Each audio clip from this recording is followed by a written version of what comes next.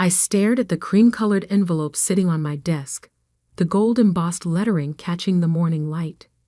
Annual Morrison Family Christmas Dinner, it read, followed by an address I knew all too well.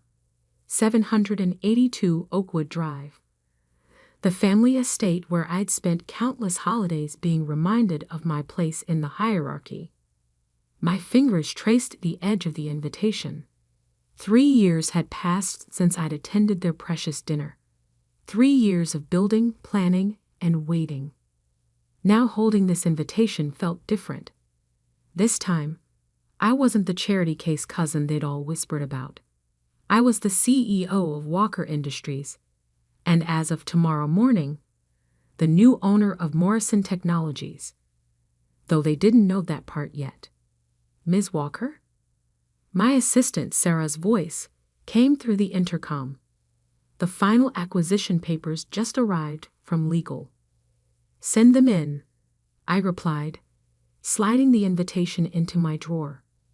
Sarah entered, her heels clicking against the marble floor of my penthouse office. She carried a thick folder marked confidential and wore the kind of smile that meant good news. Everything's in order, she said, placing the folder on my desk. The board approved the buyout unanimously. They never realized Walker Industries was behind the holding company. I opened the folder, scanning the documents that would transfer ownership of my uncle's company to me. Uncle James, who'd laughed when I asked for a job after college. We need serious people here, Emma, he'd said. Not dreamers living off family handouts. The memory still stung, but now it fueled me. Sarah, I said, signing the final page. Clear my schedule for Christmas Day. I'll be attending a family dinner. She raised an eyebrow. The Morrisons? Are you sure? I smiled, remembering my cousin Blake's words from the last dinner I attended. When are you going to stop embarrassing the family and do something with your life? Oh yes, I replied. It's time they learned what I've done with my life. The week before Christmas passed in a blur of meetings and preparations. The acquisition was set to complete at exactly 2 p.m. on Christmas Day. Right around the time my family would be serving turkey and judgment in equal portions. I chose my outfit carefully that morning.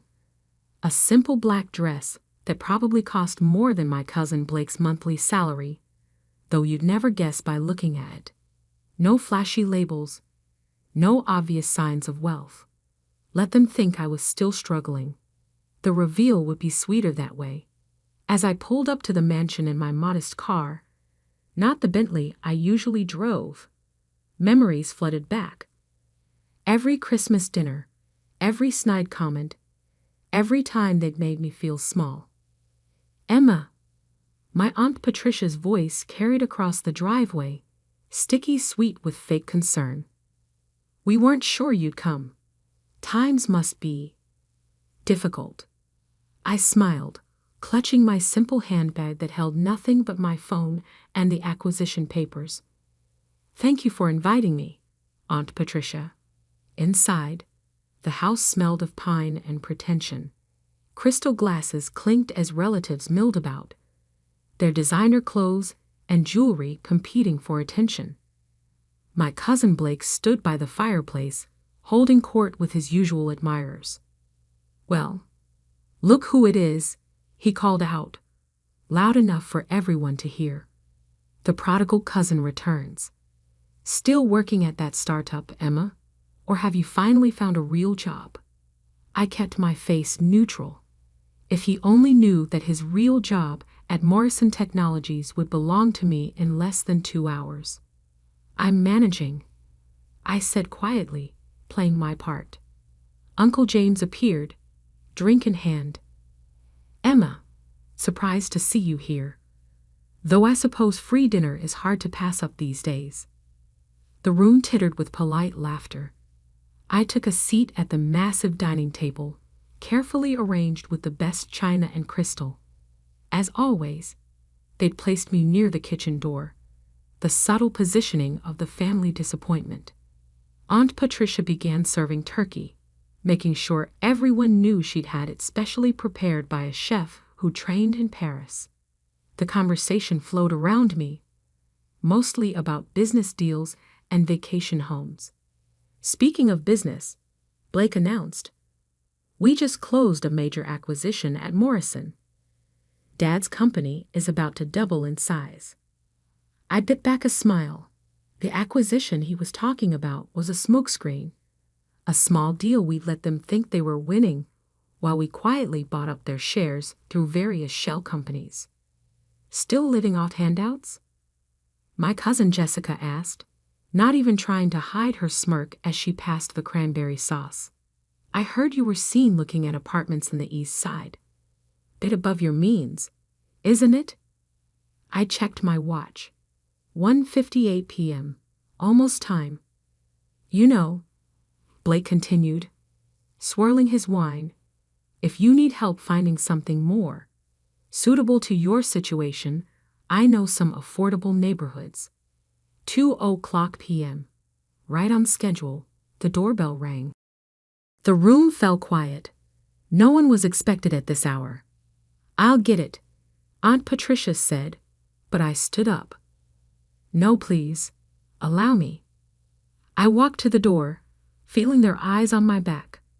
Opening it, I found Sarah standing there in her impeccable suit, tablet in hand.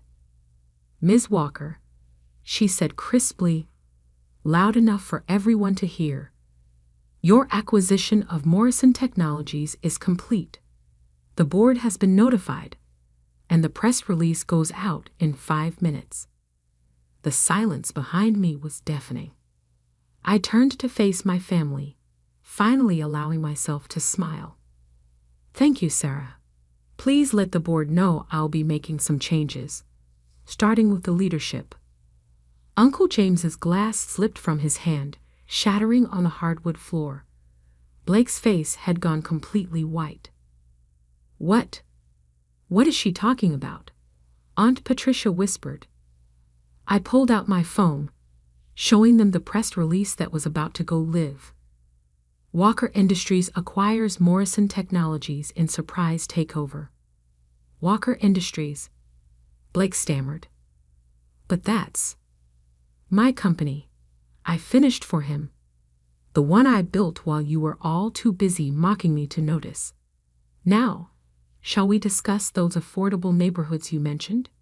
Because I believe you'll all be looking for new jobs soon." The turkey was getting cold, but suddenly, no one was interested in eating. And this was just the beginning. The room froze. Silverware clattered against china as hands went limp with shock. Uncle James stumbled to his feet, his face turning an alarming shade of red. "This is impossible," he sputtered. "Walker Industries is a multi-billion-dollar company. They've been buying up tech firms across the country.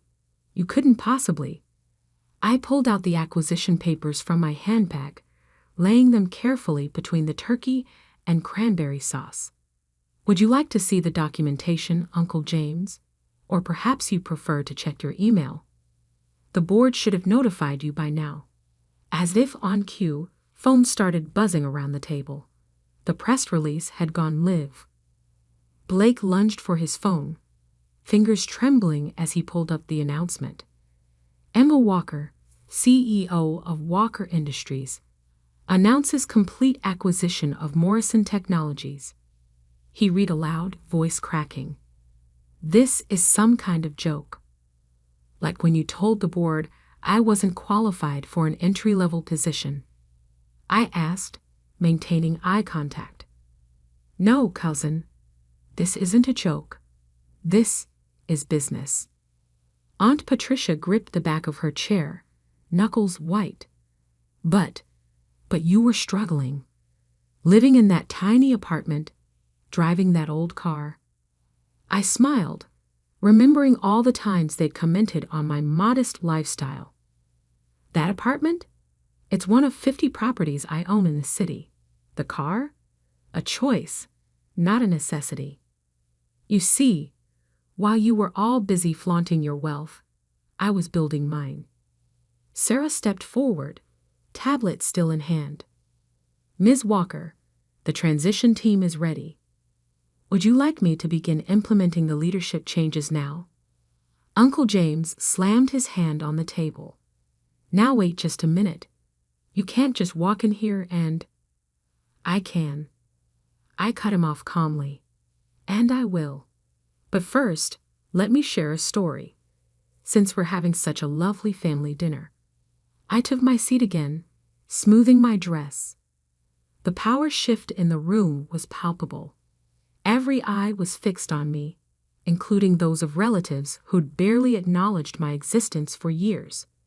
6 years ago, I came to you with a business proposal. I began, looking directly at Uncle James.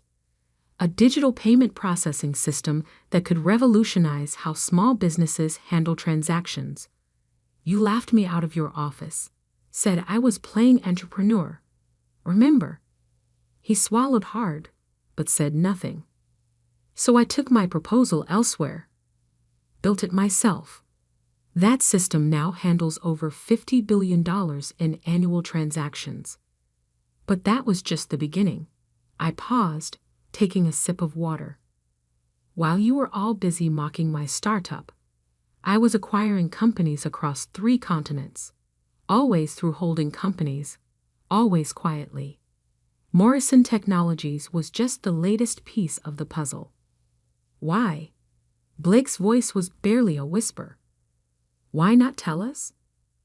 I turned to him, remembering every snide comment, every deliberate exclusion. Because you needed to learn something. All of you did. Success isn't about showing off. It's about substance. Something this family seems to have forgotten. Sarah cleared her throat softly. The press is requesting comments, Ms. Walker, and the board members are asking about tomorrow's transition meeting. Tell them I'll issue a statement after dinner, I replied. Family comes first, after all. Isn't that right, Aunt Patricia? My aunt, who'd always insisted on family loyalty while treating me like an outsider, could only stare at her plate. Now, I continued, let's discuss the changes coming to Morrison Technologies. First, the leadership team will be restructured. Blake, your position as Vice President of Sales is being eliminated. Uncle James, you'll be stepping down as CEO, effective immediately. You can't do this. Uncle James found his voice again. The board has already approved everything. I finished for him. They were quite impressed with Walker Industries' track record. Unlike Morrison's recent performance, Jessica, who'd made the comment about handouts earlier, pushed her chair back. This is ridiculous. I'm calling our lawyers. Feel free, I smiled. They've already reviewed and approved the acquisition. But while you're at it, you might want to call a recruiter too. Your position is also being eliminated. The room erupted in chaos. Voices raised in protest, threats of lawsuits, pleas for reconsideration. I let it wash over me, remembering all the times I'd sat quietly while they belittled my dreams. Sarah stepped closer. Should I have security on standby? That won't be necessary, I replied, loud enough for everyone to hear. My family may have forgotten their manners, but I'm sure they can handle this professionally. Can't you? The silence that followed was deafening. Now, I stood, straightening my simple black dress. I believe there's dessert. Aunt Patricia always serves her famous apple pie at Christmas. Though I suspect it's not actually homemade, is it? The bakery on 5th Street does excellent work. Aunt Patricia's face flushed. Another carefully maintained illusion shattered. Before we continue, I pulled out a stack of envelopes from my bag. I have some documents for each of you. Severance packages, non-disclosure agreements, and terms for your departures. I'm being quite generous, more generous than you've ever been to me. You have until the end of dinner to decide. I began passing out the envelopes, watching as trembling hands opened them. The amounts inside were substantial. I wasn't interested in revenge, just reorganization. One more thing, I added, returning to my seat. Those non-disclosure agreements, they include social media. So all those nasty posts about my failed career might want to disappear before midnight. Blake looked up from his envelope, his face ashen. You knew about those? I know everything, I replied simply. I had to learn to pay attention to details when no one was paying attention to me. The rest of dinner passed in stunned silence, broken only by the occasional quiet sob or whispered consultation between family members. The turkey grew cold, the expensive wine untouched. As Sarah had predicted, it was quite an interesting Christmas dinner indeed. The grandfather clock in the hallway struck 4, its deep chimes echoing through the tension-filled dining room. I watched as my family members shuffled through their severance papers, their faces cycling through shock, anger, and finally, the sweetest part, fear. You have until New Year's Day to clear out your offices, I said, standing up. Generous, considering how quickly you showed me the door 6 years ago. Uncle James, who hadn't touched his food since the revelation, finally spoke. His voice had lost its usual pompous tone. Emma, surely we can discuss this. We're family. I turned to him slowly, letting his words hang in the air. Family? Let's talk about family, Uncle James. When Aunt Marie died, and I needed help with Mom's medical bills, where was family then? When I slept in my car for 3 months while building my company, did family notice? You slept in your car? Aunt Patricia interrupted, her perfectly made-up face crumpling. But why didn't you say something? Would you have listened? I asked quietly. Or would you have used it as another reason to mock me at Sunday brunch? The silence that followed was answer enough. Sarah stepped forward again. Ms. Walker, the board is requesting an immediate video conference, and Mr. Sterling from the Times is asking for an exclusive. I nodded, then turned back to my family. You'll find complete instructions in your packets. The transition team will assist you with the handover. Please don't make this more difficult than it needs to be. Blake, who had been uncharacteristically quiet, suddenly stood up. Wait. Just wait. He pulled out his phone, fingers trembling as he pulled up something. Is this why you were at the Thompson merger last month? In the background of this photo. That's you, isn't it? I glanced at the society page photo he'd found. Indeed, I was visible in the background, speaking with the CEO of one of the largest tech companies in the country. Yes, unlike some people, I prefer to do my work quietly. But you were wearing, he trailed off, staring at my simple black dress, a Channel couture gown worth more than your annual salary. I finished for him. Yes, I just choose not to flaunt it at family dinners. Jessica, who had been frantically texting under the table, looked up with wide eyes. I just checked Forbes. Walker Industries, you're worth more than this entire family combined, I confirmed. Though that's not the point. The point is what you do with power, once you have it. I picked up my handbag, a handmade piece that cost more than their monthly mortgages, and prepared to leave. But first, I had one more thing to say. You know what the real irony is? I looked around the table, meeting each pair of eyes. If any of you had bothered to really see me, to listen when I came to you with ideas, you could have been part of this. Instead, you chose to judge, to mock, to exclude. That was your choice. Now I'm making mine. Aunt Patricia burst into tears. But what will people say? The scandal. People already know, I replied. They've known for years. I'm quite well known in business circles. You just never bothered to look beyond your own small world to notice. I turned to Sarah. Please ensure everyone signs their NDAs before leaving. And have security start changing the access codes tomorrow morning. Yes, Ms. Walker. And your dinner appointment? Keep it. I think I've lost my appetite here. As I walked toward the door, Uncle James called out one last time. Emma, please. Give me a chance to make this right. I paused, hand on the doorknob. You had 15 years of chances, Uncle James.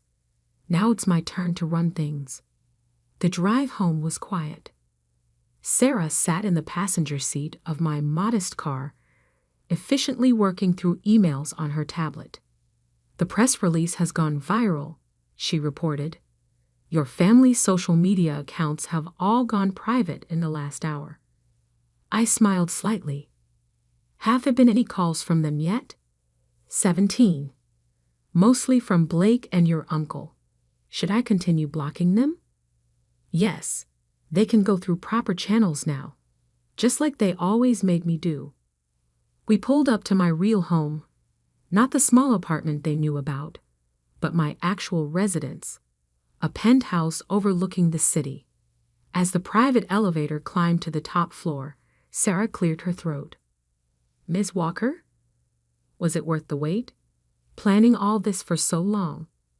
I thought about the years of careful preparation, of building my empire in silence, of watching and waiting for the perfect moment. You know what my grandmother used to say before she died, I replied, stepping into my expansive living room.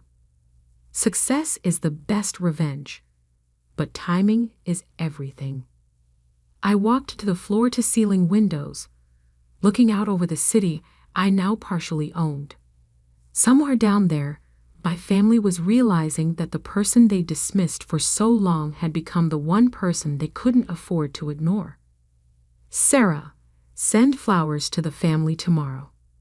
White lilies, Aunt Patricia's favorite, include a card. What should it say? I smiled, remembering all the Christmas cards they'd sent over the years, always signed with false warmth and hidden barbs. Keep it simple. Just right. Merry Christmas. Looking forward to a productive new year. Best regards, your new CEO. Tomorrow, the real work would begin. The restructuring, the meetings, the press conferences. But tonight, I had given myself the one gift my family had never managed to give me. Respect. And that was worth more than all the Christmas dinners in the world. My sister helped our parents ruin my face with a legal skin whitening cream. After that, I cut them all out of my life.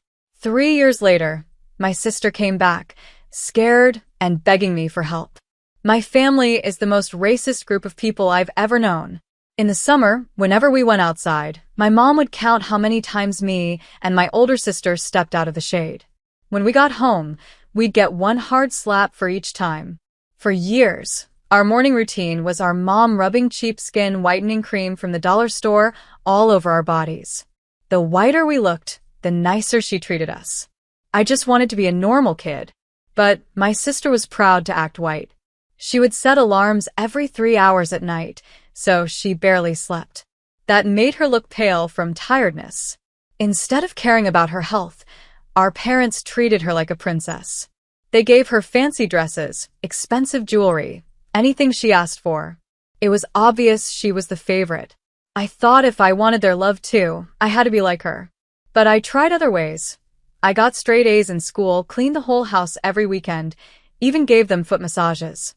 They'd smile and say, "Thanks, but we wish you worked this hard on getting pale skin like your sister." For my 17th birthday, they gave me a hair product with actual bleach in it. It came all the way from Africa. I spent the whole day crying into a teddy bear from Barnes & Noble. That's when my sister came into my room and hugged me. I thought she was going to say something comforting, like she would always be there for me, that I was still her sister no matter my skin color, and that it didn't matter. But no. She said, "Helen, I love you, and I want to help you. Look at me." I looked at her. She looked so weak. Her face was thin. She had big dark circles under her eyes, and her scalp had burns from using strong hair straighteners. Then she said, "If I can look this beautiful, so can you." At first, I thought she was joking, but the look in her eyes told me she was serious.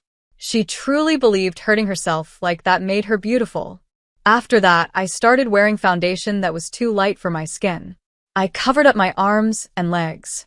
Not because I hated my brown skin or curly hair, but because I knew it would make my parents happy. And at that time, I thought that mattered. After all, they were the ones who gave me life. 7 years later, I graduated from the University of New York. That Thanksgiving, I felt really good. I had started running and spent a lot of time outside. I had learned to love my natural skin and hair. I felt free, and my boyfriend Adam loved it too. Adam was half Puerto Rican, half Italian.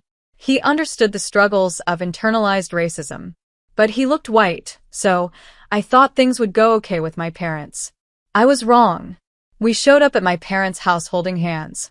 I even wore foundation that was a bit lighter than my real skin tone, just to make things easier. When the door opened, I saw someone who looked like my sister, but she was even sadder now. Her skin was very pale, and she looked too skinny. It broke my heart, and I think her heart broke too. As soon as she saw us, she cried out, "Dios mío, what are you doing to our bloodline?" My boyfriend gently squeezed my hand, like he was saying, "It's okay, we've got this." Tears were already falling down my face. "My love, what have you done to yourself?" My mom cried as she reached for my hair. She tried to undo my slicked-back bun and fix it with her fingers. Then she saw Adam. Her mouth dropped open, so wide I thought it might break. You almost had me thinking this monkey was your real boyfriend," she said. "But I get it, you're young, just fooling around." Then she laughed like it was some kind of joke. My dad grabbed my hand and pulled me into the house. He handed my sister a jar of skin whitening cream to put on my face. But it wasn't the kind they used on me as a kid. This one burned. "Stop. Get away from me," I yelled, crying. In seconds, my skin broke out in blisters. My face started peeling and burning like it had been dipped in hot sauce. I screamed while Adam quickly called the hospital. I thought this would be the moment my parents realized how wrong they were. But instead, my dad tried to fight Adam to take the phone away. He shouted, "Pain is beauty. Aita will be beautiful." By some miracle, the ambulance arrived in time. When the nurses finally saw me, my eyebrows were already burned off. The next morning, I woke up from a skin grafting surgery. Adam was sitting next to me, holding my hand and calling me beautiful. But then I checked my phone. I had dozens of missed calls and messages. The first voicemail was angry. They called me a disgrace to the family. The second one was a threat. By the 10th, my sister was begging me not to press charges. "There are parents," she said. "They just want what's best for us. Please come home. We can fix this." I couldn't believe my sister was still defending them after everything. Her voice sounded empty, like someone who gave up a long time ago. Adam sat beside me while I listened to the voicemails. With each one, he looked more and more worried. "Kayla," he said softly, "this isn't normal. What they did to you is abuse. It's always been abuse." He gently held my hand, careful not to bump the floor. I knew he was right, but hearing him say it out loud made something shift inside me. For so many years, I had been trying to earn love that should have been given freely. I let them hurt me, both physically and emotionally, because I thought that's just what families did. I told myself their cruelty was normal. I made excuses for them and blamed myself for not being who they wanted. Later that day, a hospital social worker came to talk to me. She asked about my burns. For the first time in my life, I told someone the full truth about my family. I can't say what happened next in this short video, but the full story is on my channel. While I was still in the hospital, I decided to press charges. The social worker helped me file a police report. I was scared. My hands were shaking so badly, I could barely hold the pen to sign the papers. The officer who took my statement was an older man named Officer Scott. He looked at me with sad eyes, like he had seen this before. "You're doing the right thing," he said as I told him about the years of abuse. I'm not going to lie, I almost backed out at least 75 times during that talk. There's this strange guilt that comes with reporting your own parents, even when they literally burned your face with illegal skin bleach. Adam stayed by my side the whole time. He held my hand through the questions and even brought me real food, because hospital food was awful. The nurses kept calling him my husband. We didn't correct them. Honestly, it felt nice, like a small glimpse of a future where I had a real family that actually loved me. My phone wouldn't stop buzzing. Messages from my parents and sister came nonstop. I eventually just turned it off because reading them made my blood pressure go up, and the doctor said that wasn't good for my recovery. My mom kept switching between threatening me and begging me to come home. My dad sent long texts about family loyalty and how I was betraying my roots. Funny, coming from the same man who tried to bleach that very heritage off my skin. The hardest messages came from my sister, Ruth. "If you do this, they're going to take me away," she texted. "Please, Helen. I need them. I don't know how to live any other way." That message from my sister hit me hard. I knew exactly how she felt. When your whole life is built around making other people happy, the idea of losing that role is scary. I was released from the hospital after 4 days. My face was still covered in bandages. I looked like a mummy from a cheap horror movie. The doctor said I'd need to come back for more visits over the next few months to make sure the skin grafts healed right. They also gave me a special cream to help my skin. It cost more than my monthly rent. Thank God Adam had insurance that paid for most of it. We went straight to Adam's apartment. I couldn't go back to my own place. I was scared my parents might show up. Adam lived in a small one-bedroom near campus. The furniture didn't match and the kitchen was tiny, but it felt safer than anywhere I had lived before. That first night, I broke down completely. I cried so hard my face was soaked, my nose was running, just full-on ugly crying. Adam held me and let me cry it all out. I kept saying I should have done something sooner. I should have protected Ruth. Maybe I was making a big deal out of it. He just listened and wiped away my tears, being gentle with the bandages. Around 4 a.m., when we were still awake, I told him, "You know what the craziest part is? A small part of me still wants them to love me." How messed up is that? The next morning, there was a knock at the door. I hid in the bedroom, scared it might be my parents. But it wasn't. It was Officer Scott, and another officer I hadn't seen before. "We talked to your parents," Scott said when I finally came out. "They're saying it was just a misunderstanding. They claim you had an allergic reaction to a normal beauty product." I just stared at him. Of course they'd say that. They've been covering up their abuse for years with lies like that. The new officer, Officer Brian, asked me if I had any proof. Did I have photos of past injuries? Had I ever reported anything before? Did I still have the bottle of the cream they used? I didn't have any of that.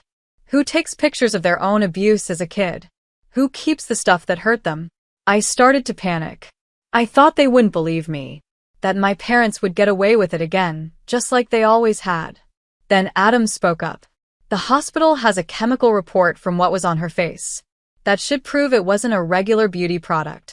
Officer Brian nodded and wrote that down. "We'll get that report. For now, we've filed a temporary restraining order. Your parents aren't allowed to contact you or come near you." After they left, I finally let out a breath I didn't know I was holding. I checked my phone again, 21 missed calls from my mom, 15 from my dad, and 27 from Ruth, plus a bunch of texts. The most recent one from Ruth made my stomach drop. "They're saying you're mentally unstable. That you've always made up stories for attention. They have pictures of you smiling at family events to prove it." I showed the message to Adam. "They're going to twist everything I said," I told him. "They'll make it look like I'm the crazy one." Adam gently said I should try reaching out to anyone who might have seen the abuse over the years. Right away, I thought of Mrs. Bradley, our old neighbor who used to let me hide at her place when things got bad. Then I remembered Mr. Robert, my high school counselor. One time, he noticed the makeup I used to cover bruises, but I lied and said I fell. He didn't push it. I spent the next few days making phone calls while trying to recover. Most people remembered something felt off about my family, but no one had anything solid to help. Mrs. Bradley had moved to California. Mr. Roberts said he had been worried back then but didn't write anything down. I was starting to lose hope until I got a text from a number I didn't know. "This is Lori from college. Adam gave me your number. I have pictures from freshman year when you had those burns on your neck from home. Let me know if they'll help." I had completely forgotten about those pictures. Lori had taken them at a dorm party when my makeup rubbed off. I was so embarrassed and begged her to delete them, but she never did. I called her right away. She said she'd send the photos over. Meanwhile, Adam was amazing. He changed his work schedule to drive me to doctor appointments, cooked real meals, not just ramen like I used to eat, and never once complained about all my stuff taking up space in his tiny apartment. One night, I even caught him looking up skincare tips for chemical burn healing when he thought I was asleep. About a week after I filed the report, I got a call from a woman named Rachel. She said she was a victim advocate from the district attorney's office. She told me they were thinking about pressing charges against my parents, but needed more details. "We have the hospital records and the lab results," she said. "The substance on your face had hydroquinone at levels way above the legal limit and mercury compounds that are banned in USA cosmetics." I wasn't surprised. My parents always wanted the strongest, most dangerous stuff. They thought if it hurt, it must be working.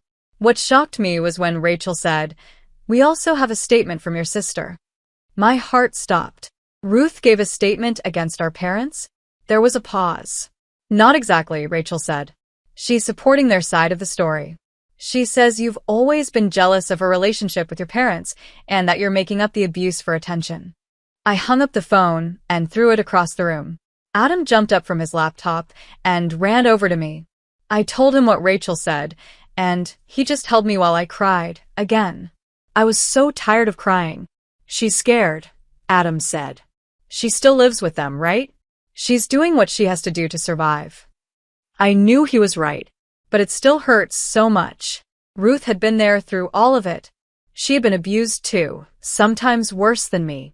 How could she pretend it never happened?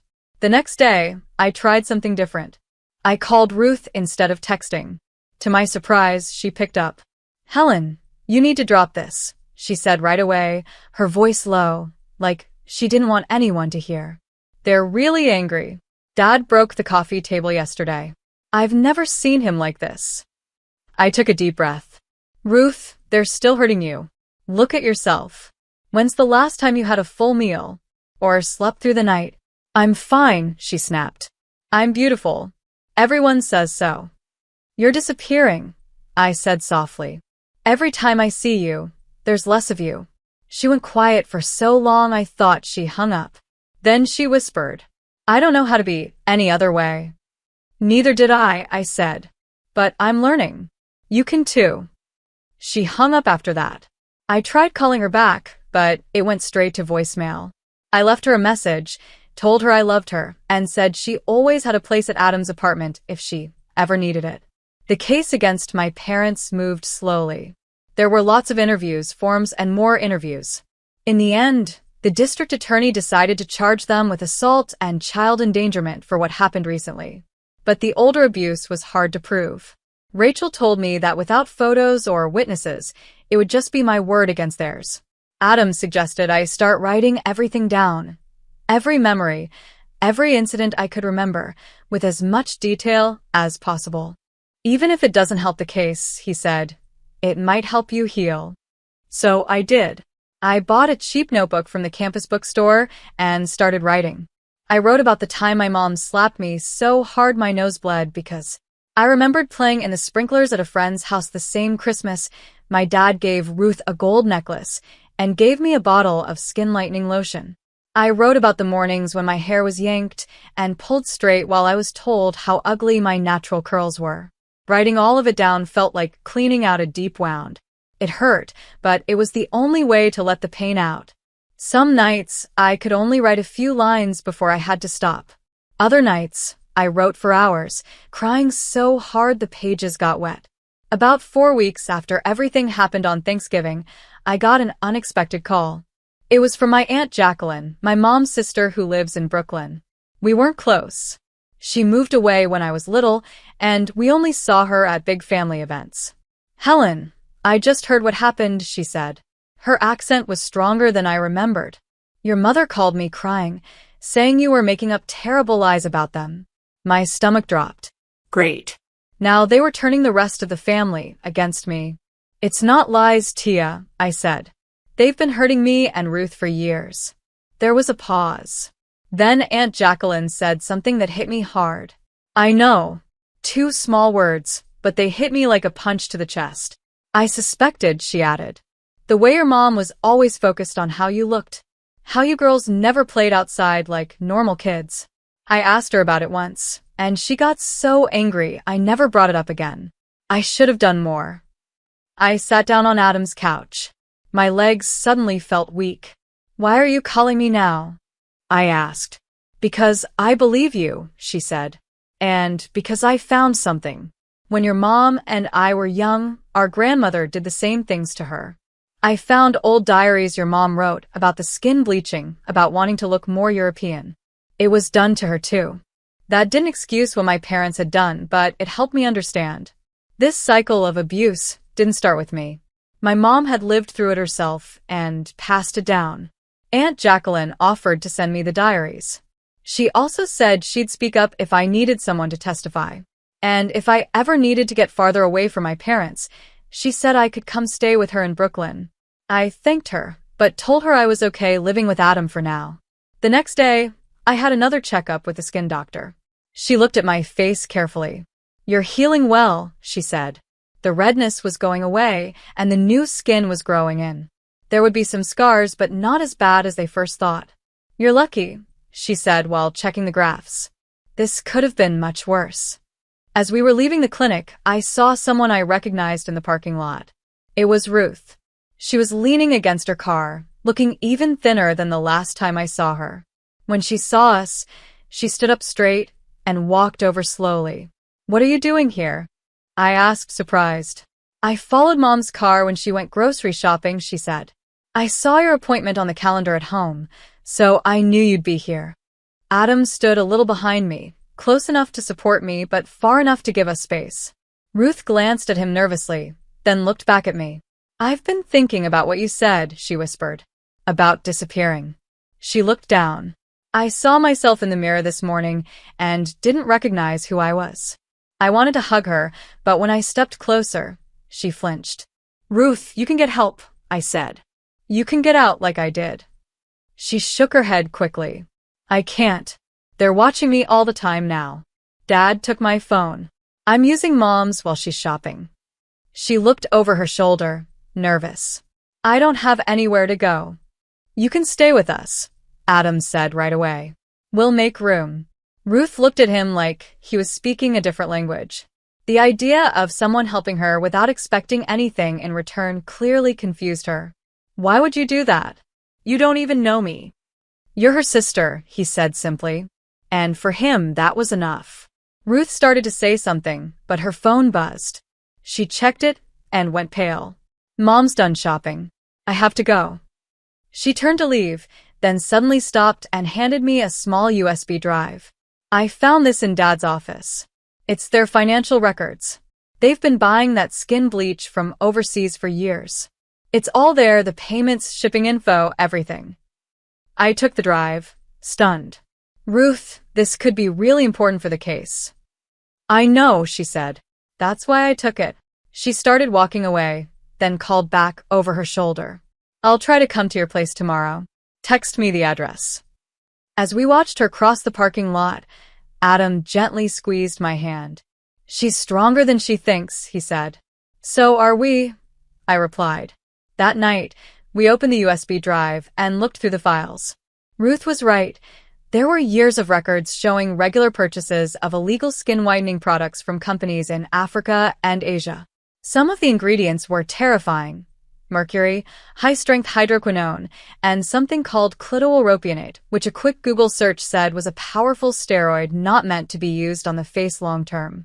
I called Rachel right away and told her about the new evidence. She sounded excited and said this could really help the case. She set up a time for me to bring the USB to her office. The next morning, I felt nervous about Ruth coming to Adam's place. What if our parents followed her? What if she changed her mind? Adam suggested we clean up a little and get some food she might like. I remembered she used to love quesadillas before she started barely eating. So we went out and got what we needed to make them. The whole day passed, and there was no sign of Ruth. I texted the number she had called me from, but got no reply. By the evening, I was pacing around the apartment, worried something had happened. Maybe she couldn't get away, Adam said. Or maybe she's just scared. We were about to give up and eat dinner without her when there was a soft knock on the door. Adam looked through the peephole and opened it right away. Ruth stood there with a small backpack held tightly to her chest. Her face was even paler than before. "They know I took the drive," she said as she walked in. Dad was searching everywhere. When he couldn't find it, he started yelling at Mom, thinking she moved it. I left while they were fighting. I hugged her. This time, she didn't pull away. She felt so light in my arms, like a bird made of glass. "You're safe now," I told her, even though I wasn't sure it was completely true. Adam made the quesadillas while I helped Ruth get settled. We didn't have a lot of space, but we cleared out a corner of the living room and set up an air mattress with clean sheets and blankets. Ruth looked at the little setup like it was a room in a fancy hotel. "I haven't slept more than 3 hours in years," she said, sitting on the edge of the bed. "Mom always said beautiful people don't need much sleep." "Well, tonight you can sleep as long as you want," I told her. No alarms. We ate dinner together. I noticed Ruth was taking tiny bites and moving her food around on the plate to make it look like she was eating more than she was. I didn't say anything. I knew recovery would take time for both of us. After dinner, Ruth took a shower. When she came out wearing one of Adam's t-shirts, so big it looked like a dress, I noticed bruises on her arms that I hadn't seen before. "Did they hurt you when they found out about the drive?" I asked, trying to stay calm. Ruth looked at the bruises, like she was seeing them for the first time. "Dad grabbed me," she said. "He does that sometimes when he's angry." She said it like it was normal, like it was no big deal. I quietly took pictures of the bruises with my phone. More evidence. I helped Ruth put some of my healing cream on her bruises. After that, we sat together on the air mattress, both quiet, not sure what to say. "I'm sorry I told them you were lying," she finally whispered. "I was scared." "I know," I said. "You don't have to apologize." She fell asleep quickly, worn out from everything. I covered her with another blanket and then joined Adam in the bedroom. We spoke softly about what to do next. Now that Ruth was with us, we had to keep her safe too. The next morning, I called Rachel to update her. She suggested that Ruth come in to make her own statement, now that she was away from our parents. Ruth agreed, even though she looked terrified. "What if they don't believe me either?" she asked as we drove to the district attorney's office. "What if they think I'm lying too?" "They won't," I said. "The bruises help, and we have the financial records now." Ruth's interview lasted more than 3 hours. Adam and I waited outside. We didn't talk much. When she finally came out, her eyes were red from crying, but she looked lighter, like she had put down a heavy weight she'd been carrying for years. "They believe me," she said, amazed. "They're going to add charges for what happened to me too." Rachel came out after her and explained that with Ruth's statement and the financial records, they had a stronger case now. They were adding charges, child abuse, child endangerment, and assault for both of us. There would also be charges for importing illegal skin products. "We'll request a court date soon," Rachel said. "Both of you will probably have to testify." The idea of seeing our parents in court made my stomach twist, but I nodded. "We'll be ready." That afternoon, we got a call from Officer Scott. Our parents had been arrested. They were being held in jail, and the judge set bail high, too high for them to pay right away. I thought the news would make me feel better, but instead, I just felt empty. Ruth reacted differently. When I told her, she started crying, not out of sadness, but like she was finally letting go. "It's really over?" she kept asking. "They can't make me go back?" "It's really over," I told her, holding her as she cried. The next few weeks were a blur. We had meetings with lawyers, therapy sessions. Rachel helped set those up, and we worked on adjusting to life together. Adam's apartment was small, and having 3 people made it feel even tighter. But we made it work. Ruth slept on the air mattress. I slept on the couch, and Adam kept his bed. He never complained, not even when Ruth had nightmares that woke everyone up, or when I accidentally used his toothbrush. Ruth's health was still a big concern. Years of little sleep and barely eating had really affected her. We found a doctor who helps people with eating disorders, and she started seeing him twice a week. The first time she ate a full meal without counting calories or checking if her skin looked lighter, she cried. My face kept healing too. The dermatologist said it was looking good, but warned me to be really careful with sun exposure on the new skin. The irony wasn't lost on me. After years of being punished for going into the sun, now I actually had a medical reason to avoid it. Eventually, our parents were released on bail. The court told them not to contact us, but they didn't listen. They broke the rules almost right away, sending emails from new accounts and even having friends call us with messages. Rachel helped us keep track of everything, saying this would only make the case against them stronger. Christmas came and went. It was the first time I had ever spent the holidays away from my parents. There was some sadness, but mostly I felt free. Adam's family invited us to their holiday dinner. His mom made traditional Puerto Rican food that reminded me of my grandmother's cooking before she passed. Ruth ate more that day than I'd seen her eat in years. In January, we got a letter saying the trial would be in March. As the date got closer, my anxiety got worse. I started having panic attacks. Sometimes I'd wake up in the middle of the night, gasping for air, thinking I was back in my parents' house with chemicals burning my face. Adam suggested we all try something new to help manage the stress.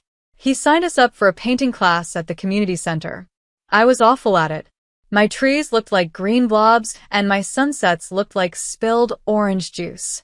But it was fun, and for those 3 hours each week, I didn't think about the trial or my parents or the scars on my face.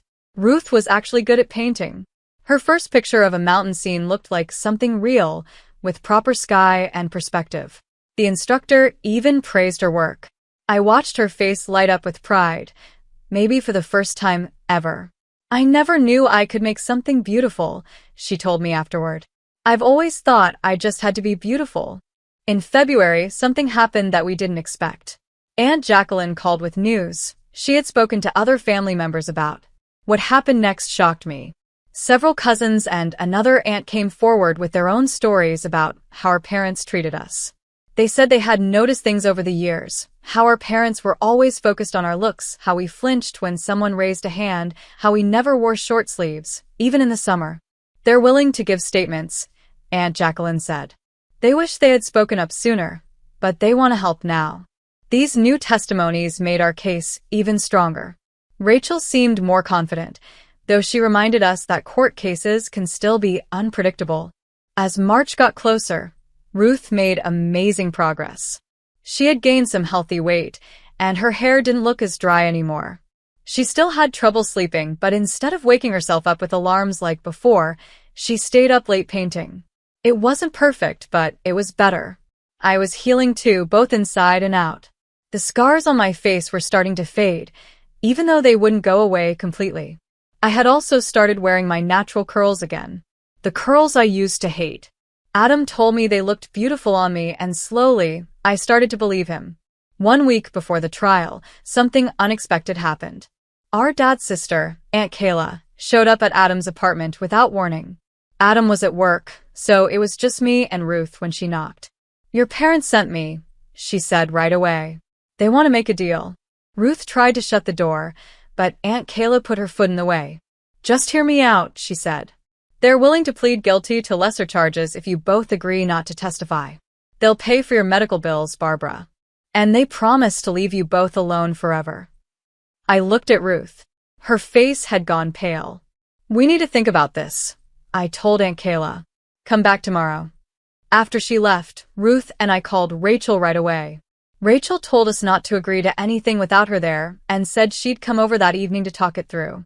When she arrived, she explained what was going on. Your parents are probably getting nervous, she said.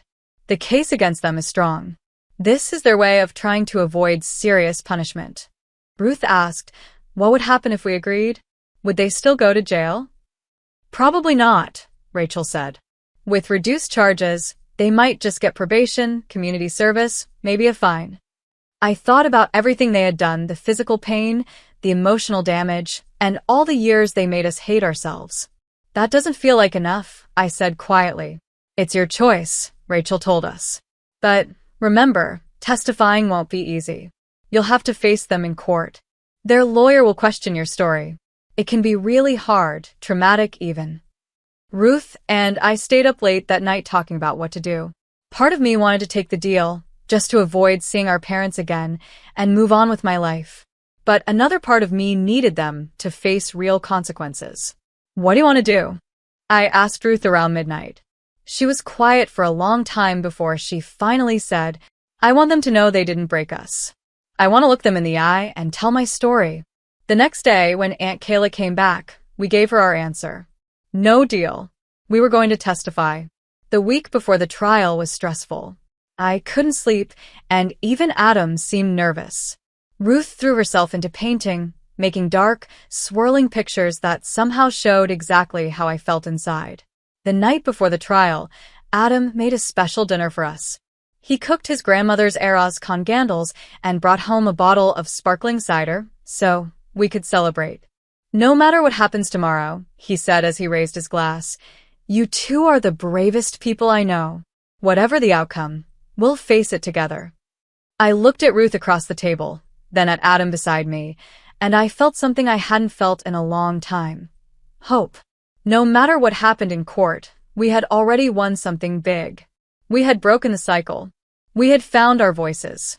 We had started to heal. As we clinked our glasses, I knew facing our parents in court would be one of the hardest things I'd ever done, but for the first time, I wouldn't be doing it alone. The next morning, a spring thunderstorm rolled in. Rain hit the windows as we got dressed in the best clothes we had. Adam wore a button-up shirt and a tie. I wore a simple blue dress that showed my natural skin tone. Ruth picked a yellow sundress that made her look both soft and strong. We drove to the courthouse in silence, each of us deep in thought. As we pulled into the parking lot, I saw our parents walking toward the building under a large black umbrella. My mom wore a hat pulled low over her face. My dad walked beside her, stiff and serious, his back straight as a board. Are you ready? Adam asked, turning off the engine. I looked at Ruth. She gave a small nod. As ready as we'll ever be, I said. We walked into the courthouse together, ready to tell our story, ready to face the past so we could finally move forward. I stepped into that courtroom feeling like I felt like I was going to throw up. My hands were shaking so badly, I had to shove them into my pockets to hide it. Adam kept his arm around my shoulders the whole time, and Ruth stayed close on my other side. The courtroom was smaller than I expected, not like the fancy ones you see on TV. Just a plain room with wooden benches, bright lights, and a judge's desk at the front. Our parents were already there, sitting with their lawyer, a slick-looking man in an expensive suit. My mom had her hair pulled back tight and wore a lot of makeup, probably to hide how stressed she was. My dad just stared straight ahead. He didn't even look at us. I couldn't tell if he was doing it on purpose or just couldn't bring himself to face us. Rachel met us at our table and quickly went over a few last things. Just tell the truth, she said. Don't let their lawyer shake you. The judge came in, and everyone stood. He was an older white man with thick glasses and a serious face. He explained the charges and how the trial would go, but I was so nervous I barely heard him. I just kept looking at my parents, wondering how the people who were supposed to love me could hurt me so much. My mom went first. She sat in the witness chair, acting sweet and innocent. I only wanted my daughters to have the best chances in life, she said. In our culture, lighter skin opens doors. I just wanted them to succeed. Their lawyer asked her if she ever meant to hurt us. Of course not, she said, pretending to be shocked. Everything I did was out of love. The product that hurt Helen? That was just a new brand we were trying. How could I have known she'd react like that? Then Rachel stood up, and things got real. She pulled out the financial records Ruth had found, showing years of orders for illegal skin bleaching products. "Mrs. Mendez," Rachel said, "can you explain why you are importing chemicals that are banned in the USA for being dangerous?" My mom's fake smile dropped. She started to stumble over her words. They work better than the American ones. Everyone in Belize uses them, even though they contain mercury and other harmful chemicals?" Rachel asked. My mom hesitated. Then she said, "Beauty requires sacrifice." The whole courtroom went quiet. She had finally said what she really believed. Next, my dad testified. He tried to act like a tough but loving father, saying he just wanted us to have better lives than he did. But when Rachel showed the photos, my chemical burns, Ruth's bruises, he couldn't explain the photos or the bruises away. But the worst part was when their lawyer tried to make me look like the problem. He brought up times when I had acted out as a teen, staying out late, arguing with my parents. Normal stuff. Then he suggested I made up the abuse because I was a difficult, rebellious daughter. "Isn't it true that you've always been jealous of your sister's natural beauty?" he asked me while I was on the stand. I almost laughed. "No," I said. "I was jealous that she was willing to destroy herself just to get our parents' love, and I wasn't." That shut him up for a moment. Testifying was harder than I expected. I had to talk about everything they had done to us, step by step. The slaps whenever we stepped into the sun. The skin bleaching. The way they always made us feel ugly for having dark skin and curly hair. With each thing I said, I could see the judge's face grow more serious. When I talked about what happened on Thanksgiving, I couldn't stop myself from crying.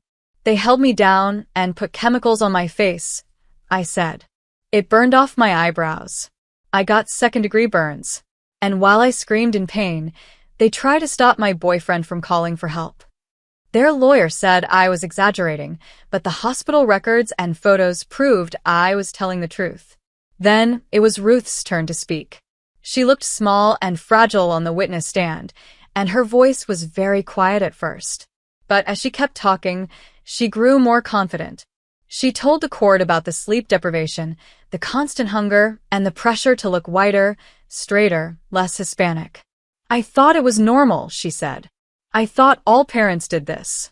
But after Barbara left and I saw her healing, I realized what they were doing to us wasn't love, it was control." Then she talked about the day our dad found out she had taken the financial records. "He grabbed me hard enough to leave bruises," she said. When she said that, I saw my mom flinch. Maybe she didn't know.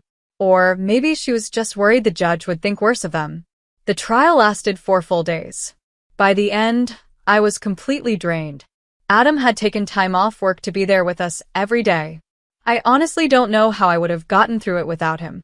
He brought us snacks, held my hand when things got hard, and kept reminding me why we were doing this. On the final day, we heard the closing arguments. Their lawyer said our parents were well-meaning immigrants who just wanted us to fit into American culture. Maybe their methods weren't perfect, he said, but their hearts were in the right place. Rachel's closing words were much more clear and firm. "This case isn't about cultural differences," Rachel said. "It's about 2 parents who abuse their children over and over again, causing physical and emotional harm that will take years to heal." She showed the court the photos of my chemical burns. They brought in illegal, toxic chemicals to use on their daughter's skin and hair. They punished them for how they naturally looked. They made their daughters believe their value depended on how white they could appear. This isn't love. This is abuse, plain and simple. When the judge said he was ready to give his decision, I grabbed Ruth's hand so tightly I probably cut off her circulation. Adam put his arm around both of us. "In the case of State versus Mendez," the judge began, "I find the defendants guilty on all counts." I burst into tears, not from sadness, but from relief. Ruth was crying too, her whole body shaking. Adam held us both, his own eyes starting to tear up. The judge sentenced our parents to 4 years in prison, with a chance of parole after 20 months. After that, they would be on probation for 6 years. They were also ordered to pay for all our medical costs and attend counseling. A restraining order would stay in place, meaning they couldn't contact us unless we gave permission. As the bailiff led them away, My mom looked back at us. For a moment, I thought I saw regret in her eyes. But then she turned away, her back straight with pride, or maybe anger. I couldn't tell. Outside the courthouse, reporters were waiting.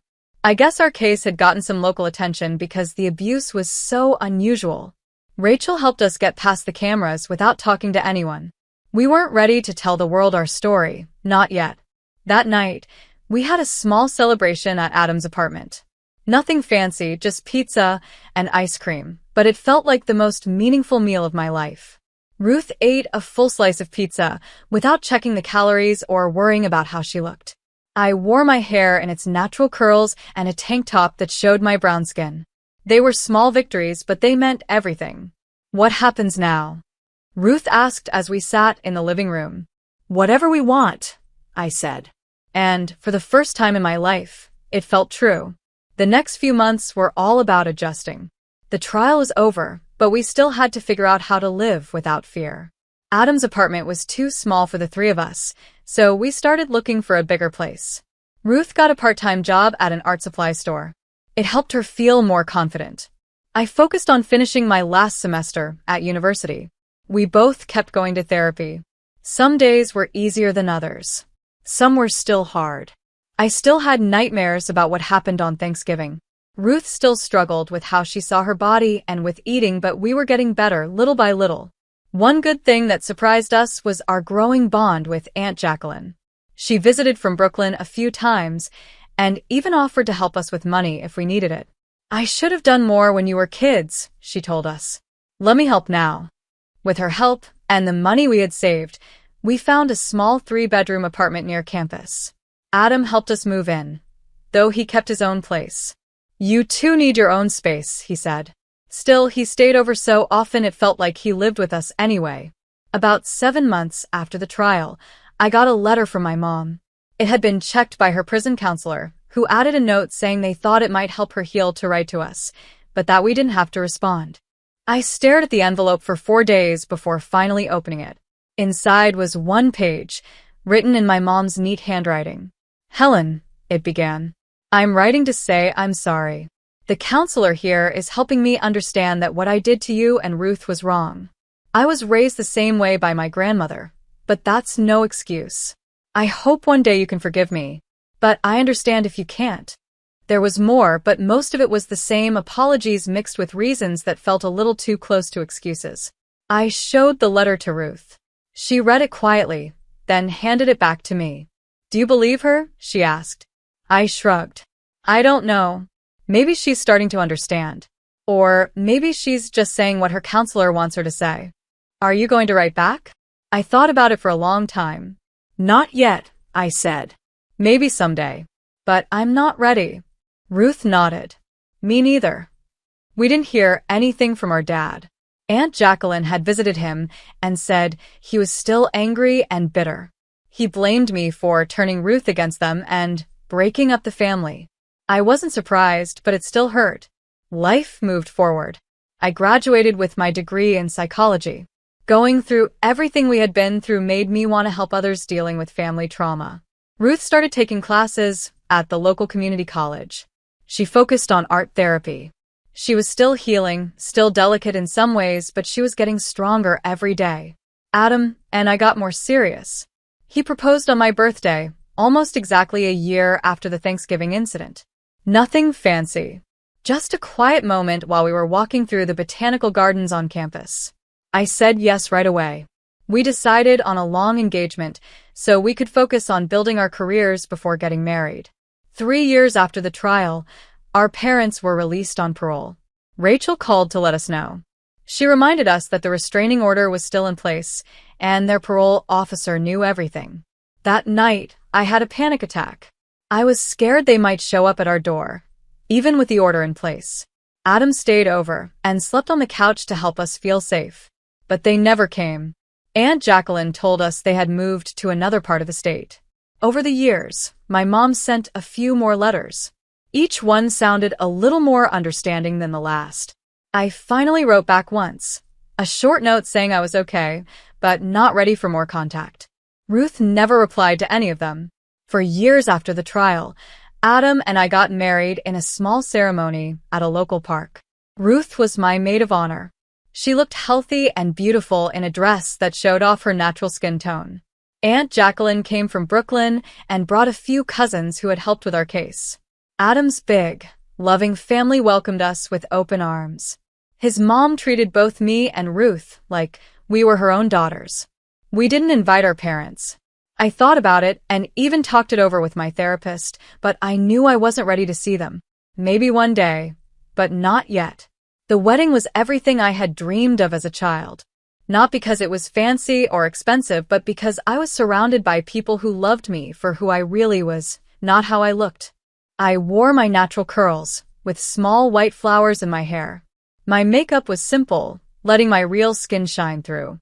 The scars on my face from the burns were still there if you looked closely, but I didn't try to hide them. They were part of my story.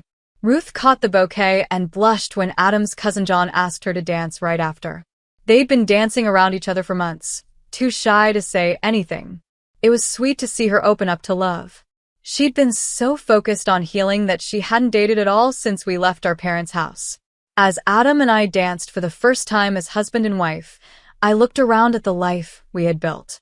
It wasn't perfect. We still had hard days. But it was real. It was honest. And it was ours. What are you thinking about? Adam asked when he saw me deep in thought. Just how far we've come, I said. 4 years ago, I was in a hospital with chemical burns. Ruth was starving herself to please our parents. Now look at us. Adam smiled and gently spun me. You're the strongest person I know. You know that. I laughed.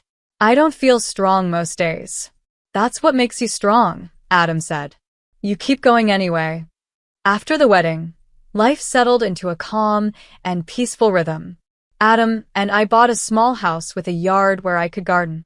I loved digging in the dirt, feeling the sun on my skin, without worrying about getting punished for it. Ruth got her own apartment near the community college, where she had started teaching art classes. She was still in therapy, still working through her struggles with food and body image, but she was doing better than I ever imagined. She was really living. On the 5th anniversary of the Thanksgiving incident, I got another letter from our mom. This one felt different. There were no excuses, no trying to explain or justify the past. Just a simple message. If you are ever willing, I would like to see you and Ruth again. On your terms, in a place where you feel safe. I understand if the answer is no. I showed the letter to Ruth during our weekly sister dinner. She read it carefully, her face hard to read. What do you think? I asked. She sighed. I don't know. Part of me never wants to see them again. But another part wants closure. I get that, I said. Maybe it's time. We talked about it for weeks, with each other and with our therapists. In the end, we decided to meet our mom. Just her, not our dad. We agreed to meet in a public place, with Adam there for support. We picked a quiet coffee shop near our therapist's office, just in case we needed a session afterward. The day of the meeting, I was so nervous I could barely get ready. My hands were shaking so badly that Adam had to drive us. Ruth sat beside me in the car, quiet and pale, but clearly ready. When we arrived, our mom was already there. She was sitting at a corner table, holding a mug of coffee. She looked older. Her hair had gray streaks, and it seemed like she hadn't been dyeing it anymore. When she saw us, she stood up, but didn't move closer, respecting the boundaries we had set in our emails. Thank you for coming, she said as we sat across from her. Adam sat at the end of the table, quietly watching, there to support us. The conversation started out awkward. Small talk felt strange, like pretending everything was normal. But jumping straight into the deep stuff felt too fast. Eventually, our mom took a deep breath. I want you both to know I understand now how wrong I was, she said. The counseling in prison and the therapy after helped me see it. What I did. What your father and I did. There's no excuse. Ruth stared down into her coffee. Why did you do it? She asked softly. Why did you hate how we looked so much? Our mom's eyes filled with tears. I didn't hate you, our mom said. I hated myself. My own grandmother did the same things to me. I thought I was helping you avoid the pain I felt, but instead, I passed it on. We talked for almost 3 hours. It wasn't perfect or magical. There were long silences and moments where it got too emotional to keep going.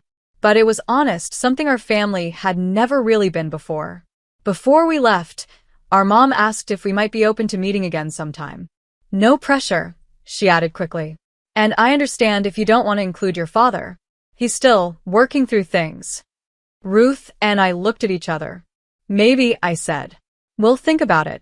As we walked back to the car, Adam asked how we were feeling. Weird, Ruth said. Like, I'm glad we did it, but I also kind of want to go home and cry for hours. Same, I said. I don't know if I'll ever fully forgive her, but I do understand her a little better now.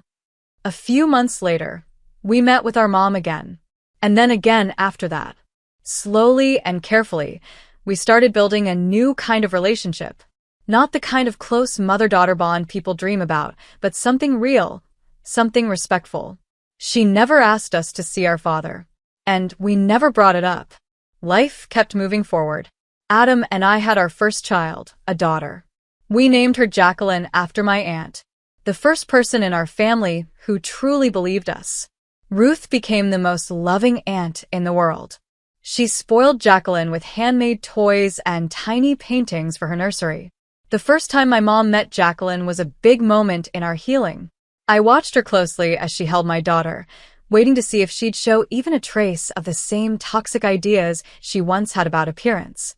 But she just smiled and whispered softly to Jacqueline, "You're perfect just the way you are." "She is," I said as I gently took Jacqueline back. "And she always will be, no matter what she looks like." My mom nodded, hearing what I meant underneath the words. "Yes," she said quietly, "she will be." 8 years after that terrible Thanksgiving, Ruth and John got married on a beach. She wore a sleeveless dress that showed her glowing skin, her natural curls flowing down her back. She looked strong, happy, and full of life. So different from the tired, underweight girl she had once been. During the reception, I found a quiet moment with her away from the music and dancing. "Did you ever think we'd get here?" I asked. I looked around at the life we had built, the family we chose, and asked, "Did you ever think we'd get here?" Ruth smiled, a real smile that reached her eyes. Never. I used to think I'd spend my whole life trying to disappear. But now I'm learning to take up space, she said. The right kind of space. I hugged her gently, careful not to mess up her wedding hair. "You're doing a pretty good job of it," I said. As we walked back to the party, I saw Adam dancing with our daughter. She was a toddler now, standing on his feet as he moved around the dance floor. My heart felt so full. I thought it might burst. Our journey wasn't over. We still had scars, some you could see, and some you couldn't. There were still days when the past crept up on us and made everything feel heavy again. But we had built something powerful. Something our parents never gave us. Unconditional love. Acceptance. The freedom to be exactly who we are. You know that feeling when everything just stops? Like your ears are stuffed and all you can hear is your heartbeat? That's what it felt like when Frances from HR pushed that paper across her cheap IKEA desk. A 70% pay cut. Starting right away. I just sat there, staring at the number, like maybe it would change if I looked long enough. 60%. I didn't cry. Not there. I actually smiled. Smiled and said, "I'll need 24 hours to think about this." Like I was a robot. Like I hadn't just been punched in the chest. The crying came later. In my car. Messy. Loud crying. Mascara everywhere. I sat in the parking garage for 38 minutes, just falling apart. What do you even do when the company you've worked at for 10 years suddenly decides you're worth less than half of what you were yesterday? Sorry, I should start from the beginning. My name is Britney Spears. Most people call me Britney. I'm 37. A single mom. I have an 11-year-old son named James who means the world to me. Before that meeting, I was the director of client solutions at Merrick Technologies. Even now, for years later, it's still hard to talk about. If you're watching this, could you please like or subscribe? Or leave a comment saying where you're watching from? I just need to feel like someone's out there. That I'm not talking to no one. That someone understands what it feels like to have your whole life flipped upside down in just 17 minutes. I joined Merrick when it was still small. Just 15 people in an old warehouse. It was the kind of place where everyone believed we were doing something big. We had the ping pong table, free snacks, happy hours. All the stuff that seems important at the time. Until it's not. I was hired as a client manager. I worked really hard. Stayed late. Came in on weekends. Missed school events.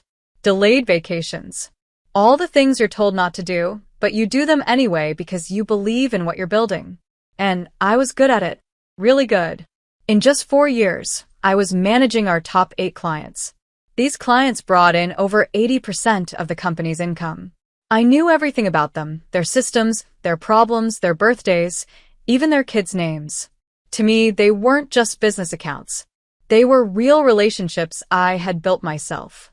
When James's dad decided that being a husband and father was holding him back and moved to Oklahoma City with a yoga teacher named Nancy, yes, that's her real name, those client relationships became even more important.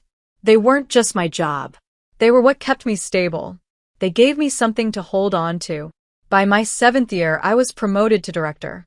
I led a team of 8 people. I had shares in the company. My paycheck was finally big enough to cover our house payments and pay for James's asthma medicine without having to choose between food and bills. For the first time since the divorce, I felt like I could finally breathe. Then Martech Corporation bought our company. I still remember the big meeting. Timothy Dalton, our founder, stood on a small stage in the cafeteria and told us how exciting this next chapter would be. He said Martech's money would help us grow. Everyone clapped like everything was great. But I just sat there wondering why Timothy wouldn't look any of us in the eye. Later, I found out he made $5 million from the deal. $5 million. He already owned all of his shares. The rest of us? Our shares were worth almost nothing now, unless we stayed for 4 more years under the new rules. The first 7 months weren't too bad. We got new email signatures, new rules, and more meetings. But I still had my team, my clients, and my paycheck. Then they started letting people go. First it was the junior staff, then middle managers. Every time, the company sent out a message with big words about making things simpler and working better together. Every time, someone's desk would be empty the next day. No goodbyes. Just gone. I stayed quiet and worked even harder. My team went from 8 people to 4, but we still had the same number of clients. Maybe even more. I worked 77 hours a week, answering emails at 2 a.m., having panic attacks in the bathroom between meetings. James started asking why I was always on my laptop, why I missed his soccer games, why I looked so tired. Even then, I still thought I was safe. I was the one handling the clients who brought in most of the company's money. I thought they needed me. That's what I believed. Right up until Francis from HR asked to have a quick chat. I should have known then. Something wasn't right. When I walked into the room and saw Kevin Smith from Martech sitting there, I knew it was bad. Kevin, with his 2 white teeth and flashy Rolex watch that he always made sure people noticed. He was the guy they sent from head office to fix the merger. Brittany, he said. He never once called me Brittany. We've been looking at the company structure, and we think it's time to adjust your pay to match the current market. Like I was just some item they could price. Francis pushed a paper across the table. My new salary was written in bold, $45,000. It used to be $150,000. This reflects how your role is changing, Kevin said, like he was giving me good news. We're moving most client work to our main office. You'll now be in more of a regional support role. Translation, we're taking your clients, your title, and most of your paycheck, but you still have to do the work. You'll keep your current duties during the changeover, of course, he added. We need your answer by tomorrow, Francis said, still avoiding eye contact. If this new setup doesn't work for you, we understand, Kevin said. But we'll need to quickly find someone who fits better with the new structure. Someone cheaper, he meant. Someone who'd take less pay, without asking questions. They knew I was a single mom. They knew about James's health. They knew I had a mortgage. This wasn't a choice. It was a warning. I need 24 hours, I said. My voice was calm, even though my thoughts were spinning. I have a few questions about the new setup and who I'd be reporting to. Kevin nodded, happy I was being professional. Frances looked like she was just glad I didn't start yelling. I don't remember walking back to my desk. I don't remember putting my laptop in my bag.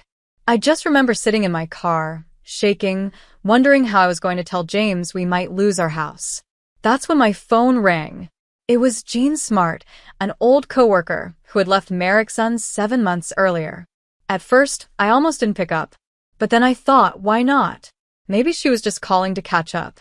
Maybe I could pretend, just for a few minutes, that everything was still okay. Hey, stranger, I said, trying to sound normal. Brittany, she said. I've been trying to reach you all week. Have you checked your LinkedIn messages? I hadn't checked my LinkedIn. I was too busy trying to keep the clients happy, keep my team from quitting, and stop everything from falling apart. Listen, Jean said, I'm at Nexus now. You know they're Marteka's biggest competitor, right? My boss has been asking about you. We need someone with your client experience. Would you be open to a conversation? I looked through my car window at the Merrickson building, at the new logo they had put up after the buyout. I thought about Kevin with his shiny watch and perfect teeth. I thought about Timothy Dalton, who sold us out and disappeared to his beach house in Irvine. Actually, I said, tonight would be perfect. I drove home in a fog, my mind racing. I wasn't stupid. I knew what it meant to talk to Marteka's biggest rival. Once I made that call, I couldn't take it back. But they had already made it clear I didn't matter to them. So, why should I stay loyal?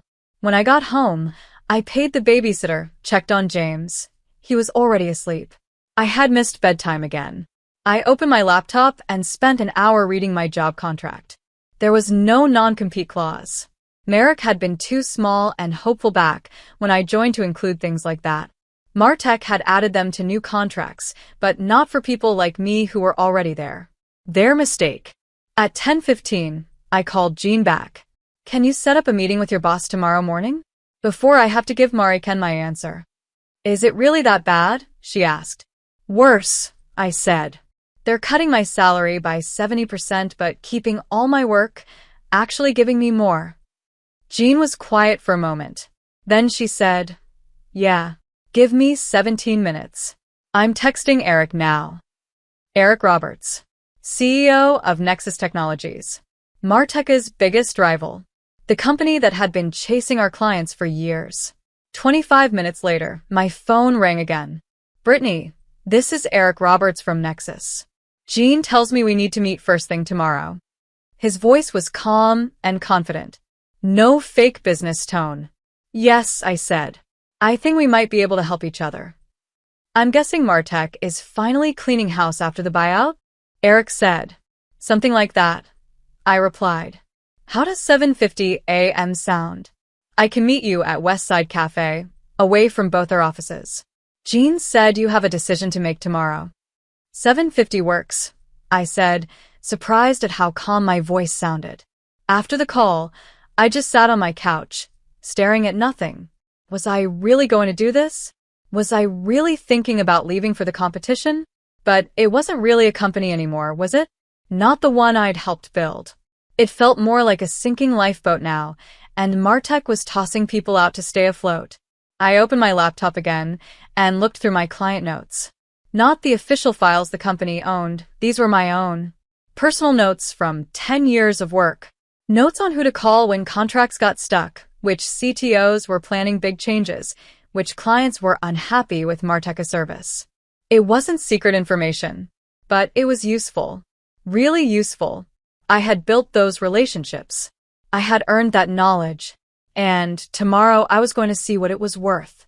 I closed my laptop and checked on James. He was fast asleep. I watched his chest rise and fall. His inhaler was next to him on the nightstand. His science fair ribbon was pinned to the board on the wall. I'm going to fix this, I whispered.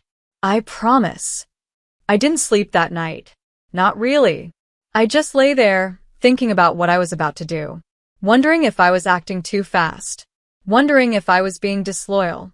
But disloyal to what? The company I gave 10 years to? The one that no longer existed except as a name under Martech? The people who now saw me as just a number they could cut? By morning, I knew exactly what I was going to say to Eric Roberts and to Kevin Smith. I dressed carefully. My best suit. The one I wore to close big deals. Hair done. Makeup perfect. Like armor. I dropped James at school, hugged him tight, and told him I loved him. "You okay, Mom?" he asked, looking up at me with his serious little face. "I will be," I said. And for the first time in months, I actually believed it. Westside Cafe was quiet at 7:55. A few early birds with laptops and coffee cups. Eric was easy to spot, tall, a bit of silver in his hair, dressed casual but clearly expensive.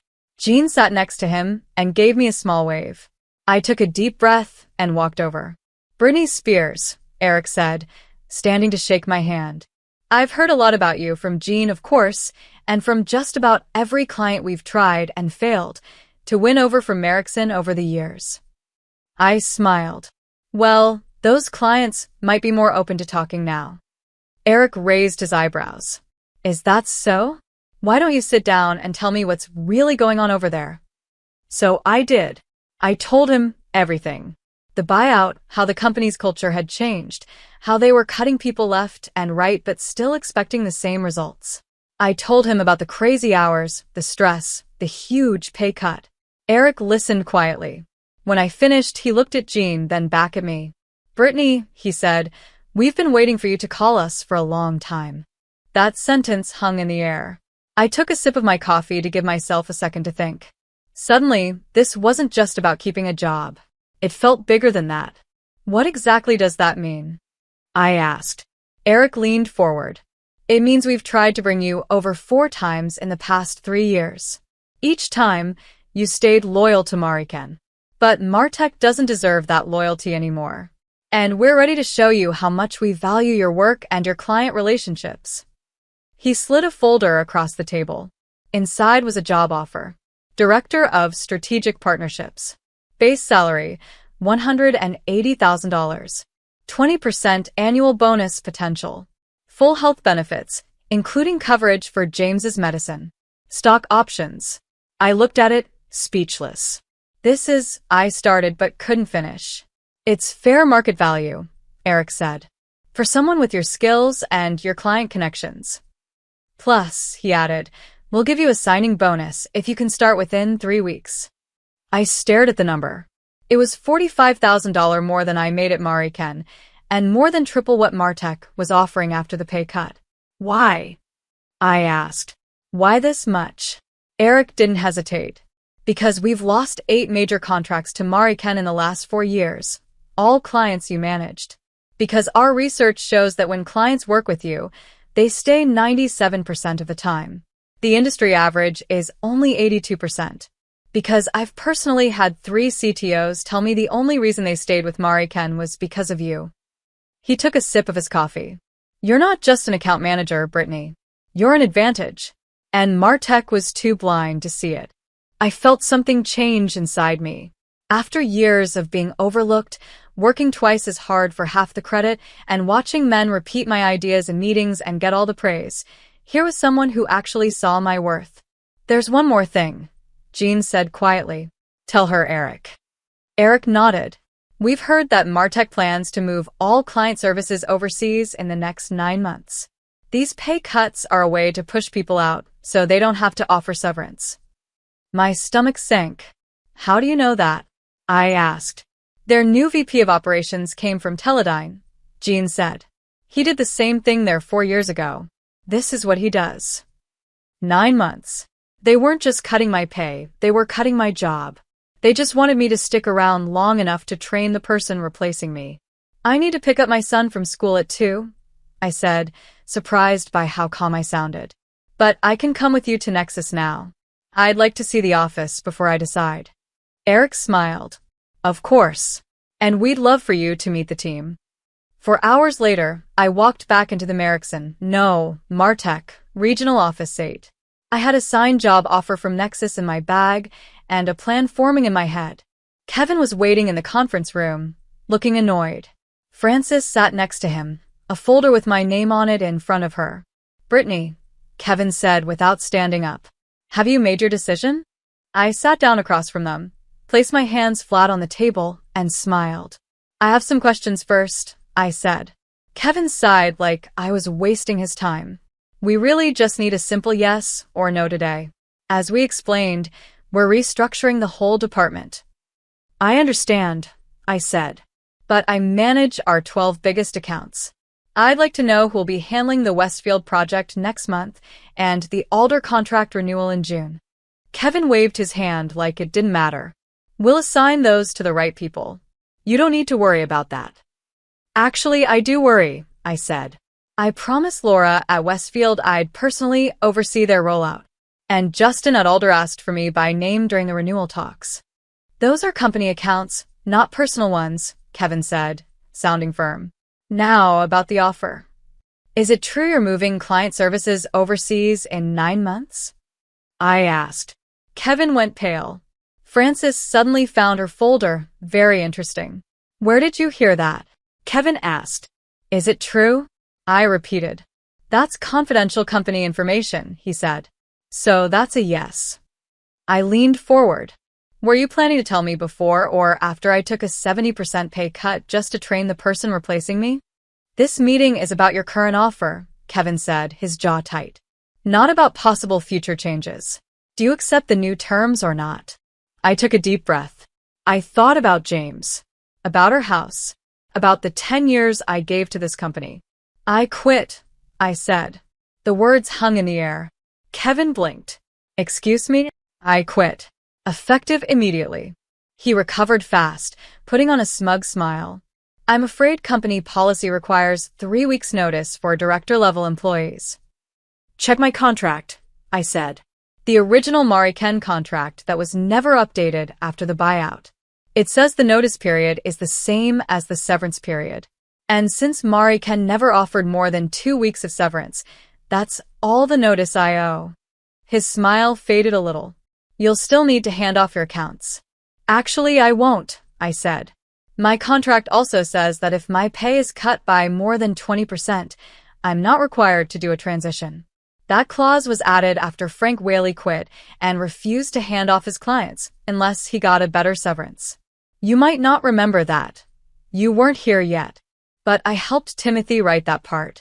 Kevin's face turned red. Frances looked like she wanted to disappear. "You can't just walk out on your responsibilities," Kevin said, trying to sound in control. "Watch me." I turned to leave, then paused at the door. "Oh, and I've accepted a position at Nexus Technologies. Since Mari Ken never had a non-compete and Martech never gave me a new contract, I'm free to start there Tuesday." The angry outburst I expected never came. Instead, Kevin's face went completely blank. That somehow felt worse. "You've just made a serious mistake," he said quietly. "We'll be reviewing all of your emails and client activity. If we find even a hint that you've stolen clients or shared company secrets, we'll bury you in lawsuits." I felt a chill. Not because I had done anything wrong, I hadn't. But I knew how these things worked. Big companies with lots of money could make your life miserable, even if you were completely innocent. "I haven't taken anything that doesn't belong to me," I said. "But the client relationships, the trust I've built over 10 years, that belongs to me. And I'm taking it with me." I walked out before Kevin could say anything. My heart was pounding so hard I thought it might break through my chest. My team was waiting at my desk: Emily, Patrick, and Betty. The last ones left from what had once been a team of 8. They already knew. Of course they did. News travels fast in a company that's falling apart. "Is it true?" Betty asked. "You're leaving?" I nodded. "What about us?" Patrick asked. He looked scared. His wife was pregnant. "Check your email in an hour," I said softly. "All of you." I packed up quickly, family photos, the silly world's best boss mug my team gave me as a joke 2 Christmases ago, the emergency inhaler I kept at my desk for James. 10 years of my life fit into one cardboard box. Security walked me out. "Company policy for leadership departures," they said. Like I was suddenly a danger. Like I hadn't just given almost a decade of my life to this place. I didn't cry. Not in the elevator. Not in the lobby. Not even in my car. Instead, I pulled out my phone and made 4 calls. First, to Eric. I quit, I said. They didn't take it well. We'll have our legal team ready, he said. Don't worry. Second, to my old boss, Timothy Dalton. He answered on the 5th ring, sounding like he was on a beach. Brittany? Is everything okay? Not really, Timothy. Martech just tried to cut my salary by 70%. I quit. I took a job with Nexus. Silence. I'm sorry, Brittany. The buyout wasn't supposed to end up like this. But it did, I said. And now they're threatening to sue me just for taking another job. A job that actually pays me what I'm worth. More silence. What do you need from me? He asked. I need you to remind them that you never used non-compete agreements at Merrickson. Because, and I quote, if we don't treat people well enough to make them want to stay, we deserve to lose them. Timothy sighed. I'll call Nathan at Martech myself. This isn't right. My 3rd call was to Laura Morano, CTO at Westfield International, our biggest client. Their system launch was scheduled for next month. Laura, it's Britney Spears. Brittany, I was just about to call you. We need to move the project up by 3 weeks. The board. Laura, I interrupted gently. I'm not with Merrickson anymore. As of today. I could hear the shock in Laura's voice. What? Where are you going? Nexus Technologies. Eric Roberts' company. Our backup vendor? She asked. Yes. There was a long pause. Is this because of the Martech buyout? We've been worried about that too. The service has already started slipping. It is, I said. They're making big changes, including taking me off your account. Another pause. Without telling us? Yes. Who's taking over the project? She asked. They wouldn't tell me. That was one of the reasons I respected Laura. She didn't waste time with fake politeness.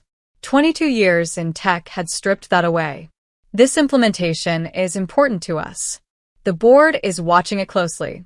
We asked for you by name in the contract. I know. I'm sorry. Don't be sorry, she said. Send me your new contact info at Nexus. We need to talk. By the time I picked James up from school, I had 18 text messages and 28 emails. 6 were from my team. They had forwarded messages from Kevin, telling them to keep the clients happy and start preparing handover documents for all my accounts. 1 was from Timothy, confirming he had spoken directly with Nathan Martech. The rest were from clients who had somehow already heard I was leaving. When James got in the car, he knew something was different right away. Why are you picking me up? It's not Thursday. I looked at him, this sweet, serious little boy who deserved so much more than a mom always stressed and 1 bad month away from falling apart. I left my job today, I said. His eyes went wide. The one you're always working at? The one that makes you cry sometimes when you think I'm asleep. My heart cracked a little. Of course he had noticed. Yeah, I said softly. That one. Good, he said with a firm nod. I didn't like how they treated you. Out of the mouths of kids. I got a new job, I told him. It pays better. I'll have more time with you. And the insurance will help with your asthma medicine. He thought for a moment. Will you be able to come to my science fair next month? Front row, I promised. With big, embarrassing signs and everything. He grinned. Cool. That night, after James was asleep, my phone rang. The number wasn't one I knew. Is this Britney Spears? A man's voice asked. Yes, this is. This is Nathan Martech. I understand we have a situation. My blood went cold. The founder and CEO of Martech was calling me directly. Mr. Martech, I said, trying to keep my voice steady. Yes, I suppose we do. Timothy Dalton called me. He's very upset about how you've been treated. I didn't say anything. I waited. I've also had calls from Laura Morano at Westfield and Justin Smart at Alder Technologies. They're both concerned about you leaving, and they've said they might need to rethink their relationship with us. Still, I said nothing. I waited. Ms. Spears, are you trying to get our clients to follow you to Nexus? No, sir. I've only told them that I'm no longer with the company. They made their own choices. Kevin Smith says something different. Kevin Smith offered me a 70% pay cut, didn't reduce my workload, didn't tell me the job was going away in 9 months, and then threatened to sue me for taking another job. So you'll understand why I don't really trust his version of events. There was silence. The pay cut and outsourcing plan weren't approved by me or the executive team, he said. And yet they still happened, I replied. Another long pause. What would it take to bring you back and fix this? He asked. I almost laughed. You can't be serious. I'm very serious. Westfield and Alder bring in over $30 million a year. If they leave, others might too.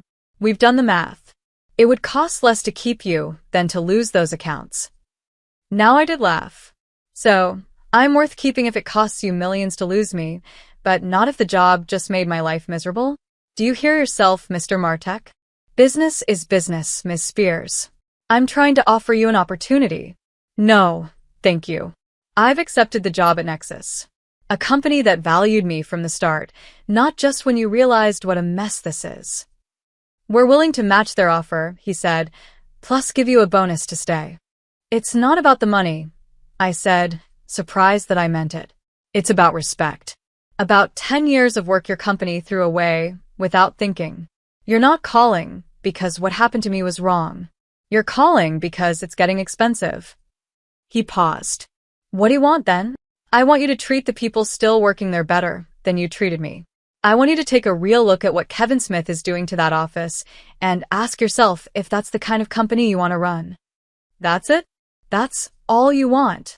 And for you to stop threatening to sue me for taking another job. I didn't steal anything. I didn't take anyone. I just refused to be treated like I didn't matter. There was a long silence. No lawsuit, he finally said. You have my word. As for the rest, I'll be visiting the regional office next week to see for myself. 4 days later, I started my new job at Nexus. They gave me a real office, not just a cubicle. And yes, I got to build my own team. Emily and Patrick joined me. They quit Martek the day after I left. Betty stayed behind because her work visa depended on her job there. 3 weeks after that, Kevin Smith was exploring new opportunities. Frances from HR left shortly after. A month later, Laura Morano called to say Westfield was moving their business to Nexus. The new team they sent over couldn't find their way out of a paper bag, she said. And when I complained, they told me my expectations were too high. 3 months later, Justin Smart from Alder moved his account over to. Then Briarwood Systems. Then Tetrorp. By the 7-month Justin, 5 of my old top 10 clients had moved to Nexus. Not because I went after them. I was very careful never to start those conversations. But because trust matters. Relationships matter. When you spend years showing people they can count on you, they notice when you're no longer there. Nathan Martek kept his word. There was no lawsuit, but there was a complete overhaul of the regional office. The plan to move everything overseas was quietly dropped. Salaries were adjusted to better match the market. It was too late for a lot of people. Too late for me. It's been 4 years now. I'm still at Nexus. I'm the Executive Vice President of Client Success. I lead a team of 26 people. I make more money than I ever thought I would. But more important than that, I make it home for dinner with James almost every night. I haven't missed a science fair or a soccer game in years. Last month, I saw Timothy Dalton at a tech conference. He gave me a hug, said he was proud of me, and told me leaving Mariken was the best career decision I could have made. I should have done more to protect you all, he said. I thought Martek would keep their promises. It's just business, I said, repeating Nathan Martek's words. But that's not really true, is it? It's always personal. Our work, our time, our value, it's all personal. Saying otherwise just gives companies an excuse to treat people like they don't matter. The real revenge wasn't that the clients followed me. It wasn't Kevin getting fired.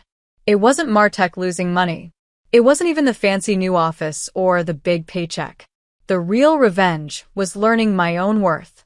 Standing up and saying, no, I deserve better than this.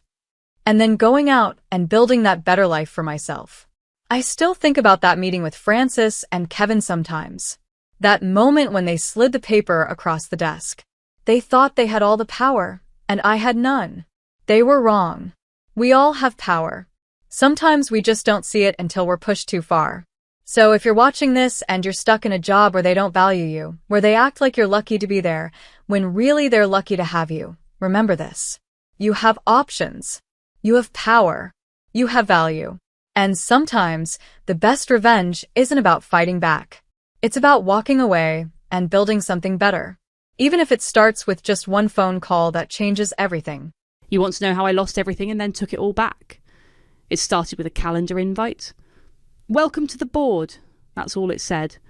No warmth, no congratulations, just a sterile meeting request that landed in my inbox like a slap wrapped in corporate courtesy. My name is Vivian, and 3 months ago I handed over my entire inheritance to save my husband's family business. $2.7 million. Every penny my grandmother left me, every dollar she scraped together working double shifts at the textile mill, gone in a single wire transfer.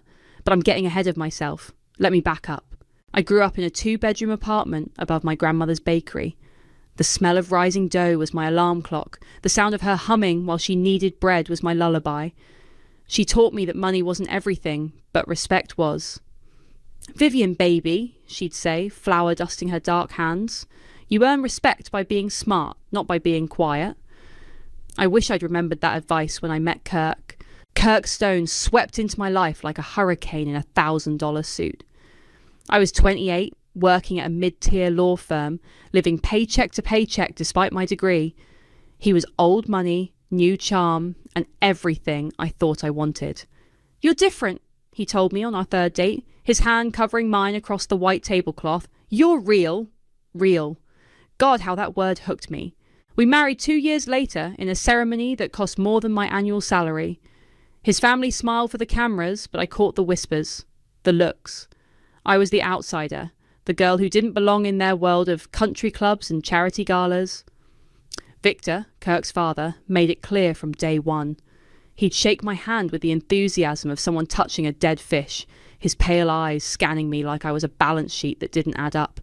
Welcome to the family, he'd said at our wedding reception, his voice carrying all the warmth of a tax audit. For 4 years, I tried. I attended their dinner parties, laughed at Victor's outdated jokes, bit my tongue when they talked business around me like I was furniture. I thought if I just proved myself, if I just waited long enough, they'd see me as family. Then Stone Construction hit trouble. It's temporary, Kirk assured me, pacing our bedroom in his silk pyjamas. Dad's been through worse. The company's been around for 60 years. But the numbers didn't lie. I'd seen enough corporate restructuring to recognise a sinking ship. 3 major contracts had fallen through, 2 key investors had pulled out, and their biggest competitor was circling like vultures. That's when Victor called the family meeting. We need an angel investor, he announced, his weathered hands flat on the mahogany conference table, someone who believes in the Stone legacy. The room fell silent. Kirk shifted beside me, his jaw tight. How much? I asked. Victor's eyes snapped to mine, surprised I'd spoken. 2.5 million? Maybe 3. I felt Kirk's hand find mine under the table, squeezing gently. Viv, you don't have to. I want to help, I said, the words tumbling out before I could stop them. My grandmother left me some money. If it can save the company, save your family's legacy. Victor leaned back in his chair, studying me with new interest. That's very generous, Vivian. Very family-minded. There would be conditions, I continued, my legal training kicking in. I'd want a seat on the board, a real voice in company decisions. Of course, Victor said smoothly. You'd be a full partner, an equal voice at the table. Kirk squeezed my hand again, his smile warm and grateful. Are you sure, sweetheart? It's a lot of money. I thought about my grandmother, about the respect she'd earned through decades of hard work, about finally belonging somewhere, finally being seen as more than just Kirk's wife. I'm sure. The paperwork took 3 weeks. My lawyer, Avery, insisted on reviewing every clause, every subsection. She was thorough to the point of paranoia, but I trusted her. There's something here I want to add, she said during our final meeting, sliding a single page across her desk. A protection clause. If they try to remove you from the board without cause, it triggers a penalty. What kind of penalty? Majority control transfers to you immediately. I laughed. That seems excessive. They're not going to kick me out. I'm family now. Avery's expression didn't change. Humour me. So I signed it. All of it. The investment agreement, the board appointment, the protection clause I was sure we'd never need. The money transferred on a Tuesday. By Friday, my phone buzzed with that calendar invite. Welcome to the board. I stared at the notification, something cold settling in my stomach. No call from Kirk. No celebration dinner. Just a sterile meeting request like I was any other investor. My grandmother's voice echoed in my memory. You earn respect by being smart, not by being quiet. I was about to learn just how smart I really was. The boardroom smelled like leather and old money. I arrived 15 minutes early, wearing my best navy suit and the pearl necklace Kirk had given me for our anniversary. I wanted to look the part of a serious investor, a woman who belonged at this table. Victor was already there, shuffling through papers with Donovan, his right-hand man. They looked up when I entered, their conversation dying mid-sentence. Vivienne, Victor said, his smile tight. Right on time. Good morning, I replied, taking the seat Kirk had indicated in his text, third chair from the head of the table. Not at Victor's right hand, not even close to Kirk's usual spot, but at least I was here. The other board members filed in, 3 grey-haired men I'd met briefly at company events, Francesca the CFO, who always looked like she hadn't slept, and finally Kirk. My husband didn't meet my eyes as he sat down. That should have been my first real warning. Let's begin, Victor announced, rapping his knuckles on the table.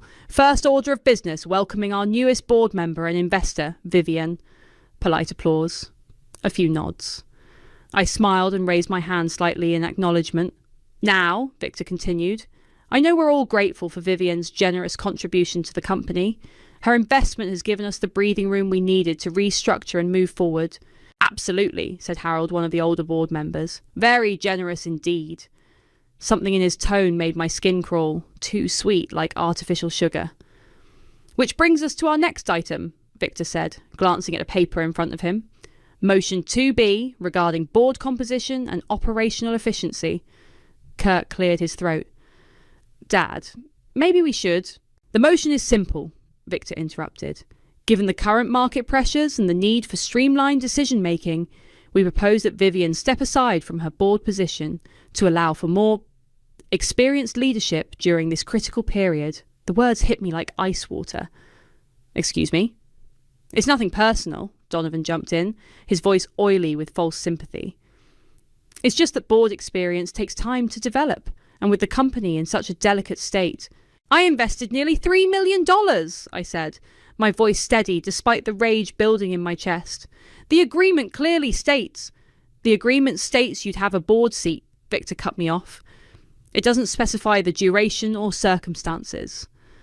I looked at Kirk. My husband was staring at his hands, his jaw clenched. Kirk, I said. He finally looked up, and I saw something in his eyes I'd never seen before. Cold calculation. It's probably for the best, Viv, he said quietly. Just temporarily, until things stabilise. All in favour, Victor called. 6 hands went up. Only Francesca abstained, her face carefully neutral. Motion carries, Victor announced. Vivienne, we appreciate your understanding in this matter. My understanding? I stood up, my chair scraping against the floor. You're stealing my money and my seat, and you want my understanding? Nobody's stealing anything, Donovan said, his voice patronising. Your investment is secure. You'll receive quarterly reports. Get out, Victor said, his mask finally slipping. You're no longer a board member. This is a closed meeting. Kirk, I said, one last desperate attempt. Are you really going to let them do this? My husband looked at me for a long moment. Then he shrugged. Business is business, Vivienne. The security guard appeared so quickly, he must have been waiting outside. A young man in a cheap suit who looked embarrassed to be there. Ma'am, I need to escort you out, he said softly. I gathered what was left of my dignity and walked out with my head high. Behind me, I heard Victor's voice resume, already moving on to the next agenda item, like I'd never existed. The elevator ride down felt endless. The security guard kept apologising under his breath, but I barely heard him. My phone buzzed as we reached the lobby, Kirk's name on the screen. "Hello," I answered. "Viv, listen, I know you're upset." "Upset?" I laughed, and it sounded foreign to my own ears. "I'm not upset, Kirk. I'm impressed." "What?" $3 million, 4 years of marriage, all for a 10-minute board meeting. That's efficient. "It's not like that. This is temporary. Once the company stabilises, once you've squeezed every penny out of my inheritance, you mean?" "Vivian, be reasonable. Business is a man's world, sweetheart. You knew that going in." There it was. The truth, finally naked and ugly between us. "A man's world," I repeated. "Look, why don't you go shopping or something? Buy yourself something nice. We'll talk tonight." The line went dead. I stood in the marble lobby of the building my money had helped save, surrounded by the portraits of stone men going back 3 generations. A man's world. We'd see about that. I drove straight to Avery's office. My hands were steady on the wheel, my breathing controlled. The rage had crystallised into something sharper, more useful. Avery's receptionist tried to tell me she was in a meeting, but I walked past her desk anyway. "Vivian?" Avery looked up from her computer, startled. "What's wrong?" "They kicked me off the board," I said, closing her office door behind me. 10 minutes after the meeting started. Avery's expression shifted from surprise to something predatory. "Tell me exactly what happened." I recounted the meeting word for word. Avery took notes, her pen scratching across legal pad with increasing speed. "The bastards," she muttered when I finished. "They planned this from the beginning. Can we fight it?" Avery smiled, and it wasn't a nice smile. "Vivian, do you remember that protection clause I insisted on? The one you thought was excessive? The majority control thing? But that was just triggered." Avery pulled out a thick folder. "Section 12, subsection C. If you're removed from the board without cause within the first year of investment, controlling interest transfers to you immediately." I stared at her. "What does that mean exactly?" "It means you now own 51% of Stone Construction." The words didn't compute at first. "That's impossible. I only invested $3 million. "Against a company valued at $5.8 million, Avery said, spreading documents across her desk. "Your investment was substantial enough that the penalty clause gives you majority ownership. It's all here in black and white." I sank into the chair across from her desk. "They don't know." "They will soon enough. We need to file the paperwork immediately before they realise their mistake." "Wait." I held up a hand. "Before we do anything, I need copies of all company financial records, everything." "Why?" "Because if they were desperate enough to steal from me, they might be desperate enough to steal from others." Avery nodded slowly. "I can request full disclosure as part of the ownership transfer. It's standard procedure." "Do it." 2 hours later, we had boxes of documents spread across Avery's conference room. Financial statements, contracts, expense reports, bank records. I'd done enough corporate law to know what to look for. "Here," I said, pointing to a series of transactions from 6 months ago. "These consulting fees to DW Enterprises, $50,000 a month." Avery looked over my shoulder. "What's DW Enterprises?" I flipped through more papers. "Donovan Wells. It's his company. He's been billing Stone Construction for consulting while drawing a salary as an employee." "Double dipping," Avery said. "That's fraud." "It gets better." I pulled out another set of documents. "Look at these material costs. Victor's been inflating supplier invoices and pocketing the difference. Here, here, and here." Avery whistled low. "How much are we talking about?" I did quick math on my phone calculator. "At least 400,000 over the past year, maybe more." "No wonder they needed your money." "They weren't just mismanaging the company," I said, the pieces falling into place. "They were robbing it blind." My phone buzzed. A text from Kirk. "Dinner at 7. We need to talk." I showed Avery the message. "What are you going to tell him?" she asked. "Nothing. Not yet." "Vivian, we should move fast on this. Once they realise what the clause means." "They won't realise. Victor's too arrogant and Kirk's too lazy to read the fine print. They think they've won. And Donovan?" I thought about Victor's right-hand man, his oily smile and calculating eyes. "Donovan's smart enough to be dangerous, but he's also smart enough to know which way the wind's blowing." Avery gathered the financial documents into neat piles. "So what's the plan?" File the ownership transfer paperwork tomorrow morning. Quietly. Then we wait. For what? For their next board meeting. I want to see their faces when I walk back into that room. As the majority owner, I confirmed. Avery grinned. This is going to be fun. Fun isn't the word I'd use. I stood up, smoothing my skirt. But it's going to be satisfying. My phone buzzed again. Another text from Kirk. Bring wine. The good stuff. I typed back. Of course. See you at 7. Avery raised an eyebrow. You're really going to have dinner with him? After what he did? I'm going to sit across from my husband and smile while he explains why stealing from me was for my own good, I said. And I'm going to nod and agree and let him think he's won. Why? I picked up my purse, checking that the copies of the financial documents were safely inside, because tomorrow morning I'm going to own his family's company, and I want him to remember this dinner as the last time he felt like he had power over me. The elevator doors closed behind me, and I caught my reflection in the polished steel. I looked calm, composed, professional. I looked like someone who belonged in a boardroom. Tomorrow I'd prove it. Kirk was already 3 drinks in when I got home. The expensive scotch, not his usual beer. Victory scotch. There's my beautiful wife, he said, standing to kiss my cheek. The gesture felt rehearsed, like he'd practiced it in the mirror. I set the wine on the counter, a bottle that cost more than most people's grocery budget. How was the rest of your meeting? Productive. Very productive. He poured himself another scotch. We made some tough decisions today, but they were necessary. I'm sure they were. He studied my face, probably looking for tears or anger. I gave him nothing. You're taking this well, he said carefully. What choice do I have? I opened the wine, letting it breathe. You made it clear where I stand. It's not personal, Viv. You have to understand that. I do understand. Business is a man's world, right? He had the grace to wince. I shouldn't have said that. But you meant it. Kirk sat down heavily at our kitchen island. Look, once things settle down, once we're profitable again, we can revisit your role in the company. My role. I poured 2 glasses of wine. What role would that be exactly? Maybe something in marketing or community outreach. You're good with people. I handed him his glass, our fingers brushing. That's very generous. We're a team, Vivian. We always have been. The doorbell rang before I could respond. Kirk frowned. Are we expecting someone? I'll get it.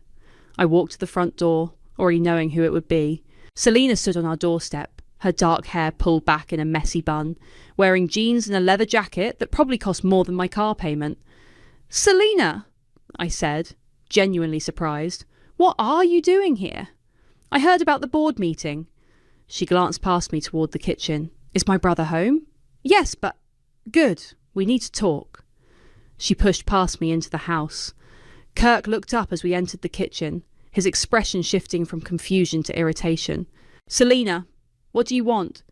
I want to know what the hell you think you're doing, she said, grabbing the wine bottle and pouring herself a glass without asking. It's none of your business. Vivian invested $3 million to save our family company, and you kicked her out the same day. It's absolutely my business. Kirk's jaw tightened. The board made a decision. Dad made a decision. You just went along with it like you always do. That's enough, Kirk warned. Selina turned to me. You're being awfully quiet about this. I sipped my wine. What's done is done. That's it? That's your response? Selina's eyes flashed. They stole your money and your dignity, and you're just going to take it. What would you have me do? Fight back, sue them, burn the whole thing down. Kirk slammed his glass on the counter. Selina, stay out of this. Or what? You'll cut me off too? She laughed bitterly. Newsflash, big brother. I've been cut off since I was 18. I don't need Dad's approval to have opinions. Then maybe you should keep them to yourself. Maybe you should grow a spine. The siblings stared at each other across the kitchen, years of resentment crackling between them. I watched, fascinated despite myself. Why are you really here, Selina? I asked. She looked at me for a long moment. Because I've been where you are. On the outside, looking in. Watching them make decisions about your life without consulting you. It's not the same thing, Kirk said. Isn't it? Selina's voice was sharp. Remember when I wanted to study art? Dad said it wasn't practical. When I wanted to travel, he said it was irresponsible. When I wanted to work at the company, he said I wasn't ready. You weren't ready, Kirk muttered. I was 25 with an MBA from Wharton, but I wasn't ready because I wasn't you. The kitchen fell silent except for the soft tick of the wall clock. There's something else, Selina said, her voice dropping. Something you should know about Donovan. Kirk straightened. What about him? He's been skimming money from the company for months, maybe longer. That's impossible. Dad trusts him completely. Dad trusts him because Donovan makes sure Dad never sees the real numbers. Selina looked directly at me. You might want to take a closer look at the books, Vivian, before you write off your investment completely. Kirk's face went pale. Selina, if you're lying... I'm not lying. I've seen the invoices, the fake consulting fees, the inflated material costs. She finished her wine in one gulp. Your precious company isn't just failing, Kirk. It's being robbed from the inside. She set down her glass and headed for the door. Selina, wait, I called after her. She turned back, her expression softer now. I'm sorry this happened to you, Vivian. You deserved better. Why are you telling me this? Because someone should. She glanced at Kirk, who was staring into his scotch like it held answers. And because maybe it's time someone in this family fought back. The front door closed behind her with a soft click. Kirk and I sat in silence for several minutes. She's lying, he said finally. Is she? Donovan's been with the company for 15 years. He's like family. I nodded, swirling the wine in my glass. Family, right. Vivian. I'm tired, Kirk. I think I'll go to bed early. I left him sitting alone in the kitchen with his victory scotch and his doubts. Upstairs, I pulled out my phone and texted Avery. File the paperwork first thing tomorrow. It's time. The boardroom looked exactly the same as it had a week ago. Same leather chairs, same mahogany table, same portraits of dead stone men glaring down from the walls. But everything was different now. I sat in my car in the parking garage, watching through the glass walls as the board members filed in. Victor at the head of the table, Kirk to his right, Donovan shuffling papers with his usual self-importance. They were probably discussing quarterly projections or new contracts, completely oblivious to what was about to happen. My phone buzzed. Avery. Paperwork filed. You're officially majority owner as of 9 a.m. this morning. Ready? I typed back. Ready? At exactly 10:15, I walked into the building. The same security guard from last week was at the front desk. He looked up nervously as I approached. Ma'am, I'm sorry, but you're not authorised. Check again, I said calmly. He frowned, typing something into his computer. His expression changed from confusion to shock. Yes, ma'am. Go right up. The elevator ride felt different this time, longer, more anticipatory. I could hear Victor's voice through the boardroom door as I approached. Third quarter projections look strong. The Vivian situation is behind us, and we can focus on... I opened the door and walked in. The room went dead silent. 6 faces turned toward me, expressions ranging from confusion to outright hostility. Gentlemen, I said, taking my seat at the table. The same seat they kicked me out of a week ago. Don't let me interrupt. Vivian, Victor's voice was ice cold. You're not supposed to be here. Actually, I am. I placed my purse on the table and folded my hands. Please, continue with your meeting. Kirk leaned forward. Viv, what are you doing? Attending a board meeting. Isn't that what board members do? You're not a board member anymore, Donovan said, his voice dripping with condescension. You voted to remove me without cause, I interrupted, which was a mistake. The door opened again, and Avery walked in carrying a leather briefcase. The room's tension ratcheted up another notch. Who the hell are you? Victor demanded. Avery Stewart, legal counsel for the majority shareholder of Stone Construction. She set her briefcase on the table with a satisfying thud. Majority shareholder? Harold, one of the older board members, looked confused. Victor! What is she talking about? Avery opened her briefcase and pulled out a stack of documents. As of this morning, my client owns 51% of this company. That's impossible, Victor sputtered. She invested $3 million in a company worth nearly $6 million. The math doesn't work. The math works perfectly when you factor in the penalty clause, Avery said, sliding copies of the documents across the table. Section 12, subsection C of the investment agreement. Removal from the board without cause triggers an immediate transfer of controlling interest. I watched the colour drain from Victor's face as he read the document. You can't be serious, Kirk whispered. Completely serious, I said. Congratulations, gentlemen. You just handed me your company. Donovan grabbed the papers, scanning them frantically. This is some kind of trick. A legal loophole. It's not a loophole, Avery said calmly. It's a contract. One that you all signed. I didn't sign anything, Donovan protested. No, but Victor did. As CEO, he had full authority to enter into investment agreements on behalf of the company. Victor's hands were shaking as he set down the document. This won't hold up in court. Actually, it will. Avery pulled out another folder. Especially when the court sees evidence of financial misconduct by current management. The room went dead silent again. What financial misconduct? Kirk asked, his voice barely above a whisper. Avery spread out copies of the documents I'd found. Bank statements, invoices, expense reports. Fraudulent consulting fees paid to DW Enterprises. Inflated material costs with kickbacks to management. Misappropriation of company funds totaling over $400,000. Donovan's face went white. You can't prove any of that. I can prove all of it, I said, speaking for the first time since Avery had arrived. Bank records don't lie, Donovan. Neither do invoices. Vivienne, Victor's voice was pleading now. Let's discuss this reasonably. We're family. Family?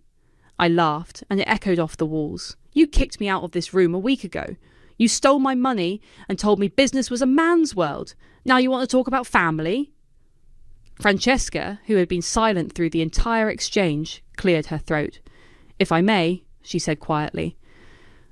The financial irregularities Ms. Stewart mentioned, I've been concerned about them for months. All eyes turned to the CFO. She looked tired, like she'd been carrying a heavy burden. I tried to bring them to Victor's attention several times, she continued, but I was told to mind my own business. Francesca, Victor warned. No. She straightened in her chair. I won't be silent anymore. The company's been hemorrhaging money, and it's not because of market conditions. It's because of theft. You're fired, Victor snarled. Actually, I said, you don't have the authority to fire anyone anymore. I do. The weight of those words settled over the room like a blanket. Victor's mouth opened and closed like a fish gasping for air.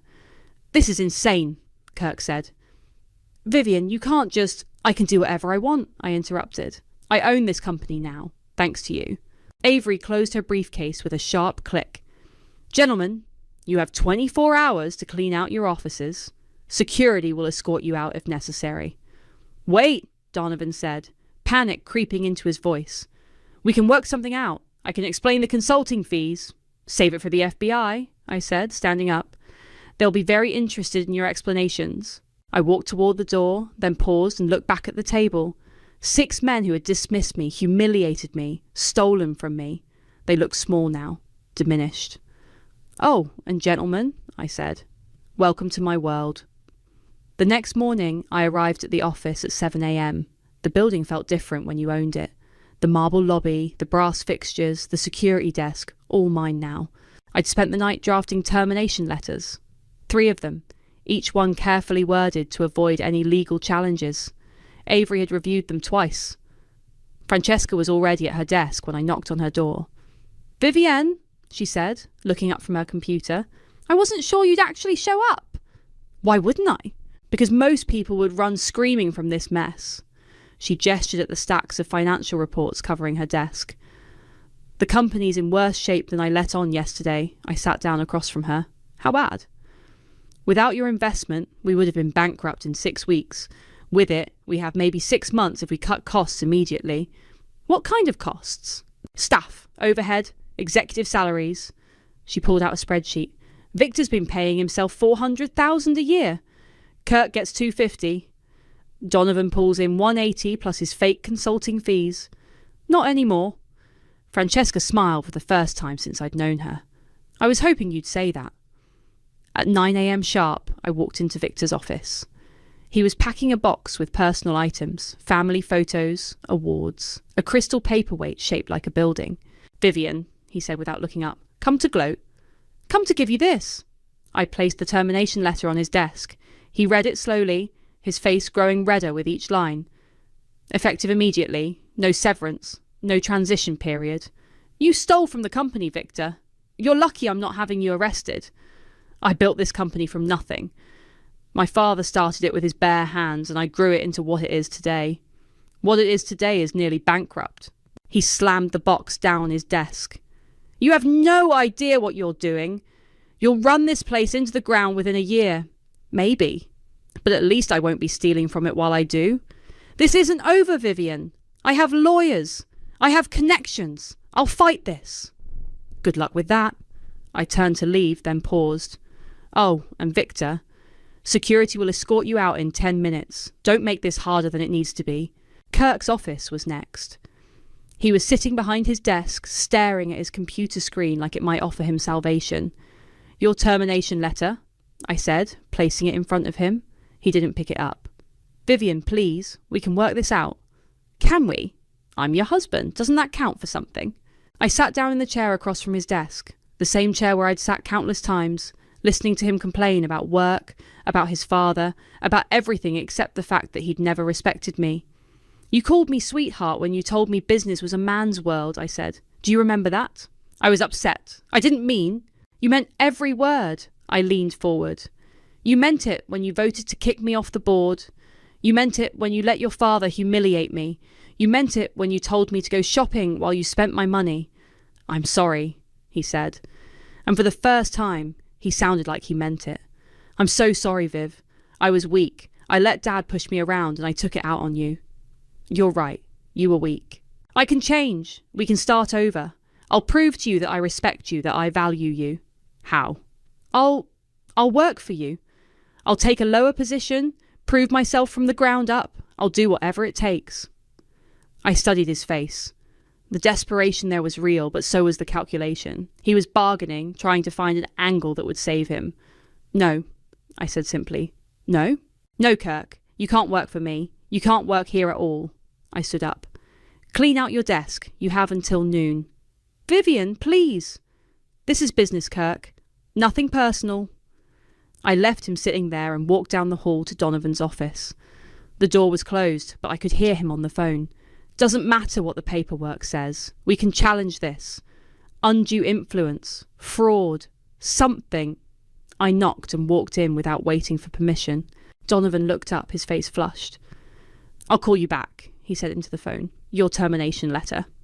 I placed it on his desk next to his coffee mug. You're making a mistake, he said, not touching the document. I know where all the bodies are buried in this company. You need me. I need honest employees. You're not one of them. I can give you information about Victor, about Kirk, things you don't know. Like what? He leaned back in his chair, trying to look confident. Like the fact that Victor's been planning to sell the company for months. Your investment wasn't meant to save Stone Construction. It was meant to make it look profitable enough to attract buyers. Interesting. Anything else? Kirk knew about my consulting fees. He approved them. Also interesting. Donovan smiled, thinking he'd found his leverage. So we can make a deal? No deal. I picked up the termination letter and placed it directly in front of him. But thanks for the confession. I'll make sure the FBI gets a copy. His smile disappeared. You can't do this to me. I have a family, a mortgage. You should have thought about that before you started stealing. I'll fight this. I'll sue you for wrongful termination. With what money? Your assets are about to be frozen pending a federal investigation. The colour drained from his face. Federal investigation? Wire fraud, embezzlement, conspiracy. The FBI takes white-collar crime very seriously these days. I walked to the door, then turned back. Oh, and Donovan, don't bother cleaning out your desk. Security will pack it up for you. By noon, all three men were gone. The building felt lighter somehow, like a weight had been lifted from its foundation. I stood in the boardroom, looking out at the city skyline. My city now, my company, my rules. My phone buzzed. A text from an unknown number. This isn't over. You'll regret this. V. I deleted the message and smiled. Let him try. The first sign of Victor's retaliation came at 6 a.m. on a Tuesday. My phone rang, jolting me awake. Vivian, it's Francesca. You need to get down here, now. What's wrong? Someone tried to access our server remotely last night. They got into the client database before our IT guy caught them. I was dressed and out the door in 10 minutes. The office was buzzing with activity when I arrived. Our IT consultant, a nervous young man named Marcus, was hunched over a laptop surrounded by empty energy drink cans. How bad is it? I asked Francesca. They copied client contact information, project details, financial data, everything they'd need to poach our accounts. Marcus looked up from his screen. The access came from Victor's home IP address. He wasn't even trying to hide it. Can we prove it was him? His login credentials were used. Either he did it, or someone with his passwords did. I pulled out my phone and called Avery. Victor's trying to steal our clients, I said when she answered. We have digital evidence? I'll file for an emergency restraining order. Don't let anyone from the company contact clients until we get this sorted out. Too late. My phone was already ringing. The caller ID showed the name of our biggest client. Mrs. Patterson, I answered. How can I help you? Vivian, I just got the strangest call from Victor. He said there were some irregularities with Stone Construction's ownership, and that I should consider moving my project to another firm. My blood ran cold. What did you tell him? I told him I'd think about it, but honestly, this whole situation has me concerned. First you take over the company, now Victor's calling with warnings about financial instability. Mrs. Patterson, I understand your concern. Could we meet this afternoon? I'd like to explain the situation properly. I suppose that would be appropriate. 2:00. Perfect, thank you. I hung up and immediately called our other major clients. 3 had already heard from Victor. 2 were reconsidering their options. 1 had already decided to terminate their contract. He's trying to destroy us, Francesca said, watching me make call after call. He's trying to force me to sell back to him at a loss, I corrected. Classic hostile takeover tactics. My phone buzzed with a text from Kirk. Dad's lost his mind. He's calling everyone we know, spreading lies about you. I tried to stop him. I showed the message to Francesca. She snorted. Now he wants to help. Too little, too late. The rest of the morning was damage control. I met with 3 clients, reassuring them about the company's stability and my qualifications to run it. 2 seemed satisfied. 1 remained sceptical. At lunch, Avery called with an update. Good news and bad news, she said. The restraining order was approved. Victor can't contact Stone Construction clients or employees, but he's hired a team of lawyers to challenge your ownership. On what grounds? Fraud, coercion, breach of fiduciary duty, the usual kitchen sink approach. Can they win? Not with the evidence we have, but they can tie us up in court for months, maybe years. That afternoon, I was reviewing contracts when my assistant knocked on my door. There's a Donovan here to see you, she said. He says it's urgent. I found him pacing in the lobby, his usual confidence replaced by barely controlled panic. Vivian, thank God, we need to talk. We have nothing to discuss. Yes, we do. He lowered his voice. The FBI contacted me this morning. They want to interview me about the financial irregularities. Congratulations. You're about to become famous. I can help you, he said desperately. I can testify against Victor, tell them everything I know about his schemes. Why would you do that? Because I'm not going to prison for him. Donovan glanced around nervously. Victor's planning something big. He's not just trying to get the company back, he's trying to destroy you personally. What do you mean? He's been calling your old law firm, spreading rumours about your competence. He contacted the State Bar Association, claiming you committed fraud in the takeover. He's even hiring a private investigator to dig up dirt on your past. I felt a chill run down my spine. What kind of dirt? Anything he can find. Financial problems, relationship issues, academic records. He wants to paint you as unstable, unfit to run a company. And you're telling me this because I want a deal. Immunity in exchange for cooperation. I studied his face. The desperation was real, but so was the calculation. Donovan was a survivor, always looking for the best angle. I'll talk to the FBI, I said finally, but I'm not making any promises. That's all I ask. He turned to leave, then stopped. Vivian, be careful. Victor's not just angry, he's desperate. and desperate men do stupid things. That evening I was working late when the building's fire alarm went off. Its piercing sound echoed through the empty corridors as I grabbed my purse and headed for the stairs. In the parking garage, I found Marcus and 2 security guards clustered around the fire truck. "False alarm," one of the guards told me. "Someone pulled the alarm on the 3rd floor." Any idea who? Security cameras caught someone in a hoodie, but we couldn't see their face. I looked up at the building, most of its windows dark except for the emergency lighting. "Check my office," I told the guard. "Make sure nothing's been disturbed." 20 minutes later, he returned with a grim expression. "Your computer's been tampered with. Someone tried to access it, but the password protection held." I pulled out my phone and called Avery. "Victor's escalating," I said, when she answered. "He's not just trying to steal clients anymore. He's trying to steal information. We need to go to the police. We need to go to the press," I corrected. "It's time to tell our side of the story." The next morning, the local business journal's headline read, "Stone Construction Takeover Reveals Massive Fraud Scheme." The article detailed Victor's financial crimes, the FBI investigation, and his attempts to sabotage the company after losing control. My phone started ringing at 7 a.m. and didn't stop. By noon, 3 major news outlets had picked up the story. By evening, it was trending on social media. Victor had wanted to destroy my reputation. Instead, he'd destroyed his own.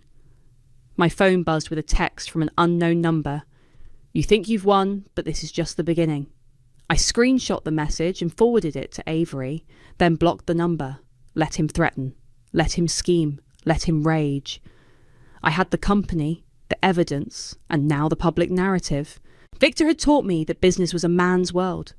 I was about to teach him that the world was changing. The FBI arrested Victor on a Thursday morning.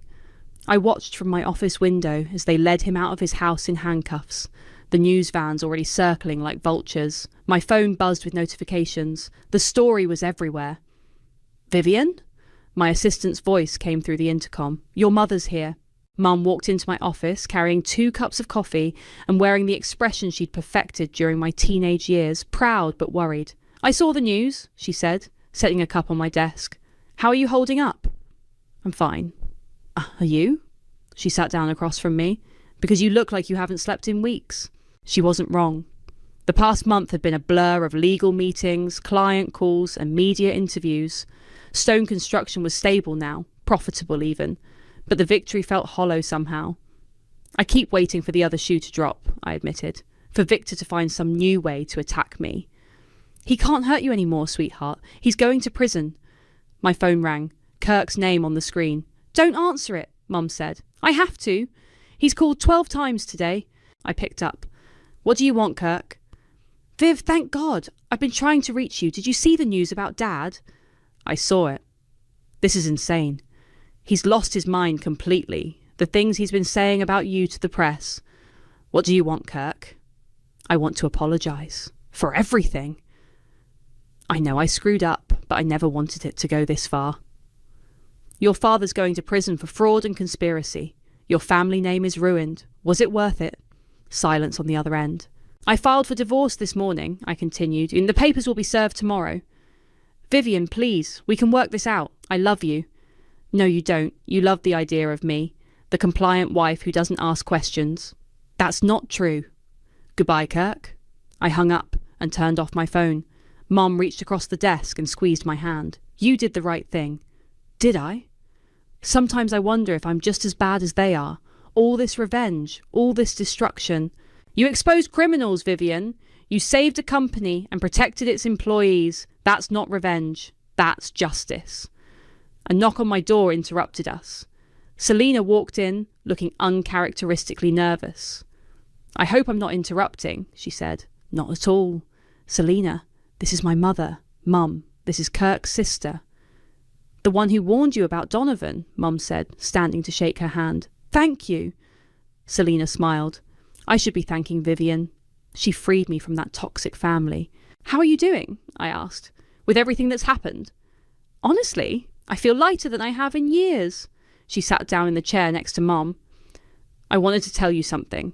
I'm starting my own design firm, residential architecture." "That's wonderful." "I was wondering, Would Stone Construction be interested in partnering on some projects? I know we could create something beautiful together. I looked at her, really looked at her. The hope in her eyes, the excitement in her voice. She was offering me something I'd never had with her family, a genuine partnership. I'd like that, I said. Really? Really? Selina grinned. I have some ideas I'd love to show you when you're ready. I'm ready now. She pulled out her phone and started scrolling through photos of her designs. Mum leaned in to look, asking questions about materials and layouts. For the first time in months, I felt something other than anger or exhaustion. I felt possibility. Vivian? Francesca appeared in the doorway. Sorry to interrupt, but there's someone here to see you. Says it's about Victor. A woman in her 50s stood in the lobby, clutching a manila envelope. She introduced herself as Patricia, Victor's former secretary. I worked for him for 20 years, she said. I kept quiet about a lot of things I shouldn't have. What kind of things? She handed me the envelope. Financial records he thought he'd destroyed. Evidence of bribes, kickbacks, tax evasion going back a decade. I opened the envelope and scanned the documents. Bank statements, receipts, handwritten notes in Victor's distinctive scrawl. Why are you giving me this? Because he ruined good people.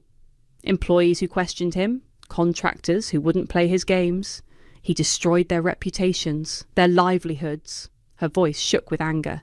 Someone needs to make sure he pays for all of it. The FBI will want to see these. I know. I'm meeting with them tomorrow. She paused at the door. I'm sorry I didn't speak up sooner. I was scared. You're speaking up now. That's what matters. She nodded and left. I looked down at the documents in my hands. More evidence, more crimes, more reasons to hate Victor. But I didn't feel hatred anymore. I felt tired. What are you thinking? Mum asked. I'm thinking I want to build something instead of tearing things down. Selina looked up from her phone. What do you want to build? I walked to the window and looked out at the city. My city now, in a way. My company, my responsibility, my chance to do things differently. A company that treats people with respect. Projects that make communities better. A legacy worth having. That sounds perfect, Selina said. My phone buzzed with a text from an unknown number. Congratulations on your victory. You've earned it. A friend. I showed it to Mum and Selina. We all stared at the message. Another mystery? Mum asked. Probably. I deleted the text and put my phone away. But I'm done chasing ghosts. I have work to do. I sat down at my desk and pulled out a legal pad. At the top of the page, I wrote, Stone Construction, New Vision. Below that, I started making a list. Fair wages for all employees, profit-sharing programs, community investment initiatives, partnerships with local businesses, a company built on respect instead of fear, a legacy worth having. The sun was setting outside my window, casting long shadows across the office. But for the first time in months, I wasn't afraid of what tomorrow might bring. I was excited about it. I should have known something was wrong when my husband started answering my emails about the foundation. My name is Desiree, and 18 months ago, I buried my 10-year-old daughter. Annalise died in a car accident on a Tuesday morning, wearing her favorite purple dress and clutching the stuffed elephant I'd bought her the weekend before. The driver who hit us walked away without a scratch. I spent 3 weeks in the hospital, and when I finally came home, the silence in our house was so loud I thought it might kill me. You need to do something, my mother-in-law Natasha told me one afternoon, standing in my kitchen like she owned it. Sitting here wallowing isn't helping anyone. I wanted to throw my coffee mug at her perfectly styled head, but Isaac squeezed my shoulder. Mom's right, Des. Annalise would want you to help other kids. That's how the Annalise Foundation started. Not from some grand vision, but from the desperate need to make my daughter's death mean something. We began small, funding art programs in underserved schools, because Annalise had loved to paint. Within 6 months, we'd raised over $2 million. Grief, it turns out, is incredibly motivating for donors. This is amazing, babe, Isaac said, scrolling through donation reports on his laptop.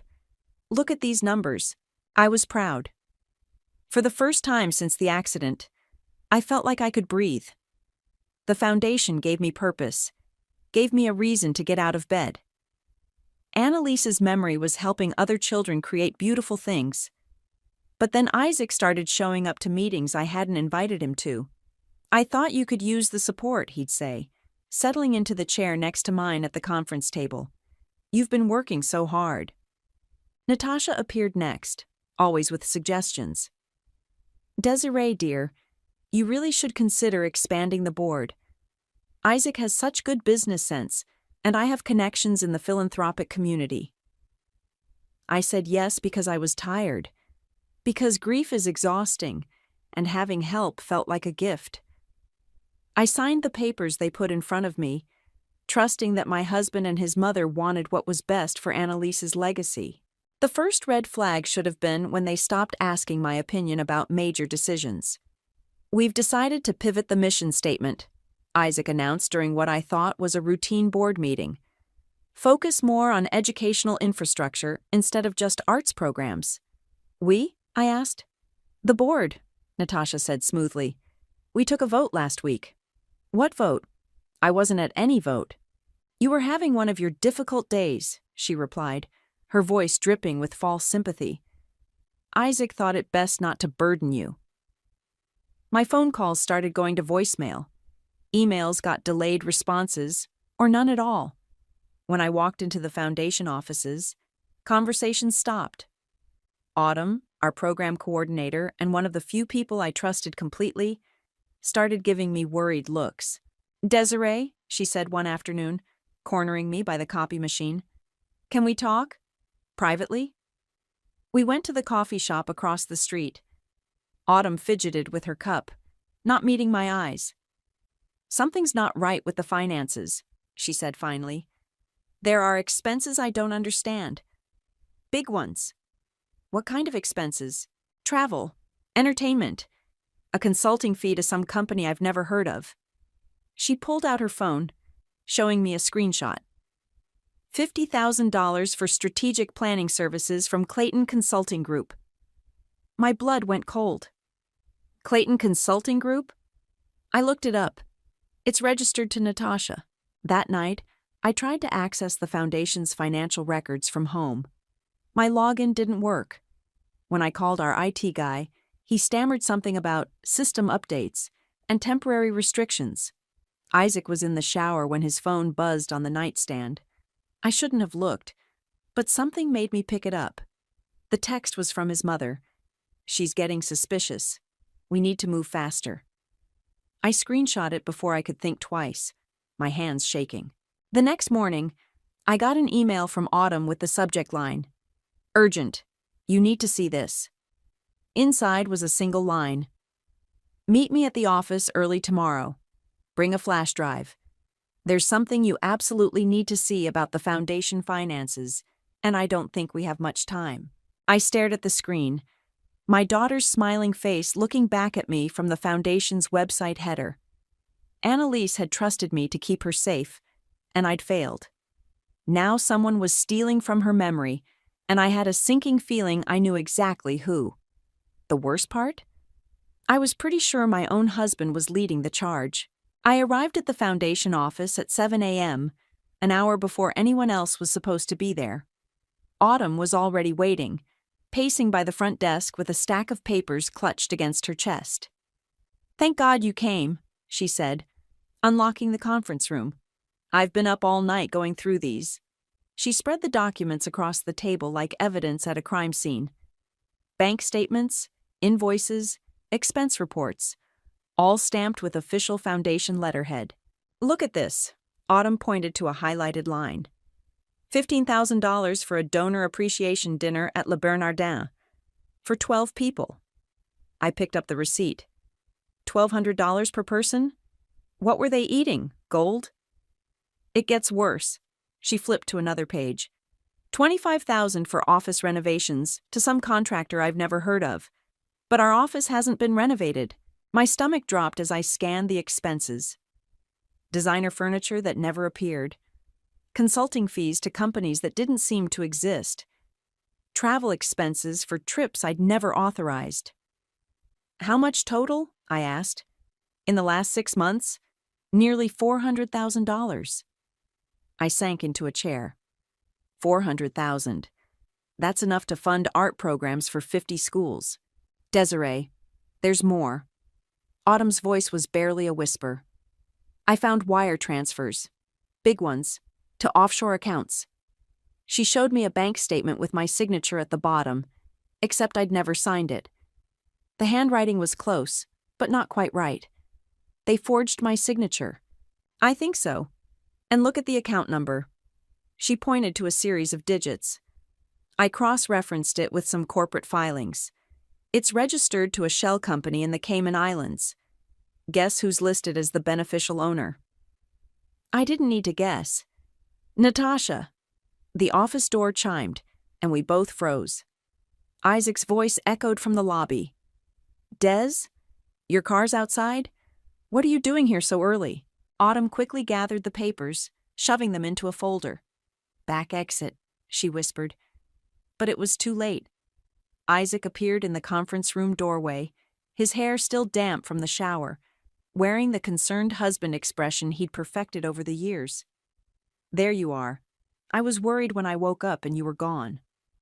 His eyes shifted to Autumn, then to the folder in her hands. What's going on? Just reviewing some program reports, I said, trying to keep my voice steady. At 7 in the morning? He stepped closer, and I caught a whiff of his cologne, the expensive stuff he'd started wearing recently. Autumn, don't you think it's a bit early to be bothering Desiree with work stuff? She asked me to, Autumn began. I'm sure she did. Isaac's smile didn't reach his eyes. But you know how she's been lately. The stress, the grief. Sometimes she asks for things that aren't necessary. Heat flashed through my chest. Excuse me? Babe, you know what I mean. You've been pushing yourself too hard. Maybe you should take a step back. Let the board handle the day-to-day operations. The board that votes on things without telling me? Isaac's jaw tightened almost imperceptibly. We discussed this. You were having a rough week, and we didn't want to add to your stress. By making major decisions about my daughter's foundation without me? Our daughter's foundation, he corrected. And it's not just yours anymore, Des. We're all invested in making it successful. Autumn cleared her throat. I should get going. Let you two talk. Actually, Isaac said, his voice taking on a sharper edge, maybe we should all talk. Autumn, I've been meaning to discuss your recent overtime hours. The board is concerned about budget efficiency. The threat was subtle, but clear. Autumn's face went pale. She had 2 kids and a mortgage. She couldn't afford to lose this job. I understand, she said quietly, clutching the folder tighter. After she left, Isaac turned to me with that same fake concern. Des, I'm worried about you. You're seeing problems that aren't there. Maybe you should talk to someone. You mean like a therapist? So you can have me declared mentally incompetent? That's not... Where's this coming from? But his eyes flickered, just for a second. Guilt, maybe? Or calculation? My phone buzzed. A text from an unknown number. Coffee shop across the street. Now, come alone. D. Daria. My former best friend who'd stopped returning my calls 6 months ago. I have to go, I said, pushing past Isaac. Des, wait. We need to talk about this. About your paranoia. I stopped at the door. My paranoia? You're seeing conspiracies everywhere. It's not healthy. Then explain the wire transfers to the Cayman Islands. Isaac's face went completely blank. For just a moment, the mask slipped, and I saw something cold and calculating underneath. I don't know what you're talking about, he said finally. But he did. I could see it in his eyes. I walked out without another word, my hands shaking as I crossed the street to where Daria was waiting, looking like she hadn't slept in days. We need to talk, she said. About Isaac, about Natasha, about what they're really doing to the foundation. You know? I know enough. She glanced back at the office building. And I know you're in serious trouble. Daria looked terrible. dark circles under her eyes, her usually perfect hair pulled back in a messy ponytail. She kept glancing over her shoulder like someone might be watching us. "I should have called you months ago," she said, stirring her coffee with shaking hands. "But Natasha, she has a way of making you think you're doing the right thing." "What are you talking about?" "She recruited me, said you were having a breakdown, that the foundation needed stable leadership. She made it sound like we were helping you." My chest tightened. "Helping me how?" "By taking over the financial decisions, the strategic planning. She said you were too emotional to make rational choices about Annalise's legacy." "And you believed her?" Daria's face crumpled. "She showed me things, Des. Emails where you sounded unstable, rambling about conspiracy theories, accusing people of stealing. She said you'd been sending them to donors." "I never sent any emails like that. I know that now. But at the time," she pulled out her phone, scrolling through messages. "Look at this. She sent it to me 3 weeks ago. The email was from my foundation address, but I'd never written it. It was full of paranoid accusations against board members, rambling paragraphs about people plotting against me. It sounded like the ravings of someone having a complete mental breakdown. She faked this. She faked all of them. I found the original drafts on her computer when I was helping her with some correspondence last week. She wrote them herself, then sent them from your account." The coffee shop suddenly felt too small, too hot. "How long has this been going on?" "Months, maybe since the beginning." Daria leaned forward. "Des, they're not just stealing money. They're building a case to have you removed completely. Natasha's been documenting everything. Your erratic behavior, your inability to handle stress. She's got a whole file." "A file?" "Medical records, witness statements, those fake emails. She's been talking to lawyers about having you declared mentally incompetent to run the foundation." The room started spinning. "She can't do that." "She can if she has enough evidence. And Isaac's backing her up on everything. He's been telling people you've been having episodes, that you've threatened him." "I've never threatened anyone." "I know, but she's got it all documented. Dates, times, witnesses, who will swear they saw you acting unstable." My phone buzzed. A text from Isaac. "Where are you? Mom wants to meet with us this afternoon about foundation business." "They're moving fast," Daria said, reading over my shoulder. "The meeting this afternoon, it's not about foundation business. It's about having you removed from the board." "How do you know?" "Because I helped plan it." Her voice broke. "God, Des, I'm so sorry. I thought I was helping you."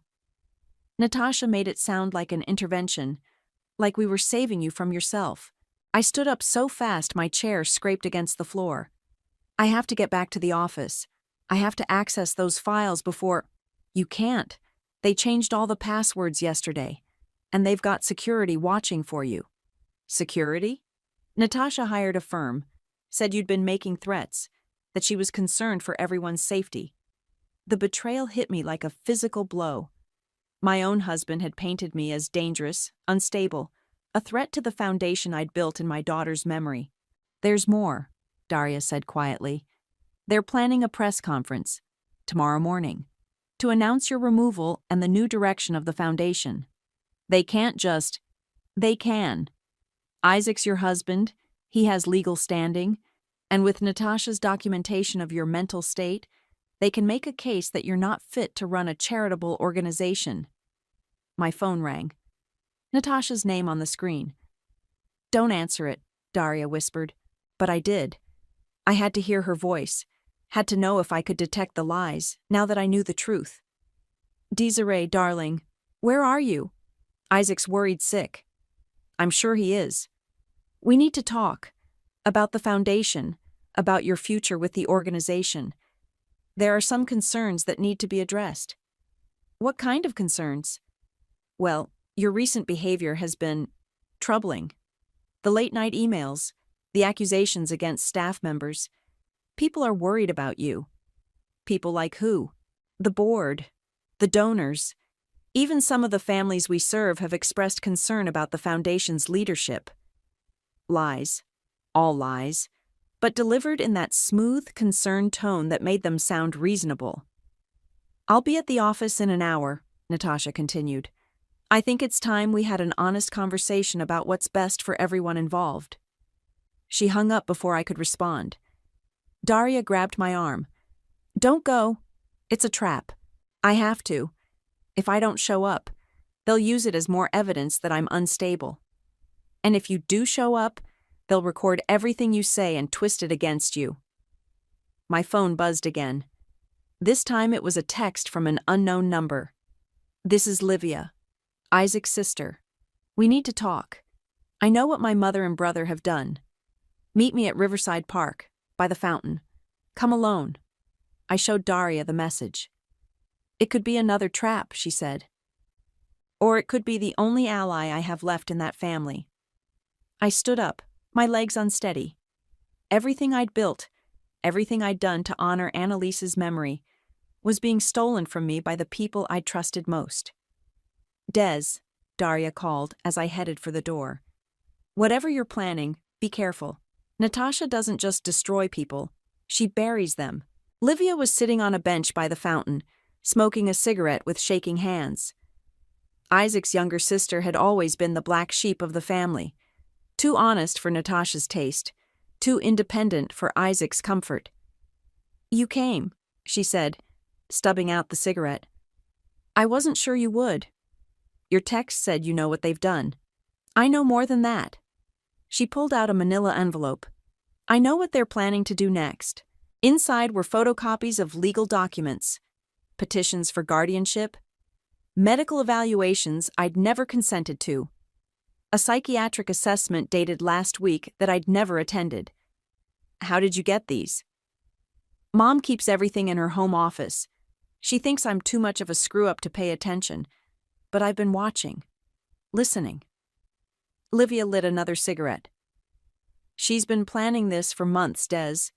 Since right after you started the foundation." "Why?" "Because you were getting too much attention, too much credit. Mom can't stand it when someone else is the hero of the story." I flipped through the papers. There was a letter from a psychiatrist I'd never met, detailing my severe depression and delusional thinking. Another from Isaac, describing incidents of erratic behavior that had never happened. This psychiatrist, Dr. Morrison, I've never seen him. He's a friend of Mom's. Owes her some favors from when she helped fund his clinic. Livia took a long drag. "She's got people everywhere, Des. Judges, doctors, social workers. She's been building her network for decades." "And Isaac's going along with this?" "Isaac does whatever Mom tells him. Always has." Livia's voice turned bitter. "You think you married a man, but you married a puppet. Mom's been pulling his strings since we were kids." My phone buzzed. A text from an unknown number. "This is Special Agent Leonardo Hunt, FBI Financial Crimes Division. I believe you may have information relevant to an ongoing investigation. Can we meet?" I showed Livia the message. Her eyes widened. "Holy shit. Someone reported them? Who would—" I stopped. "Autumn. She must have taken those financial records to the FBI. Good. Because what I'm about to show you is going to make you want to burn their whole world down." She pulled out her phone, scrolling to a voice recording.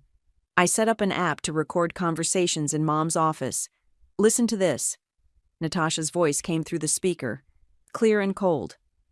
"The psychiatric evaluation will be the final piece. Once we have her declared incompetent, Isaac gets full control of the foundation assets." Isaac's voice. "What about the donors? Some of them specifically gave money because of Desiree's story. We'll spin it. Tragic widow, overcome by grief, unable to handle the responsibility. We're the heroes stepping in to save her daughter's legacy. And the money we've already moved? Untraceable. By the time anyone thinks to look, it'll be buried in so many shell companies they'll never find it." The recording continued for another 10 minutes. They discussed forging more documents, bribing officials, even planting drugs in my car if they needed additional evidence of instability. Jesus Christ, I whispered. There's more. Livia swiped to another recording. This one's from last night. Natasha again. The press conference is set for tomorrow morning. Channel 7, Channel 12, and the Tribune will all be there. I've already given them the story. Devoted mother-in-law and husband forced to take over charity from unstable founder. What if she fights back? With what? We control the narrative. We control the evidence. By tomorrow afternoon, Desiree will be a cautionary tale about grief and mental illness, and we'll be the compassionate family trying to honor Annalise's memory despite her mother's breakdown. I felt sick. They weren't just stealing money. They were stealing my daughter's memory, twisting it into their own profit scheme. Why are you helping me? I asked Livia. Because I'm tired of watching Mom destroy people.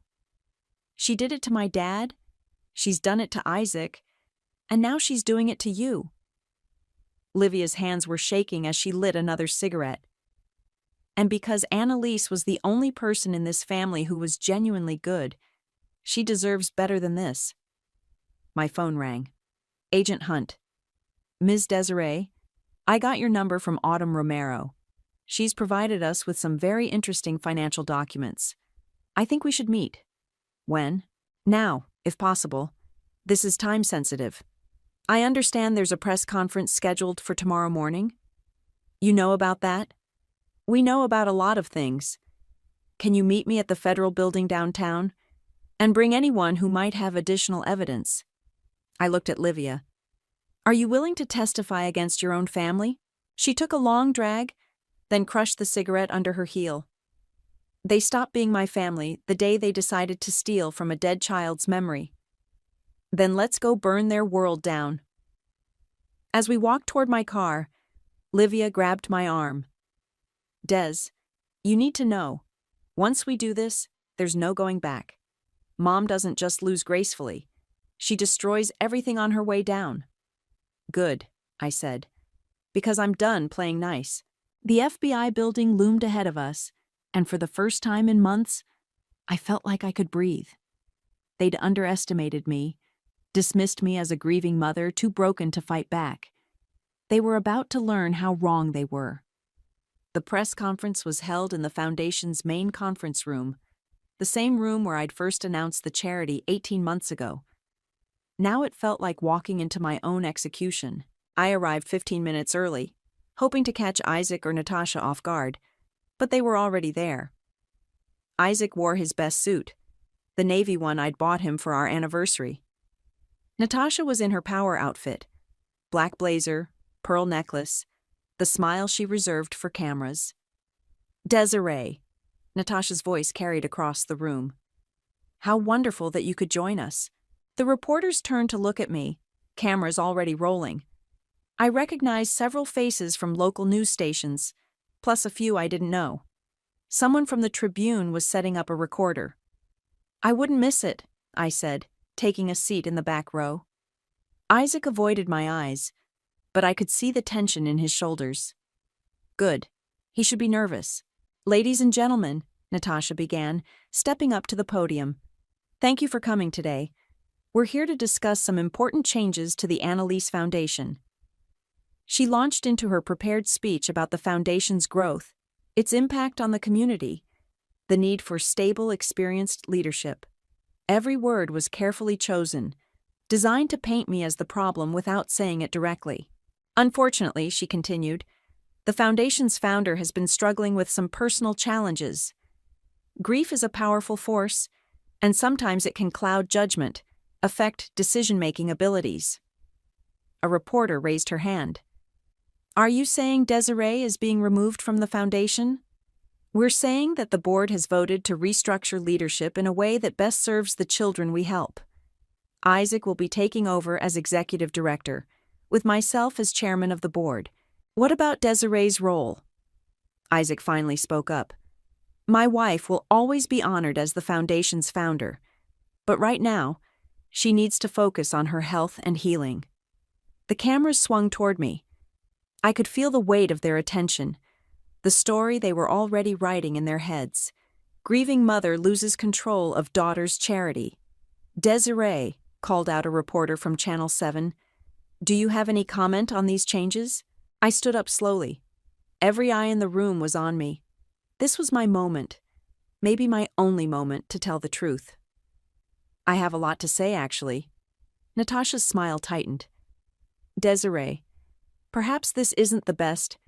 No, I think this is exactly the right time. I walked toward the front of the room. You want to talk about the foundation's leadership? Let's talk about where the money's really going. Isaac stepped forward. Des, you're not thinking clearly. I'm thinking more clearly than I have in months. I pulled out my phone, opening the recording app. Would you like to hear what your mother really thinks about Annalise's legacy? Natasha's face went white. You can't. I hit play. Her voice filled the room, crystal clear. Once we have her declared incompetent, Isaac gets full control of the foundation assets. The reporters erupted. Cameras flashed. Phones came out. Everyone started talking at once. That's taken out of context, Natasha said, but her voice was shaking. Really? What about this part? I skipped ahead in the recording. By the time anyone thinks to look, it'll be buried in so many shell companies they'll never find it. Isaac grabbed my arm. Stop this. You're making a scene. I'm exposing the truth. I shook him off. You want to know about my mental health? I've been gaslighted for months by people I trusted. My own husband forged my signature to steal from my daughter's charity. That's not, Isaac started. $400,000, I said to the cameras. That's how much they've stolen so far. Wire transfers to offshore accounts, fake consulting fees, forged documents. Natasha moved toward the podium. Ladies and gentlemen, this is exactly what we've been dealing with. Paranoid delusions, wild accusations. Then explain this. I held up the bank statement Autumn had found. Your signature on a wire transfer for $50,000 to a Cayman Islands account. The room went dead silent. Natasha's mouth opened and closed like a fish. Security, Isaac called out. We need security in here. 2 men in suits appeared at the back of the room. I recognized them. The private security firm Natasha had hired. Ma'am, you need to come with us, one of them said, walking toward me. On what grounds? Trespassing, disturbing the peace, making threats. I haven't threatened anyone. You're clearly having an episode, Natasha said, her voice full of fake concern. Isaac, call Dr. Morrison. She needs immediate psychiatric evaluation. The security guards reached for my arms. The cameras kept rolling as they dragged me toward the door. Natasha's voice following me. This is exactly why the board had to act. As you can see, Desiree is not capable of rational decision-making. Let go of me! I struggled against their grip. Check the bank records. Check the wire transfers. But they were already pushing me out the door, past the reporters, past the cameras capturing every moment of my humiliation. Isaac followed us into the hallway. Des, please, let us help you. Help me? I stared at him in disbelief. You just had me dragged out of my own daughter's charity like a criminal. You're sick. You need treatment. I need my husband to stop stealing from our dead daughter. His face crumpled for just a moment, and I saw a flash of the man I'd married. But then Natasha appeared behind him, and the mask slipped back into place. Take her home, Natasha told the security guards. Make sure she doesn't hurt herself. As they dragged me toward the exit, I heard her voice drifting from the conference room. I'm sorry you all had to witness that. As you can see, we made the right decision for the foundation. The last thing I saw before they shoved me out the door was Livia standing in the lobby, her face pale with shock. She mouthed 2 words, I'm sorry. But it was too late for sorry. They'd just destroyed me in front of the entire city, and tomorrow morning, I'd be the cautionary tale Natasha had always planned to make me. The war was just beginning. The news coverage was brutal. By 6 p.m., I was the lead story on every local channel. Foundation founder removed after public outburst. The headlines painted me as unstable, dangerous, a grieving mother who'd lost touch with reality. I sat in Livia's apartment, watching my humiliation play on repeat. The footage made it look even worse than it felt. Me being dragged away by security while Isaac and Natasha stood there looking concerned and professional. "Turn it off," Livia said, grabbing the remote. "No, I need to see what they're saying." The Channel 7 anchor was interviewing some child psychology expert about complicated grief and how trauma can affect judgment. They showed a photo of Annalise, then cut to Isaac talking about getting my wife the help she needs. My phone had been buzzing nonstop. Reporters wanting comments, old friends asking if I was okay, a few nasty messages from people who believed the news coverage. Then Agent Hunt called. "I saw the press conference," he said. "Are you all right?" "I've been better. Can you meet me tonight? We need to move fast. After today's spectacle, they're going to accelerate their timeline." "What timeline?" "The psychiatric hold. We intercepted communications between Natasha and Dr. Morrison. They're planning to have you committed tomorrow morning." The room started spinning. "They can't do that. They can if they have the right paperwork. And Natasha has connections everywhere." His voice was grim. "But we might have enough to stop them. Can you get to the Federal Building? I'll be there in 20 minutes. Livia drove me downtown, both of us silent. The FBI building felt different at night. Emptier, more serious. Agent Hunt met us in the lobby, a tall man with kind eyes and the tired look of someone who'd seen too much corruption. "Thank you for coming," he said, leading us to a conference room. "I have some updates." The table was covered with documents, photos, computer printouts, bank records, wire transfer receipts, corporate filings. It looked like the evidence board from a crime show. "Your friend Autumn provided excellent documentation," Hunt said.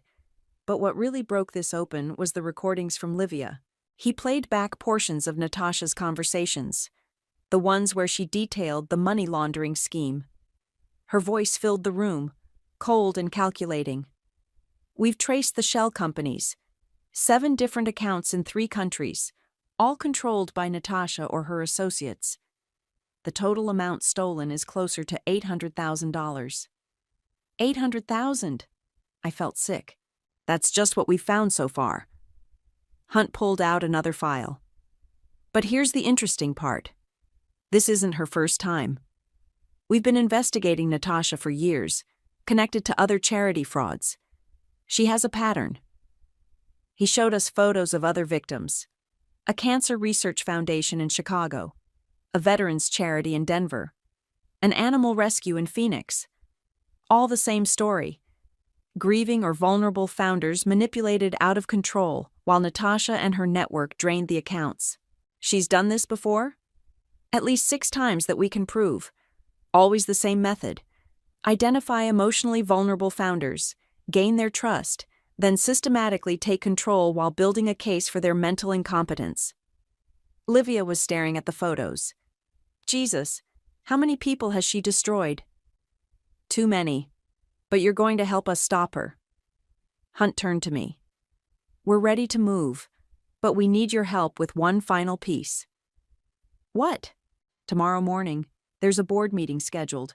Emergency session to officially transfer all foundation assets to Isaac's control. We need you to be there." "Are you insane? After today, they'll have security everywhere. They'll probably have me arrested the moment I walk in." "Not if you're wearing this." He pulled out a small device, no bigger than a button. "Recording device. FBI grade. We need them to incriminate themselves one more time. On tape, with witnesses present." "It's too dangerous," Livia said. After what happened today, this is our only shot," Hunt interrupted. "They're moving fast because they know we're on to them.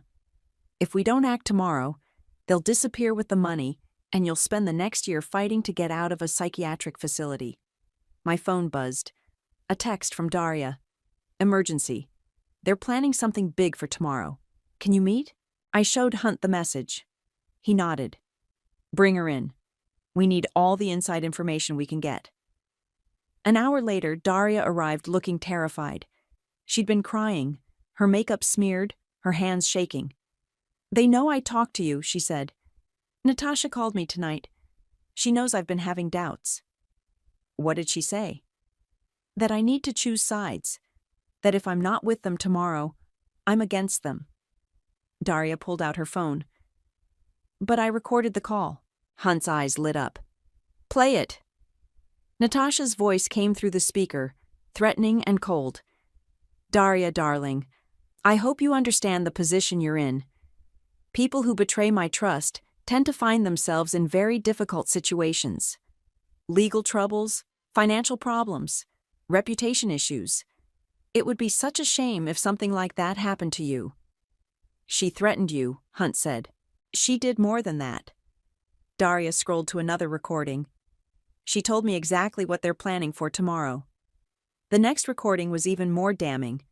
Natasha detailing how they'd have me committed, how Isaac would take full control of the foundation, how they'd use the charity as a front for laundering money from other schemes. "This is it," Hunt said.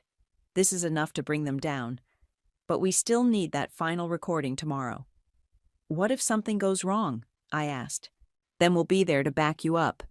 But Desiree," he looked me straight in the eye, "this is your chance to get justice for Annalise, to make sure her memory isn't corrupted by these people." I thought about my daughter, about the foundation I'd built in her honor, about everything they'd stolen from her legacy. "What do I need to do?" Hunt smiled grimly. "Show up to that board meeting. Let them think they've won, and then watch their world burn." As we left the FBI building, Livia grabbed my arm. "Are you sure about this?" "No. But I'm sure about one thing. They picked the wrong mother to mess with.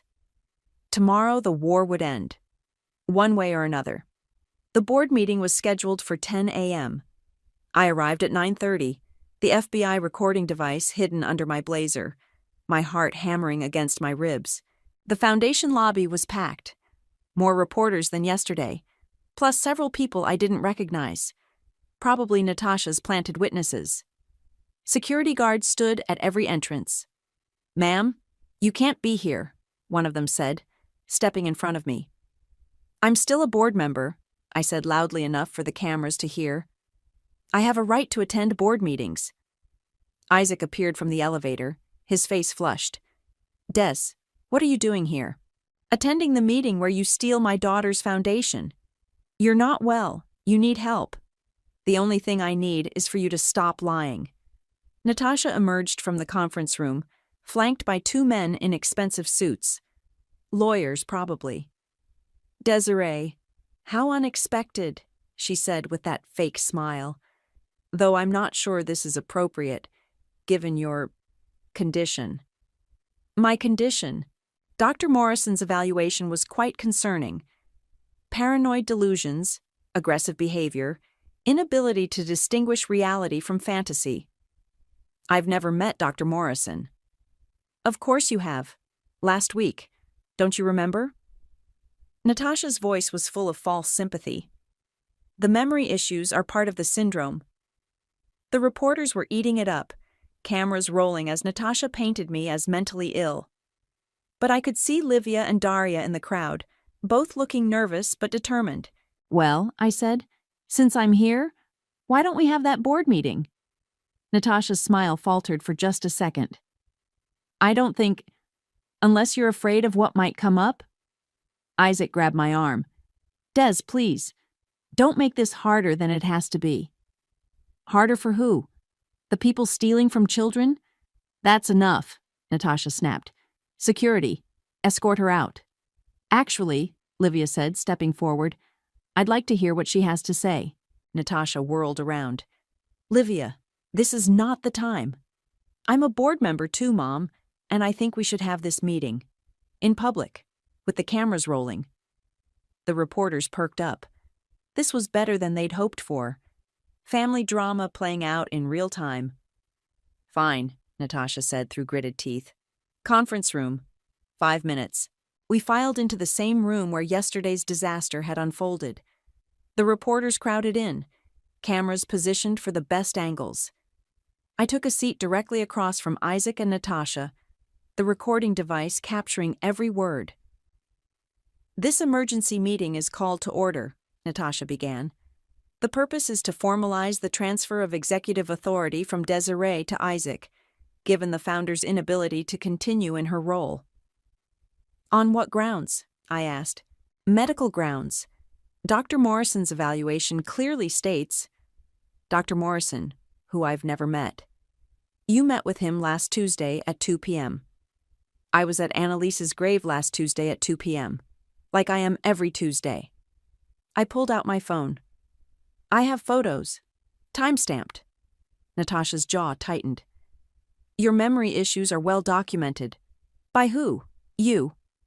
I leaned forward. "Tell me, Natasha, what else have you documented? The wire transfers to the Cayman Islands? The fake consulting fees? I don't know what you're talking about." "Really? Because I have recordings that say otherwise." The room went dead silent. Isaac's face had gone white. "What recordings?" Natasha asked, but I could hear the fear in her voice. "The ones where you discuss laundering money through shell companies, where you plan to have me committed so Isaac can take full control of the assets. That's impossible. You couldn't have—" She stopped, realizing what she'd just admitted.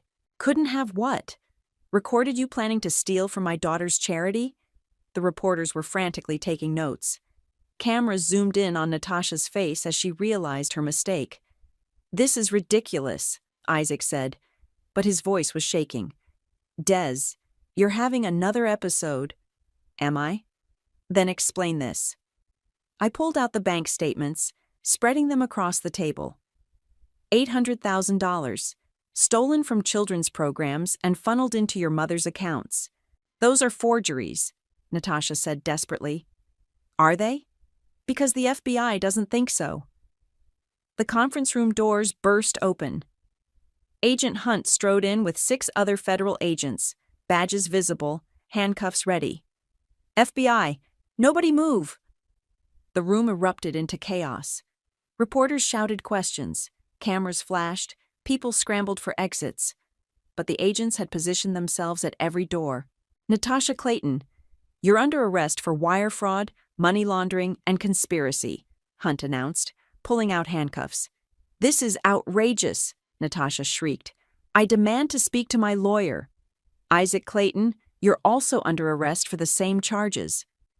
Isaac looked at me across the table, his face crumbling. "Des, please. Fix this. You can fix this, right?" "Fix what? The fact that you stole from our dead daughter?" "I never wanted— Mom made me— Isaac!" Natasha snapped as the handcuffs clicked around her wrists. "Don't say another word." But it was too late. The cameras had caught everything. Isaac's confession, Natasha's panic, the FBI arrests happening in real time. As they led Natasha away, she turned back to me, her face twisted with rage. "You think you've won? You have no idea what you've done. Karma never forgets, Desiree. What goes around comes around, and you'll get exactly what you deserve." "I already have," I said quietly. "Justice for my daughter." The agents escorted them out as reporters shouted questions. The room slowly emptied until it was just me, Livia, and Daria, sitting around the conference table. "It's over," Livia said, her voice barely a whisper. "Is it?" I asked. "Your mother's right about one thing. Karma never forgets, and I just destroyed what was left of this family." Daria reached across the table and squeezed my hand. "You did what you had to do." But as I sat in that empty conference room, surrounded by the wreckage of my marriage and my trust, I wondered if Natasha's final words would prove prophetic. What goes around comes around, and I was about to find out what that really meant. The media circus lasted 3 weeks. Every day brought new revelations about Natasha's charity fraud network, Isaac's complicity, the web of corruption they'd built over years. The foundation's phones rang constantly. Donors wanting to know if their money was safe, families asking if programs would continue, reporters digging for more dirt. I sat in the foundation's conference room, now stripped of Natasha's expensive furniture and Isaac's motivational posters. Just me, Livia, Daria, and Autumn, trying to figure out how to rebuild something from the wreckage. The FBI recovered most of the stolen funds, Autumn said, scrolling through her laptop. 600,000 so far, with more expected as they traced the overseas accounts. What about the programs? I asked. The schools we were supposed to help this semester? On hold. The board voted to suspend all activities until the investigation concludes. The board that's left, you mean? Only 4 of the original 12 members remained. The others had resigned in embarrassment or been implicated in the fraud. Daria looked up from the stack of legal papers she'd been reviewing. The lawyers say you can restart the foundation under a new name. Clean slate, new board, proper oversight. And what about the families who trusted us? The kids who were counting on art supplies and music lessons? They'll understand, Livia said, once they know the truth. But I wasn't sure they would. Trust once broken doesn't just magically repair itself. Some of the families had already started their own fundraising efforts, not wanting to wait for us to sort out our mess. My phone buzzed. A text from Agent Hunt. Sentencing hearing scheduled for next month. Your victim impact statement will be important. The victim impact statement. I'd been putting off writing it, not sure what to say. How do you quantify the damage when someone steals not just money, but your daughter's memory? I need some air, I said, standing up. I walked to the small park across from the foundation offices, the same one where I used to bring Annalise after school. There was a bench under an oak tree where we'd sit and share snacks, where she'd show me her artwork, where she'd chatter about her friends and her dreams. I thought I might find you here. I turned to see Leonardo Hunt approaching, looking less formal than usual in jeans and a sweater. Agent Hunt, I didn't expect to see you. Leo, please, and I wanted to check on you before the sentencing hearing. He sat down beside me on the bench. How are you holding up? Honestly, I don't know. I got what I wanted. Justice, vindication, the truth coming out. But it doesn't feel like victory. Why not? Because my marriage is over. My husband is going to prison. My daughter's foundation is in ruins. And half the city thinks I'm either a hero or a vindictive bitch, depending on which news channel they watch. Leo was quiet for a moment. Can I tell you something? In my 15 years with the Bureau, I've seen a lot of victims. Most of them just want to move on, forget what happened, pretend it never occurred. And? You didn't do that. You fought back. You made sure they couldn't do this to anyone else. At what cost? At the cost of your comfort, your peace, your ability to pretend everything was fine. He turned to look at me. But you saved other families from going through what you went through. The Chicago Cancer Foundation, the Denver Veterans Charity. They're all getting their money back because you had the courage to speak up. I hadn't thought about that. In all the chaos and media attention, I'd forgotten about Natasha's other victims. The sentencing hearing, I said. What should I say? Whatever you need to say. For yourself, for Annalise, for all the people they hurt. That evening, I sat at my kitchen table with a blank piece of paper, trying to find the words. The house felt different now, emptier without Isaac's presence, but also cleaner somehow, like a weight had been lifted. I started writing, Your Honor, my name is Desiree, and I founded the Annalise Foundation to honor my daughter's memory after she died in a car accident. What the defendants did wasn't just steal money. They stole hope from children, trust from donors, and dignity from my daughter's legacy. But here's what they couldn't steal: the truth. The love that created the foundation in the first place. The community of people who still believe in helping kids create beautiful things. Natasha was right about one thing. Karma never forgets. But karma isn't just about punishment. It's about balance. It's about making sure that good intentions eventually triumph over greed. I'm not asking for revenge. I'm asking for accountability. and I'm asking for the chance to rebuild what they tried to destroy. The next morning, Livia called. I saw the news about the sentencing. Are you ready? As ready as I'll ever be. Good, because I have something to tell you. I've been talking to some of the families from the programs we had to cancel. They want to help restart the foundation. Really? Really. They're organizing a fundraiser. Art for Annalise. Kids selling their artwork to raise money for new programs. I felt tears starting. She would have loved that. I know. And Des? I've been thinking about what Mom said, about karma coming back around. Yeah, maybe it already has.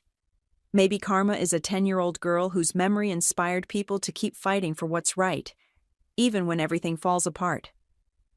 As I hung up the phone, I looked at the framed photo of Annalise on my mantel. She was holding a paintbrush, her face covered in purple paint, grinning like she'd just discovered the secret to happiness. Maybe Livia was right. Maybe karma wasn't about punishment or revenge. Maybe it was about love persisting, even in the darkest moments. Maybe it was about a mother's refusal to let her daughter's light be extinguished by other people's greed. The foundation would rise again. Different, smaller maybe, but built on something stronger than before. Built on truth instead of trust. Transparency instead of blind faith. And Annalise's memory would live on, not in offshore accounts or fake consulting fees, but in the art supplies we'd put in children's hands, the music lessons we'd fund, the creativity we'd nurture. That was karma. That was justice. That was love winning in the end. The funeral director handed me a tissue like it was some kind of consolation prize. I stared at the casket, mahogany gleaming under those harsh fluorescent lights, and wondered if 10 years of my life had been worth this moment.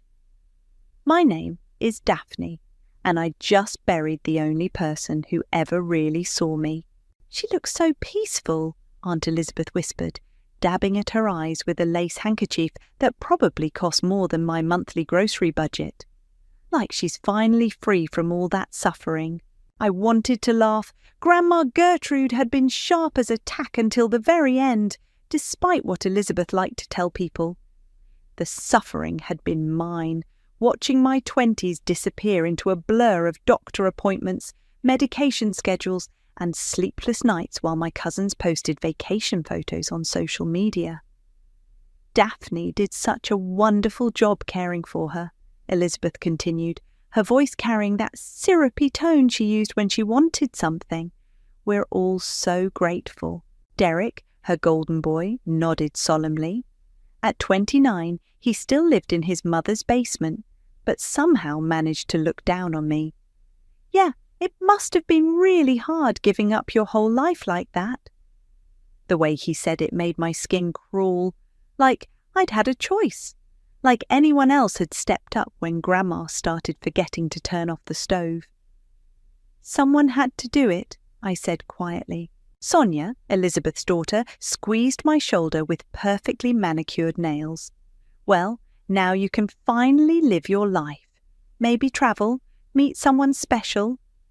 She exchanged a look with her mother that I pretended not to catch. My mother Sarah stood behind them, silent as always. She'd perfected the art of being present without actually being there. When I caught her eye, she looked away quickly, focusing on the flower arrangements, like they held the secrets of the universe. The service was everything Grandma would have hated, stuffy, formal, full of people who hadn't visited her in years, suddenly acting like they'd lost their best friend. I sat in the front row, listening to Elizabeth's crocodile tears and Derek's fake eulogy about what an inspiration Grandma had been. After the burial, people filtered back to the house, my house, though I was starting to wonder if anyone else remembered that.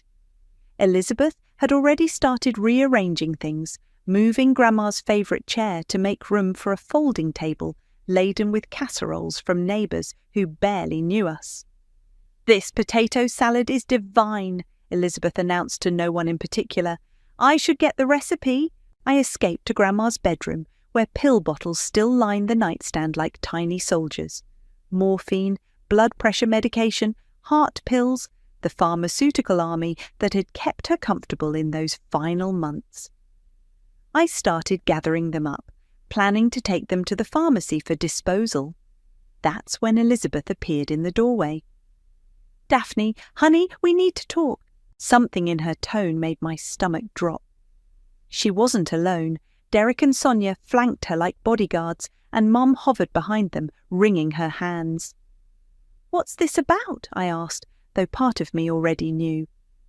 Elizabeth pulled out a manila envelope, handling it like it contained the crown jewels. "We found this in your grandmother's papers. Her will." The room went silent except for the tick of Grandma's old clock.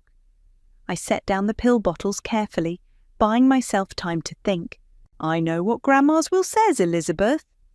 "Do you?" She slid the papers across the dresser, because according to this, the house goes to me. As the eldest daughter, she felt it was appropriate. I stared at the document, my vision blurring slightly. The signature looked right, the letterhead was correct, but something felt wrong. Everything felt wrong. "This doesn't make sense," I whispered. "She promised me." "Promises aren't legal documents," Derek interrupted. "Mum's been managing Grandma's affairs for months. She knew what was best." "Managing her affairs?" The words came out sharper than I intended. "I was here every single day. I gave up everything." "And we're grateful," Elizabeth said smoothly. "But the house needs to stay in the family. Real family." The implication hit like a slap. I looked at my mother, waiting for her to say something, anything. She studied her shoes like they were the most fascinating things in the world. "I need you to pack your things," Elizabeth continued. "We'll give you an hour to get what you need. The rest can be sorted out later." An hour? 10 years of my life, and she was giving me an hour. I grabbed a suitcase from the closet and started throwing clothes into it, my hands shaking with rage and disbelief. They watched me like I might steal something, as if I hadn't earned every single item in this house through blood, sweat, and sleepless nights. As I walked out the front door with my pathetic suitcase, Elizabeth called after me. "This is for the best, dear. You'll see." I didn't turn around. I couldn't let them see the tears, couldn't give them that satisfaction. But as I reached my car, I whispered a promise to the empty street. "We'll see about that." The Sunset Motel wasn't exactly the Ritz, but it was what my credit card could handle. $49 a night for a room that smelled like stale cigarettes and broken dreams. The bedspread had seen better decades, and the air conditioner wheezed like it was on life support. I sat on the edge of the bed, staring at my suitcase, everything I owned in the world crammed into one piece of luggage. The irony wasn't lost on me. I'd spent 10 years accumulating nothing because every penny went to Grandma's care. My phone buzzed. Colin's name flashed on the screen. "Hey," I answered, my voice hoarse from crying. "Jesus, Daphne, I just heard. Are you okay? Where are you?" Colin had been Grandma's neighbour until he'd moved across town after some falling out with Elizabeth years ago. He was one of the few people who'd actually visited during those long years, bringing groceries when I couldn't leave Grandma alone. "I'm at the Sunset Motel on Route 9. "The one with the broken neon sign?" "Christ. Look, you can stay at my place. I'm fine here." I wasn't, but I needed space to think. Baby, this is insane. Everyone knows you took care of her. Everyone knows she wanted you to have that house." Apparently, not everyone. I picked at a loose thread on the bedspread. Elizabeth had a will, official looking, signed the whole thing. "Bullshit. Your grandmother talked about leaving you that house for years. She told half the neighbourhood." Something in his tone made me sit up straighter. "What do you mean?" "I mean people are talking, Daphne, and not in a good way." My stomach clenched. "What kind of talking?" "Elizabeth's been making the rounds, telling people you were manipulative, that you isolated your grandmother, controlled her finances. She's saying you probably forged documents yourself and got caught." The room spun slightly. She's what? I'm sorry, I thought you should know. Mrs. Patterson from the grocery store actually asked me if it was true that you'd been stealing from your grandmother's purse. I pressed my palm against my forehead, trying to process this new level of betrayal. Colin, I would never. I know that. Anyone with half a brain knows that. But Elizabeth's convincing, and people love drama. After we hung up, I tried calling my mother, straight to voicemail. I tried again an hour later. Same thing. The third time, she finally picked up. Daphne. Mum, we need to talk. I don't think that's a good idea right now. Not a good idea, my voice cracked. Your sister just threw me out of my own house with a forged will, and you think talking isn't a good idea? Silence stretched between us like a chasm. It's not forged, honey. I saw your grandmother sign it. The words hit me like a physical blow. You what? She was confused toward the end. You know that. Elizabeth was just looking out for everyone's best interests. My best interests? Mum, I gave up everything. I haven't been on a date in 3 years. I haven't taken a vacation in a decade. I watched my friends get married and have kids while I measured out pills and changed bedsheets. No one asked you to do that. The casual cruelty of it took my breath away. She was your mother too. And she's gone now. Fighting about this won't bring her back. This isn't about bringing her back. This is about justice. This is about... The line went dead. I threw the phone across the room, where it bounced off the wall and clattered to the floor. The screen cracked in a spiderweb pattern which seemed fitting. That's when I remembered the suitcase. I'd packed in such a rage that I'd grabbed things randomly. Clothes, toiletries, whatever I could shove in quickly. But there, wedged between my winter coat and a pair of jeans, was a manila folder. My hand shook as I pulled it out. Inside were documents I'd almost forgotten about. Papers Grandma and I had signed 6 months ago during one of her good days. The memory came flooding back. We'd been sitting in Camilla's law office, Grandma's hand steady as she signed document after document. This is called a transfer on death deed, Camilla had explained. It means the house transfers directly to Daphne upon your death, bypassing probate entirely. And Elizabeth can't contest it, Grandma had asked, her eyes sharp and focused. Not if it's properly filed and recorded, which it will be. I'd forgotten about it in the chaos of Grandma's final weeks, when every day was a blur of doctor visits and medication adjustments. But here it was, official and legal, and completely separate from any will Elizabeth might have produced. I spread the papers across the motel's tiny table, reading every word twice. The deed was clear, notarized, and according to the filing stamp, officially recorded with the county 6 months ago. Elizabeth had no idea this existed. I picked up my cracked phone and scrolled through my contacts until I found Camilla's number. It was late, but this couldn't wait. Camilla, it's Daphne. I need to see you first thing tomorrow morning. Of course, dear. I heard about your grandmother. I'm so sorry for your loss. Thank you, but that's not why I'm calling. I stared at the deed, feeling something like hope stirring in my chest for the first time in days. I think we need to discuss that transfer on death deed. Huh? Her voice changed, becoming more alert. Yes, I think we do. Can you be here at 9? After I hung up, I sat back on the bed and looked around the shabby motel room. Tomorrow, everything would change.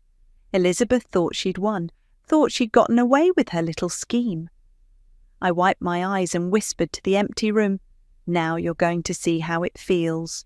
I drove past the house 3 times before parking across the street. Every window blazed with light, and I could hear laughter spilling out into the night air. Elizabeth's car sat in the driveway next to Derek's pickup truck, like they owned the place. Which, according to them, they did. Through the kitchen window, I watched Elizabeth holding court at Grandma's dining table, my dining table, gesturing wildly with a wineglass in her hand. Derek lounged in Grandma's favourite recliner, feet up like he was king of the castle. Sonia sat on the couch, scrolling through her phone and giggling at something on the screen. They were celebrating. A moving truck had been there earlier, judging by the boxes stacked in the living room. They weren't wasting any time making themselves at home. I gripped the steering wheel until my knuckles went white, remembering all the nights I'd sat in that same kitchen, feeding Grandma soup when she was too weak to hold the spoon herself. The countless hours I'd spent in that living room, reading to her when her eyes got too tired for books. Don't let them take what's yours, sweetheart. Grandma's last words to me, whispered when she thought I was asleep in the chair beside her bed. Promise me? I'd promised, and I was going to keep that promise. The next morning, Camilla's office smelled like coffee and old leather. She was already waiting when I arrived, the transfer on death deed spread across her mahogany desk. I filed this myself 6 months ago, she said, tapping the document with her pen. Your grandmother was very specific about her wishes. She wanted to make sure you were protected. Protected from what? Camilla's expression darkened. From exactly what's happening now. Your grandmother suspected Elizabeth might try something like this. She knew. She'd caught Elizabeth going through her papers several times. Small things at first, looking through bank statements, asking pointed questions about her assets. Your grandmother wasn't fooled. I sank into the leather chair across from her desk. So the house is really mine. Legally, yes. The transfer on death deed supersedes any will. The property transferred to you the moment your grandmother passed away. Camilla leaned forward. But there's something else you need to know. My stomach dropped. What? I've been reviewing your grandmother's financial records. There are some irregularities. She pulled out a thick folder and opened it to reveal bank statements and cancelled cheques. Look at these withdrawals. 500 here, 800 there, always signed by Elizabeth as your grandmother's power of attorney. I scanned the papers, my anger building with each entry. How much? Over the past 2 years, nearly $30,000. The number hit me like a punch to the gut. 30,000? Your grandmother never mentioned giving Elizabeth money? Never. She was always worried about having enough for her medical expenses. I thought about all the times I'd paid for groceries out of my own pocket, all the times I'd skipped meals to make sure Grandma had what she needed. There's more. Camilla flipped to another section.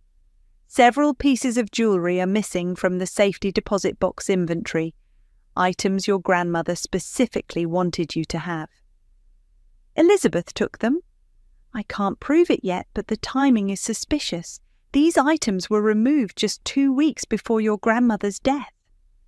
I stared at the evidence spread across the desk, feeling sick. What do we do? First, we contact the police. Elizabeth is currently occupying your property illegally. Second, we file a complaint about the financial irregularities and the missing jewellery. Camilla's voice was crisp, professional. And third, we make sure that Forged will get the attention it deserves. Forged? Oh yes, I've seen your grandmother's signature thousands of times over the years. That will Elizabeth produced? It's a decent fake, but it's still a fake. An hour later, I sat in my car outside the police station, hands shaking as I dialed the non-emergency number. I need to report someone illegally occupying my property, I told the dispatcher. Are you the legal owner of the property, ma'am? Yes, I have the deed right here. We can have an officer meet you there in about 30 minutes. 30 minutes. I drove back to the house and parked in the same spot as the night before. Elizabeth's car was still there, along with Derek's truck. Through the window, I could see them moving around, probably deciding which of Grandma's things to keep and which to throw away. My phone buzzed with a text from Colin. Heard through the grapevine that Elizabeth's telling people you're mentally unstable. Says the stress of caregiving broke you. Just thought you should know. I typed back, thanks for the warning, but I'm not the one who's about to be broken. The police cruiser pulled up just as I hit send. Officer Henderson climbed out, a tall man with kind eyes and greying temples. His partner, a younger woman, followed behind him. "You're Daphne?" Henderson asked. "That's me."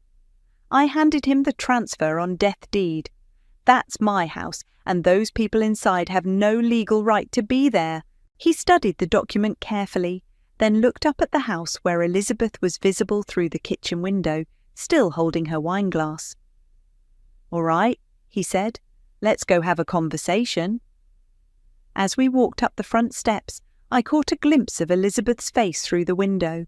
The wineglass slipped from her hand and shattered on the kitchen floor.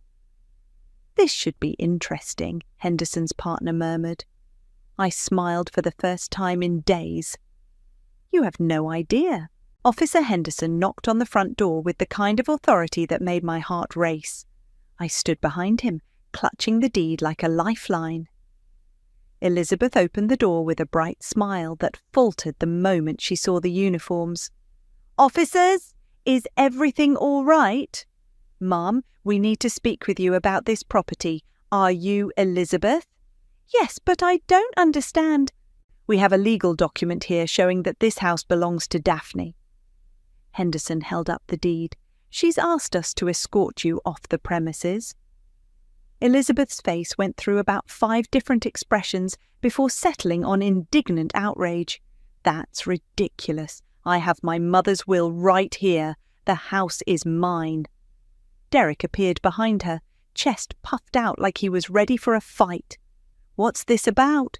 "Your cousin has some paperwork that contradicts your mother's will," Henderson's partner explained calmly.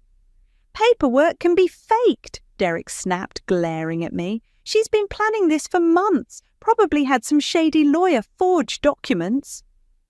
"The transfer on death deed was filed with the county 6 months ago," I said, my voice steadier than I felt. "It's public record." Elizabeth's face went pale. "That's impossible. Mother would have told me." "Would she?" I stepped forward. "Like she told you about the $30,000 you withdrew from her accounts." The silence that followed was deafening.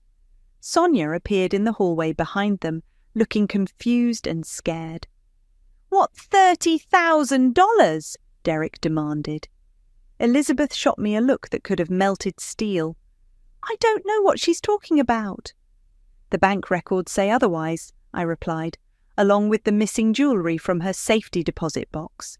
"You're lying." But Elizabeth's voice cracked slightly. Officer Henderson stepped between us.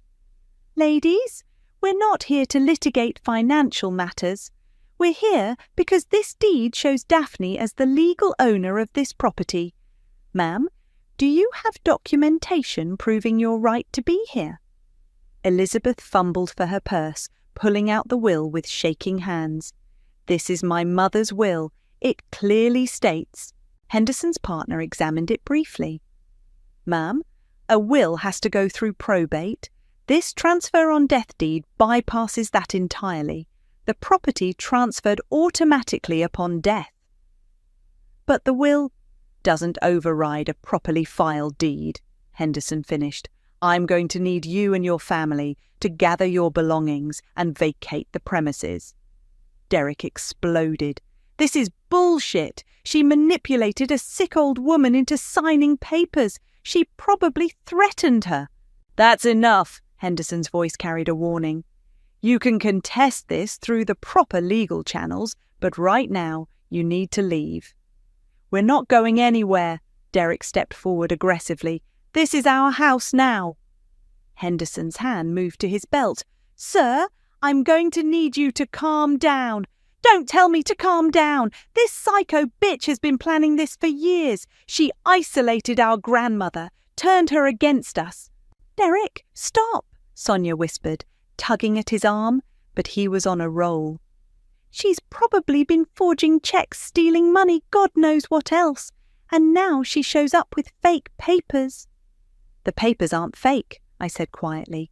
"But that will you're holding, that signature isn't Grandma's." Elizabeth's face went white as paper. "How dare you? I watched her sign documents for 10 years. I know her handwriting better than my own. I looked directly at her. You want to keep playing this game? Because I have a lot more evidence where this came from. Henderson stepped forward. All right, that's enough. Ma'am, you have 30 minutes to collect your personal belongings and leave. If you're not out by then, you'll be arrested for trespassing. This isn't over, Elizabeth hissed as she pushed past me. You think you're so smart? You have no idea what you've started.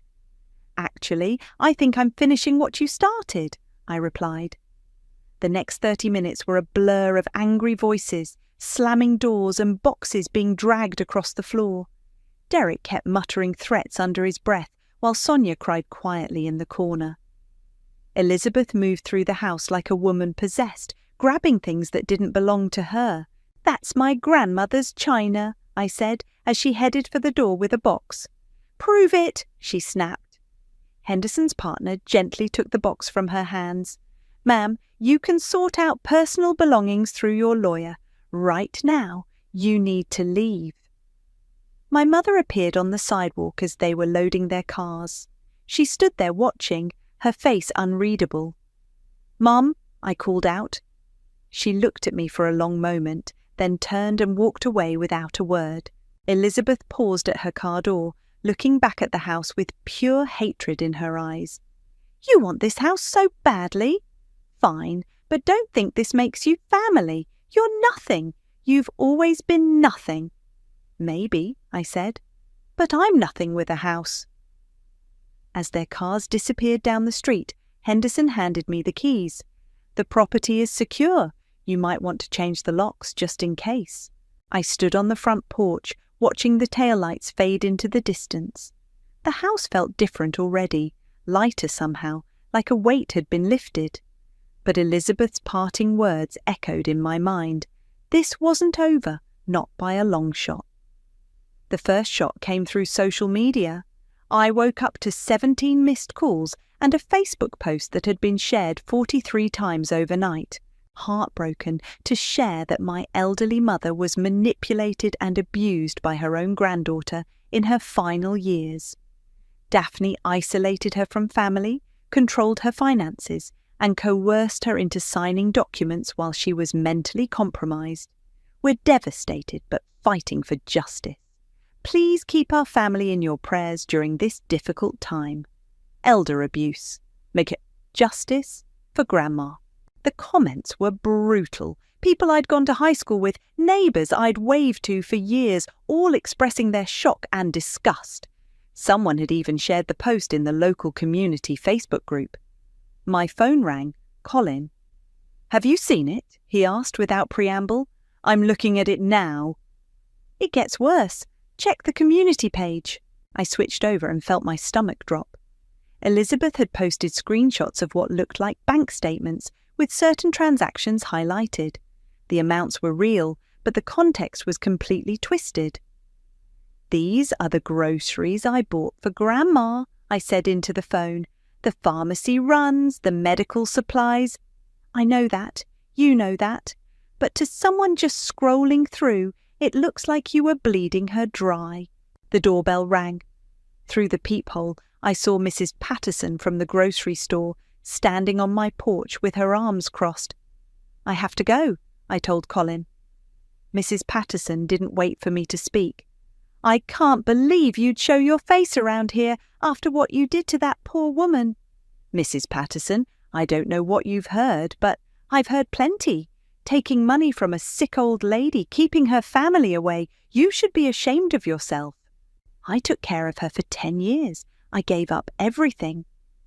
You gave up nothing. You lived rent-free in that house while the rest of us work for a living. She turned and walked away, calling over her shoulder, Don't expect to be welcome in my store anymore. By noon, 3 more neighbours had confronted me. The mailman wouldn't make eye contact. Someone had egged my car. My phone buzzed with a text from an unknown number. We know what you did. Karma's coming for you. I called Camila. I've been expecting your call, she said. I've seen the posts. Elizabeth's been busy. Can we sue her for defamation? Possibly, but that's not our biggest problem right now.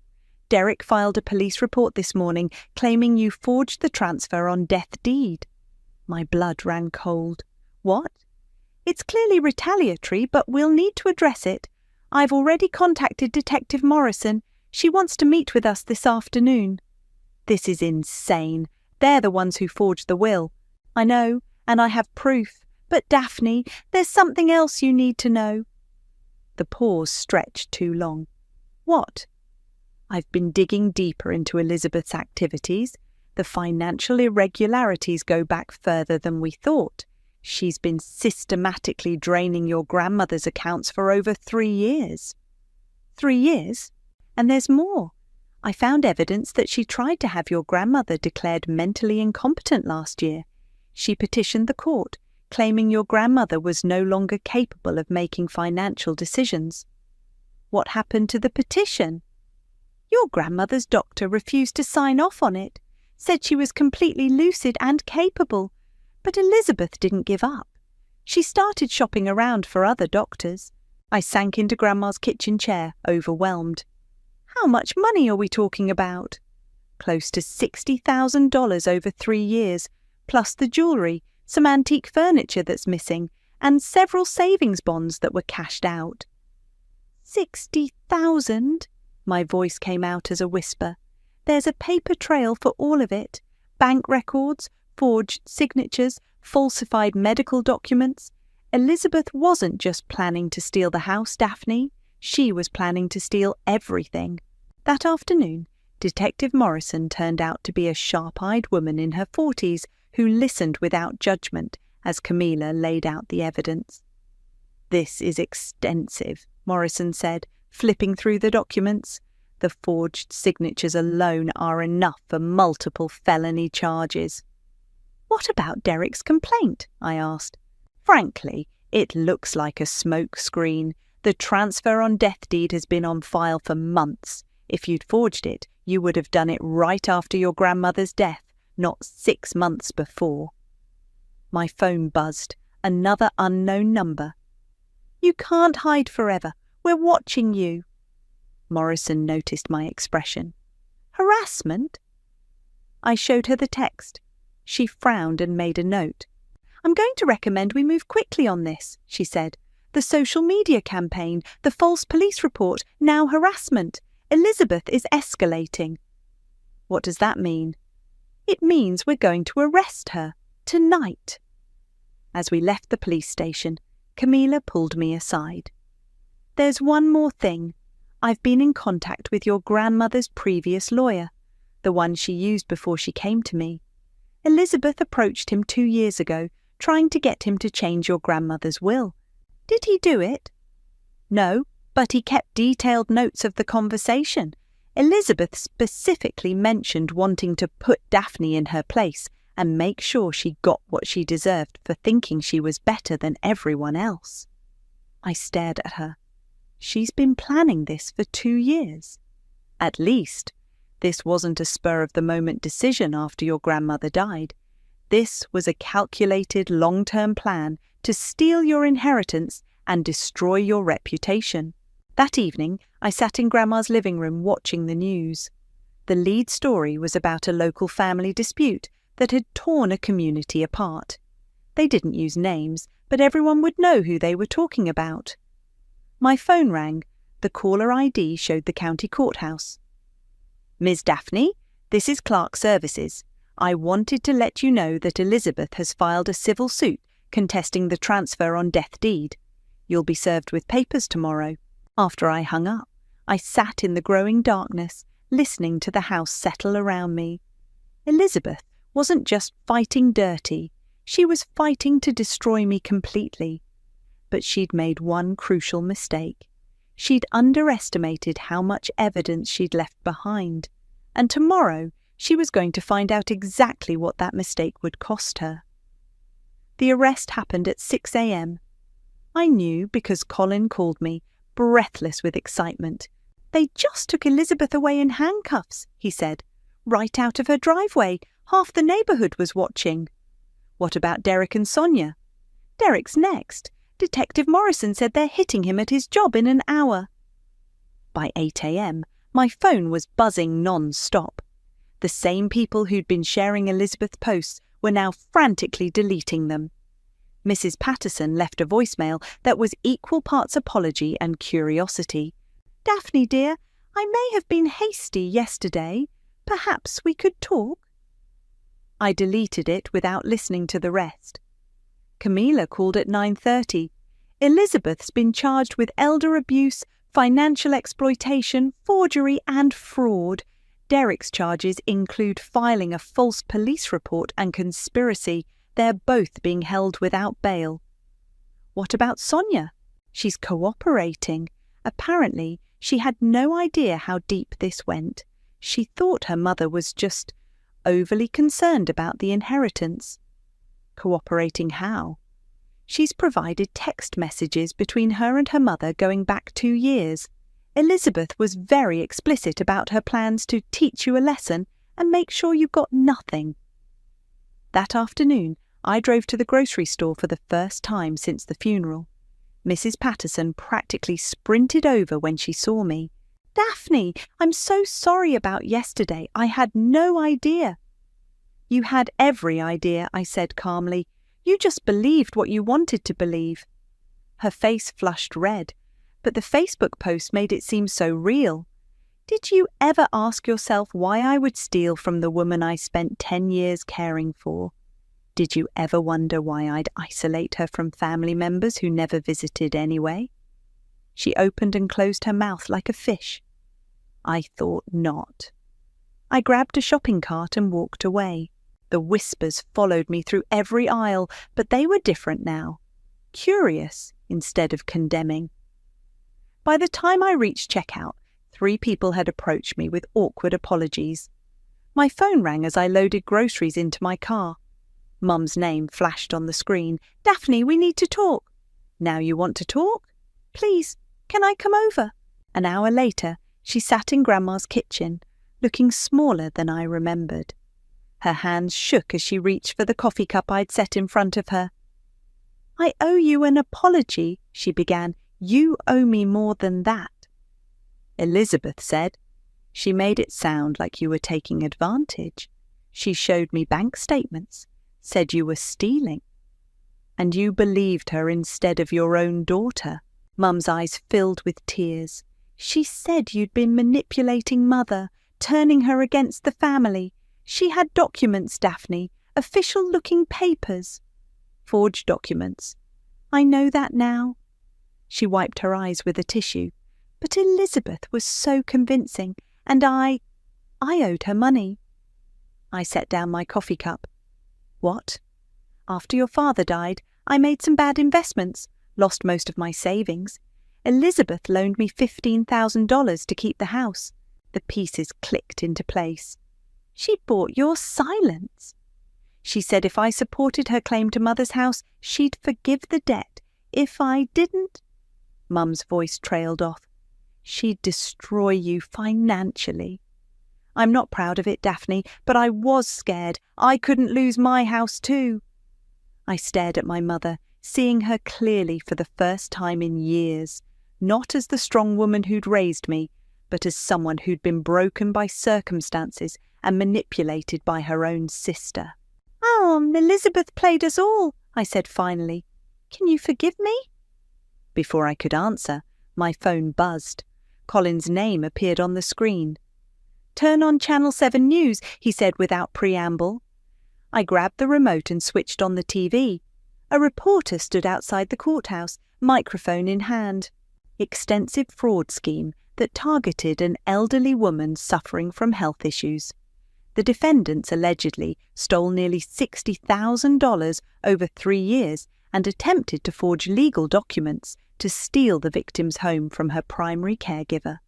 The screen showed Elizabeth's mugshot, then Derek's. Both looked haggard and defeated. The victim's granddaughter, who cannot be named due to the ongoing investigation, spent 10 years caring for her grandmother while the defendants allegedly planned this elaborate scheme. District Attorney Williams says this case highlights the vulnerability of elderly residents and the importance of protecting those who sacrifice to care for family members. Mum stared at the screen. $60,000? Elizabeth's been stealing from Grandma for years. The house was just the final piece. My God, Mum's face went pale. What have I done? You got manipulated by someone who's very good at it. I reached across the table and took her hand. But you're here now. The family's going to be furious. Elizabeth's kids, her husband, all the cousins who supported her. Let them be furious. They picked the wrong side. My phone rang again. This time, it was Detective Morrison. Daphne, we've got a problem. Elizabeth made bail. My blood ran cold. How? Her husband mortgaged their house. She's out, but there are conditions. No contact with you. Can't come within 500 feet of your property. What about Derek? Still in custody, but Daphne, Elizabeth's lawyer, is already talking about fighting the charges. They're claiming she was acting in your grandmother's best interests, that the money was legitimate caregiving expenses. That's ridiculous. I know, but they're going to make this ugly. Are you prepared for that? I looked at my mother, who was still staring at the TV screen in shock, then at the kitchen where I'd spent countless nights feeding Grandma soup and reading her stories. Detective Morrison, I've been preparing for this my whole life. After I hung up, Mum squeezed my hand. What can I do to help? Tell the truth, I said. That's all any of us can do now. But even as I said it, I knew the truth was going to hurt a lot of people before this was over. The civil suit lasted 3 months. 3 months of depositions, document reviews, and Elizabeth's lawyer trying to paint me as a master manipulator who'd brainwashed a helpless old woman. It fell apart in spectacular fashion. Camilla had done her homework. She presented bank records showing Elizabeth's systematic theft, medical records proving Grandma's mental competency, and testimony from Dr. Richards, who treated Grandma for 5 years. Mrs. Gertrude was sharp as a tack until the day she died, Dr. Richards testified. She knew exactly what she was doing when she signed that deed. In fact, she specifically asked me to document her mental state because she was worried about family members challenging her decisions. Elizabeth's lawyer tried one last desperate move, claiming the transfer on death deed was signed under duress. Your Honour, Camilla stood up with a manila folder. I'd like to present video evidence. The courtroom went silent. Elizabeth's face went white. Video evidence? The judge asked. Mrs. Gertrude insisted on recording the signing ceremony. She wanted to make sure there could be no question about her intentions or mental state. The video was devastating. Grandma sitting upright and alert, speaking directly to the camera. My name is Gertrude Quinn, and I am of sound mind and body. I am signing this transfer on death deed of my own free will, because my granddaughter Daphne has sacrificed everything to care for me. She deserves this house, and I want to make sure she gets it without any interference from family members who couldn't be bothered to visit. Elizabeth's lawyer objected, but the damage was done. The judge dismissed the civil suit within an hour. The transfer on death deed is valid and legally binding, he ruled. Furthermore, I'm referring this matter to the district attorney for additional fraud charges. Outside the courthouse, reporters swarmed us. Elizabeth pushed through the crowd, her face twisted with rage. "This isn't over," she screamed at me. "You think you've won? You've destroyed this family. You're nothing but a vindictive little—" "Ma'am, you need to step back," Detective Morrison appeared, placing herself between Elizabeth and me. "You're violating your restraining order." "I don't care about your restraining order. She's a liar and a thief, and everyone's going to know it." "Elizabeth, stop!" Her lawyer grabbed her arm. "You're making it worse." But she was beyond reason. "You want to know the truth? Your precious grandmother hated you. She told me so herself, said you were a burden, that she wished she'd never—" "That's enough!" Detective Morrison's voice cut through the chaos. "You're under arrest for violating a protective order." As they led Elizabeth away in handcuffs for the second time, she turned back to me with pure venom in her eyes. You'll get what's coming to you, mark my words. The criminal trial was swift. With Sonia's testimony, the bank records and the video evidence, Elizabeth's defence crumbled. She was sentenced to 5 years for elder abuse and fraud. Derek got 2 years for conspiracy and filing false reports. I thought it was over. I was wrong. The phone call came on a Tuesday evening. Colin's voice was tight with worry. "Daphne, you need to know something. There's talk at the family reunion planning meeting." "What kind of talk?" "Elizabeth's extended family, her cousins, her husband's brothers. They're saying you orchestrated this whole thing to frame her, that you're the real criminal." "That's insane." "I know, but they're planning something. I heard them talking about making things right and teaching you a lesson." "Are you sure?" "Sure enough that I think you should be careful. Maybe stay somewhere else for a few days." That night, someone threw a brick through my kitchen window. The note attached read, "Thief, we know what you did." I called Detective Morrison. "We'll increase patrols in your area," she promised. "But Daphne, you might want to consider that security system we talked about." The harassment escalated over the next week. Dead flowers on my doorstep, my car tyres slashed, anonymous calls at all hours. Then Mum stopped answering her phone. I drove to her house and found her sitting in her living room, staring at the wall. "Mum, what's wrong?" "They came by yesterday," she said without looking at me. "Elizabeth's family. They said I was a traitor, that I'd betrayed my own sister for money." "What did you tell them?" "The truth, that Elizabeth was stealing from Mother, that she forged documents." Mum's voice was hollow. "They didn't want to hear it." "Mum, they said I was dead to them, all of them, 40 years of family relationships gone." She finally looked at me, her eyes red-rimmed. "Was it worth it, Daphne? Was proving you were right worth destroying everything?" The question hit me like a physical blow. I looked around the empty house, thought about the family members who wouldn't speak to me, the neighbours who still whispered when I walked by. "I don't know," I admitted. "I can't do this any more." Mum stood up slowly. "I'm moving to Florida. My sister Janet said I could stay with her until I figure things out." "You're leaving?" "I can't stay here. Every time I go to the store, someone asks me about Elizabeth, about you, about what really happened." She picked up a suitcase I hadn't noticed. "I need to start over somewhere else." "Mum, please." "I'm sorry, Daphne. I know you were right. I know Elizabeth was wrong, but being right doesn't make this hurt any less." She kissed my cheek and walked out the door. I stood alone in her empty living room, listening to her car drive away, and wondered if winning had been worth losing everything else. Outside, storm clouds gathered, and I realized the real reckoning was just beginning. The house felt like a mausoleum. Every room echoed with memories of people who were no longer speaking to me.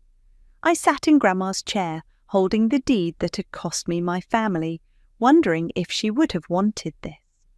The doorbell rang. Through the peephole, I saw Sonia standing on my porch, looking nervous and thin. She'd lost weight since the trial, and her usual perfect makeup was nowhere to be seen. "I know you probably don't want to see me," she said when I opened the door. "You're right, I don't. Please, just 5 minutes." Against my better judgment, I let her in. She perched on the edge of the couch like she might bolt at any moment. "I wanted to apologize for everything." "Your mother's in prison, Sonia. Your brother lost his job. I think we're past apologies." "I know, but I need you to understand. I really didn't know how bad it was. Mum told me you were being difficult about the inheritance, that Grandma had changed her mind about leaving you the house, and you believed her." "She's my mother." Sonia's voice cracked. "I trusted her. When she showed me those bank statements, when she said you were stealing, I wanted to believe her because the alternative was admitting my mother was a criminal."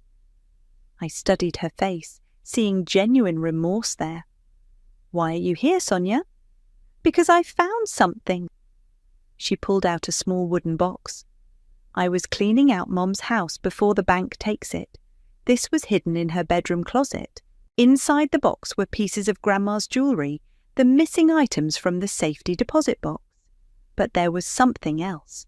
A letter written in Grandma's shaky handwriting.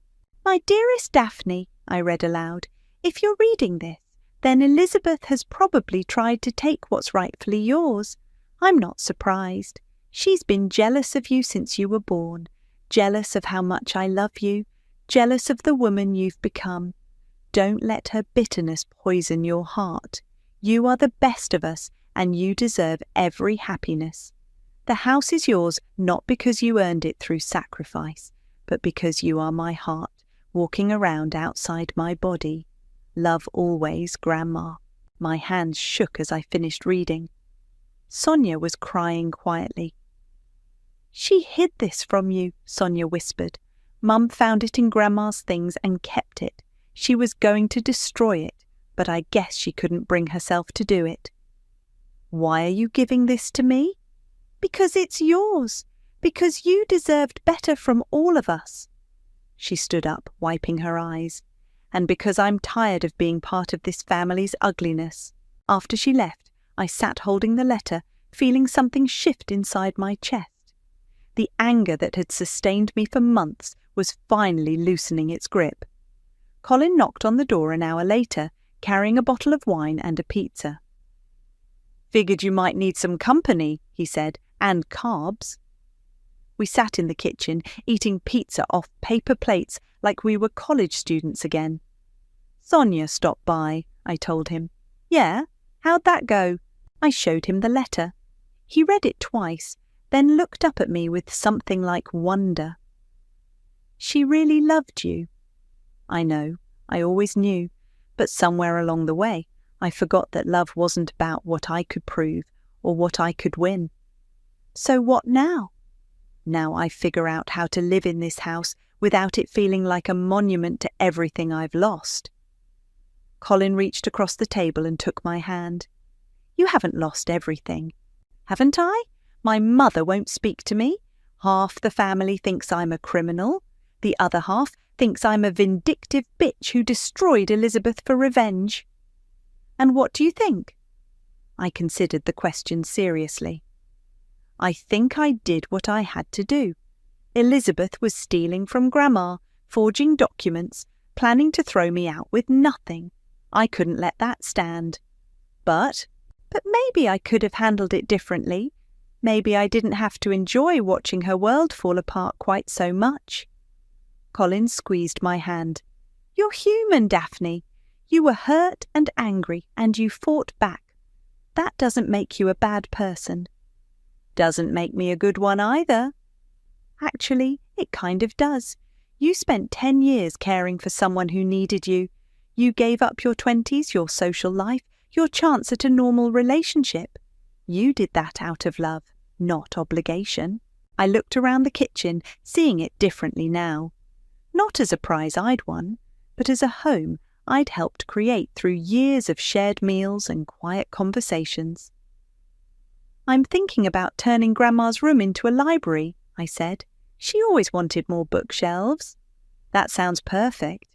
"And maybe I'll start a support group for people who are caregivers. God knows this town could use one." Colin smiled. "Now you're talking." My phone buzzed with a text from an unknown number. For a moment my heart raced, expecting another threat. Instead, it was from Mum. "Settled in Florida. It's warm here. Maybe you could visit sometime. I miss you." I showed Colin the message. "See," he said, "not everything is lost." I typed back, "I'd like that. I miss you too." As the sun set through the kitchen window, I realized something had changed. The house didn't feel like a tomb anymore. It felt like a beginning. "You know what the funny thing is?" I said to Colin. "What's that?" "I spent so much time fighting for this house that I forgot why I wanted it in the first place." "And why did you want it?" I looked at Grandma's letter, still lying on the table between us. "Because it was home.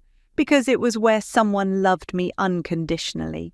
Because it was where I learned that taking care of people you love isn't a sacrifice, it's a privilege. Colin raised his wineglass.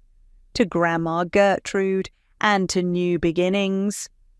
To justice, I added, and to knowing the difference between justice and revenge. We clinked glasses as the first stars appeared outside the window, and for the first time in months I felt like I could breathe again. The house was mine, but more importantly, I was finally mine again too.